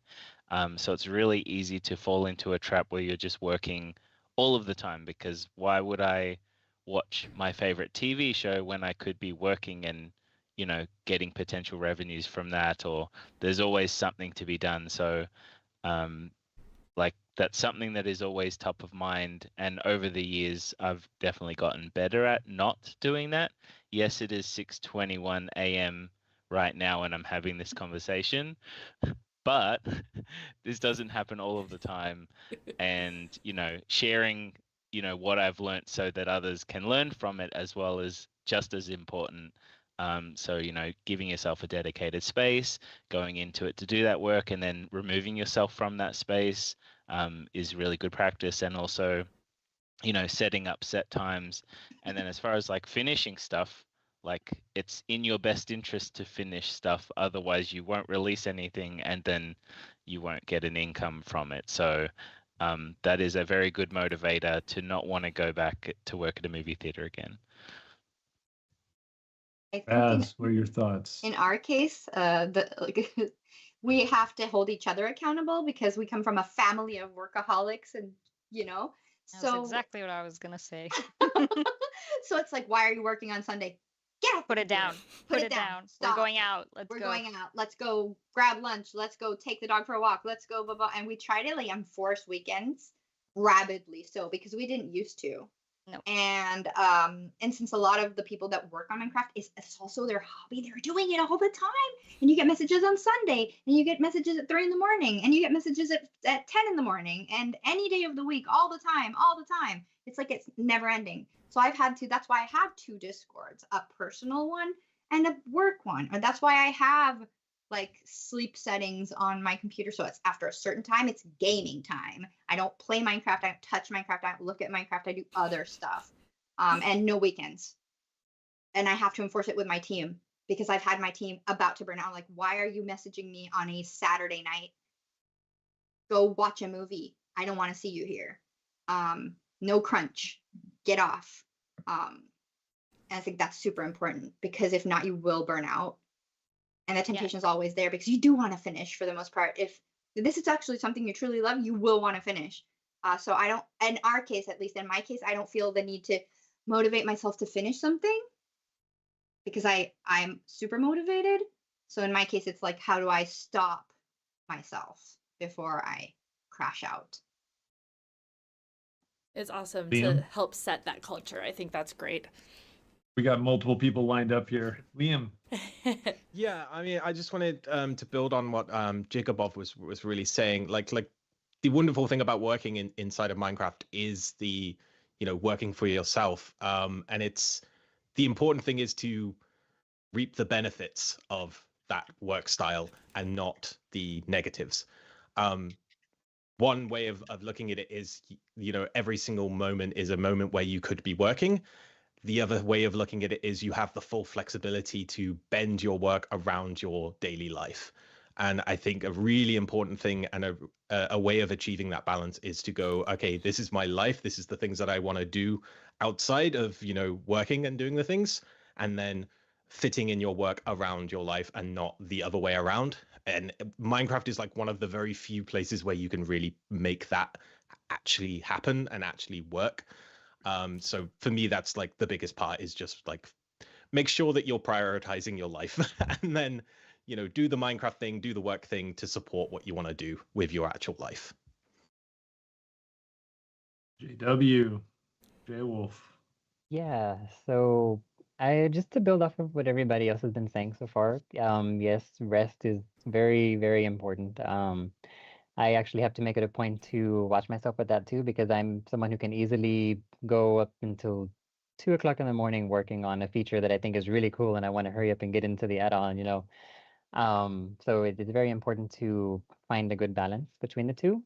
But even along with that, I would say when you are doing work, it helps to also have a diverse set of things that you work on, right? I know my entire time here I've been talking about Wolf's Plus pretty much, but I have other add-ons that I work on as well. I have teleporters, which is like a custom blocks, right? And there's some more like gameplay involved in that rather than just the entity related stuff. Entity heavy, Wolf's Plus is heavy entity focus, and Minecraft you have the ability to create a wide variety of things. You can work on gameplay systems, you can work on custom items, custom blocks, things like that. So it helps to have a diverse set of things that you do so that you don't burn yourself out working on the same thing nonstop constantly, because that is also something you could fall into. Even if you do rest, if you're just not motivated to do the thing that you were doing when you left off, I mean, you're just going to be kind of stuck. So if you have something else to switch to, that does help. Anyone else want to weigh in? Yeah, I was gonna also add a little bit to what everyone said is that I used to like last year I finished university, and for the bigger part of me working for Oreville, I've been also like attending university, and it's kind of been a little hard, managing all that stuff. One like you're going to classes like that during the day, and then you come back, then you're like doing some work. But for me, it's always been like to avoid that kind of burnout. Like university at the time was kind of like a primary thing for me, and then work was more so like, oh, I'm doing this on the side as like more of a relaxed kind of job, I suppose. Because I am an artist first, so when I do work, I usually just kind of draw or texture something, which can be kind of like you can zone out and do that kind of stuff for like longer as well. But I think that's like one of the more important things as like creative people and as creators is that it's always good to kind of have something on the side that you can fall back to, or just have a separate hobby, or whether it be like gaming, drawing on the side, watching TV shows. It sometimes can be good to like if you're working something and then like maybe you're not feeling it at the moment, you're kind of like struggling to create like finish up that piece of work. It's good to like take a break, watch like 2 episodes of a TV show and then be like, all right, I've kind of taken a break. I've set my mind aside from that part, and then now I can get back to it maybe with a kind of like fresher perspective. So I think it's always important to have, you know, different things that you can do, and maybe even upkeep kind of like other projects. If you're like doing something personal, doesn't necessarily have to be something big, but you know, just something for yourself to, you know, so you don't fall into that mindset of like, oh, I'm always working, you know, everything I do is like always for work. So you can kind of like say that like I have time apart from that. When you're managing your time, and if you aren't like sticking to maybe a specific schedule, like from 9 to 5 or stuff like that, you know, it's good to like separate those times, like mentally at least, is like a good thing. All right, well, we are going to wrap up with one last question. We're going to try to do this one rapid fire. We're going to go clockwise in a circle, which you are all excellent at by now. So let's close out with each of you saying one resource that helps you regularly, whether that's a community resource or an official resource, as well as one tip for a creator early in their journey. Let's start with you, Raz. Every day, there's not a day that I don't open Blockbench, even if it's just for fun. I love making 3D models on Blockbench. It's super fun. And that's like something I use every single day, even on weekends when I shouldn't be. And what was the second part of the question? A tip for a creator early in their journey. Save copies of everything you do. Everything. It doesn't matter if it's the worst looking weird mutant thing. It doesn't matter. Save it. Because you never know when you want to show it or when you're gonna like need it or gonna go and reference it, because maybe you solved a problem that you hadn't encountered before with it, and it's always good to have a reference to go back to or to showcase to someone else in the event that, say, you wanted to work at a studio. We want to see everything. All right, next one. Let's see. Yeah, I'm going to be cheeky. I'm going to say the team at Oreville Studios. I am primarily an audio designer. I do not know how to code. I do not know how to model. I don't know how to animate. I can't make VFX. I have incredible, wonderful people surrounding me who can do all of those things and can do that one specific thing, and they rely on everyone else also. So making Minecraft stuff or making anything is a collaborative effort, or at least it's the best when it is a collaborative effort. So my advice for new people joining: find other people, find the people who do the thing that you don't do, find them, message them, become friends with them, and work with them. Yeah, I think it's important to always ask for feedback. I think that's like the value of like other people's opinion can really help you improve, and very fast. So, and always ask for that kind of like constructive criticism, and like, you know, ask for people to like tell you honestly what they think, you know, because sometimes when you make something, you know, even if you're like very good at one thing, you're not always going to produce the best work. So, you know, having other people's perspective is like good, and, you know, it's not a bad thing, even if you like, you know, create something that doesn't look great in the end, and, you know, can always come back and improve it. So, you know, having other people's perspective is really, really essential.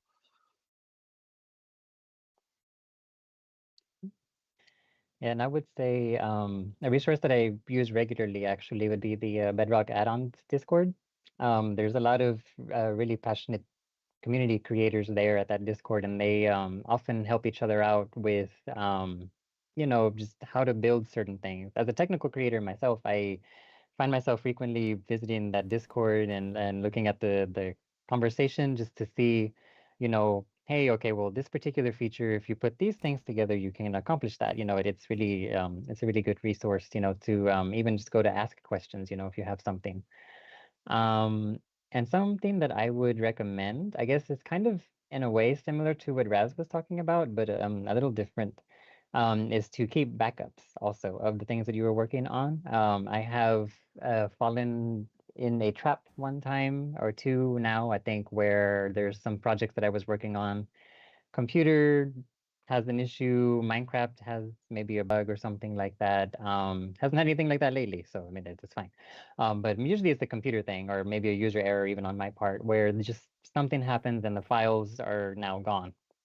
And now you don't have the project files anymore. So it helps to keep backups of all of your data so that, you know, in the worst case, you actually still have all of your files somewhere that is not your computer. Right, mine's actually a combination of both of those. Bedrock Add-ons Discord is my tip, and also a resource. Like, it's really, really good. There's a lot of conversation happening, especially when like there's an update that comes out. Like, everyone's talking about all the new features and all the different things. You can say, hey, did they fix bundle opening yet? And how do I do it? And, you know, other things like that. Really, really good resource. But I also want to give a shout out just to GitHub. I was like, it took me a really, really long time to start using any sort of versioning thing. I would just like copy folders on my desktop, move it somewhere else, blah, blah, blah, blah, for like until like maybe a year and a half ago. So like for 5 years, I've just been copying folders and accepting things in folders and zips and things like that. It takes a little bit of effort, but if you can set up a GitHub for all of your different projects, like it makes all of the backup thing happen automatically. You have all of the different versions that you've had for all this stuff for ages. And like, yeah, I regret not setting it up earlier, but don't tell Moshe I said that. I'm shocked, Jigarbov. Yeah, I couldn't, like, it was just because I did it in 2011 when I started. It was just like worlds and stuff, and it's like, I was never going to do it professionally, and I used to do most of it myself, but now I'm collaborating with other people. Like, GitHub makes all that so much easier. I think we've got two more folks who need to answer. Yeah. Yeah. B? Should I go next? That's not the Yes. order, though. I'm respecting the clockwise order. So, being a project manager, maybe I'm gonna give a bit of like nerdy advice, but if you're aiming to work with a team, organization, naming things correctly, you're not working by yourself. So if you name your layers like something random, you're not organized with your layers and your folders, and you know, just like your database with all of your materials and your assets and things like that, your documentation for your projects. Be organized, because a project with no organization is not going to go anywhere. It's going to be a mess, and it's bad news bears. You're not gonna have a good time. As for like what programs, I don't have like a specific one because I'm a project manager, but I do try to familiarize myself with stuff like Blockbench. I'm not a modeler, I'm not an artist, but I do know how to kind of use it so that I understand like the artists and what they're doing. And especially because if I have to post something on social media, I have to be able to grab things myself and, you know, use the assets and things like that. So yeah, just familiarize yourself with the programs that your artists and your devs use. Even if you're not good at them or you don't really know how to make anything, but at least you know what they're talking about. Yeah, many hats, as someone said earlier. Many hats. As a PM myself, your answer about organization really speaks to my heart. Thank you. I'll just finish off here. This is a little bit left field, but I'm going to recommend Excalidraw. Just as someone who looks at a lot of pitches and proposals and things like that, it is not just about making a really great game in Minecraft. It's about creating really lovely, documents, and Excalidraw or something like it. It's a really neat free tool that lets you create sort of like diagrams that have a hand-drawn look to them, so it looks like casual and beautiful at the same time. So just, think about your presentation overall. And my advice is to be persistent, and with anything you do, like be proactive, like, reach out to people. You're gonna cold call people, or you're gonna, like with like a proposal or something, and you might reach out and you might hear nothing back, and you might think, oh, wow, they really hated it, or they don't care about me, or things like that.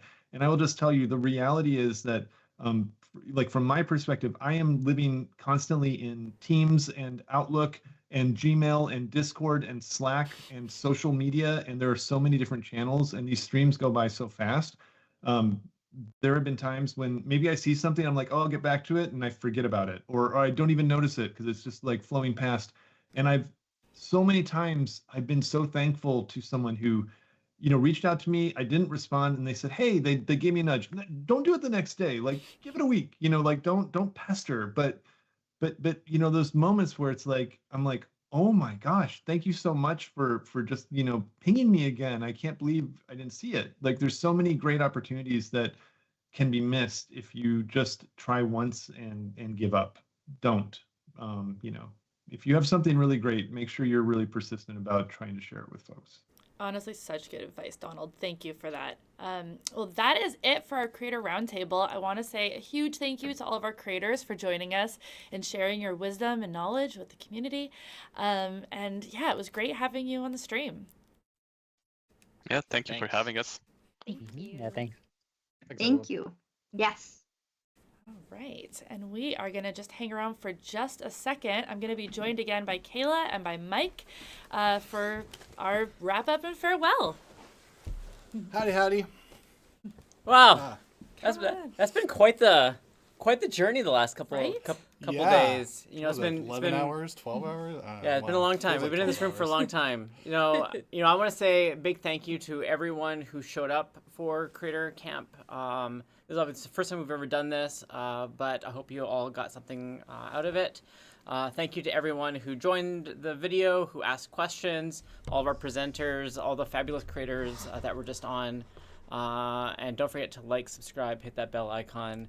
Mike posts a lot of great videos on our YouTube channel here, so this party can keep going on and you can keep learning more as we go on. So. Yeah, and if you've got feedback about the videos, suggestions for next topics. I know someone was like, oh, I wish there was more camera content in Creator Camp. Well, that's awesome stuff that we can put on the next YouTube channel. I'm trying to do like builds, not every Friday, but like every other Friday, just to go play with random stuff. But yeah, if you have feedback about how we can improve our content and the like, please send it our way. We also have our Creator Learning Portal, and we have it on GitHub. We will be focusing quite a bit on making sure that we can take all of your feedback and get them iterated. And we're in the midst of an awesome transition journey. But yeah, no, it's really good stuff. And if you've got feedback, please let us know about what you might want to see from a future Creator Camp.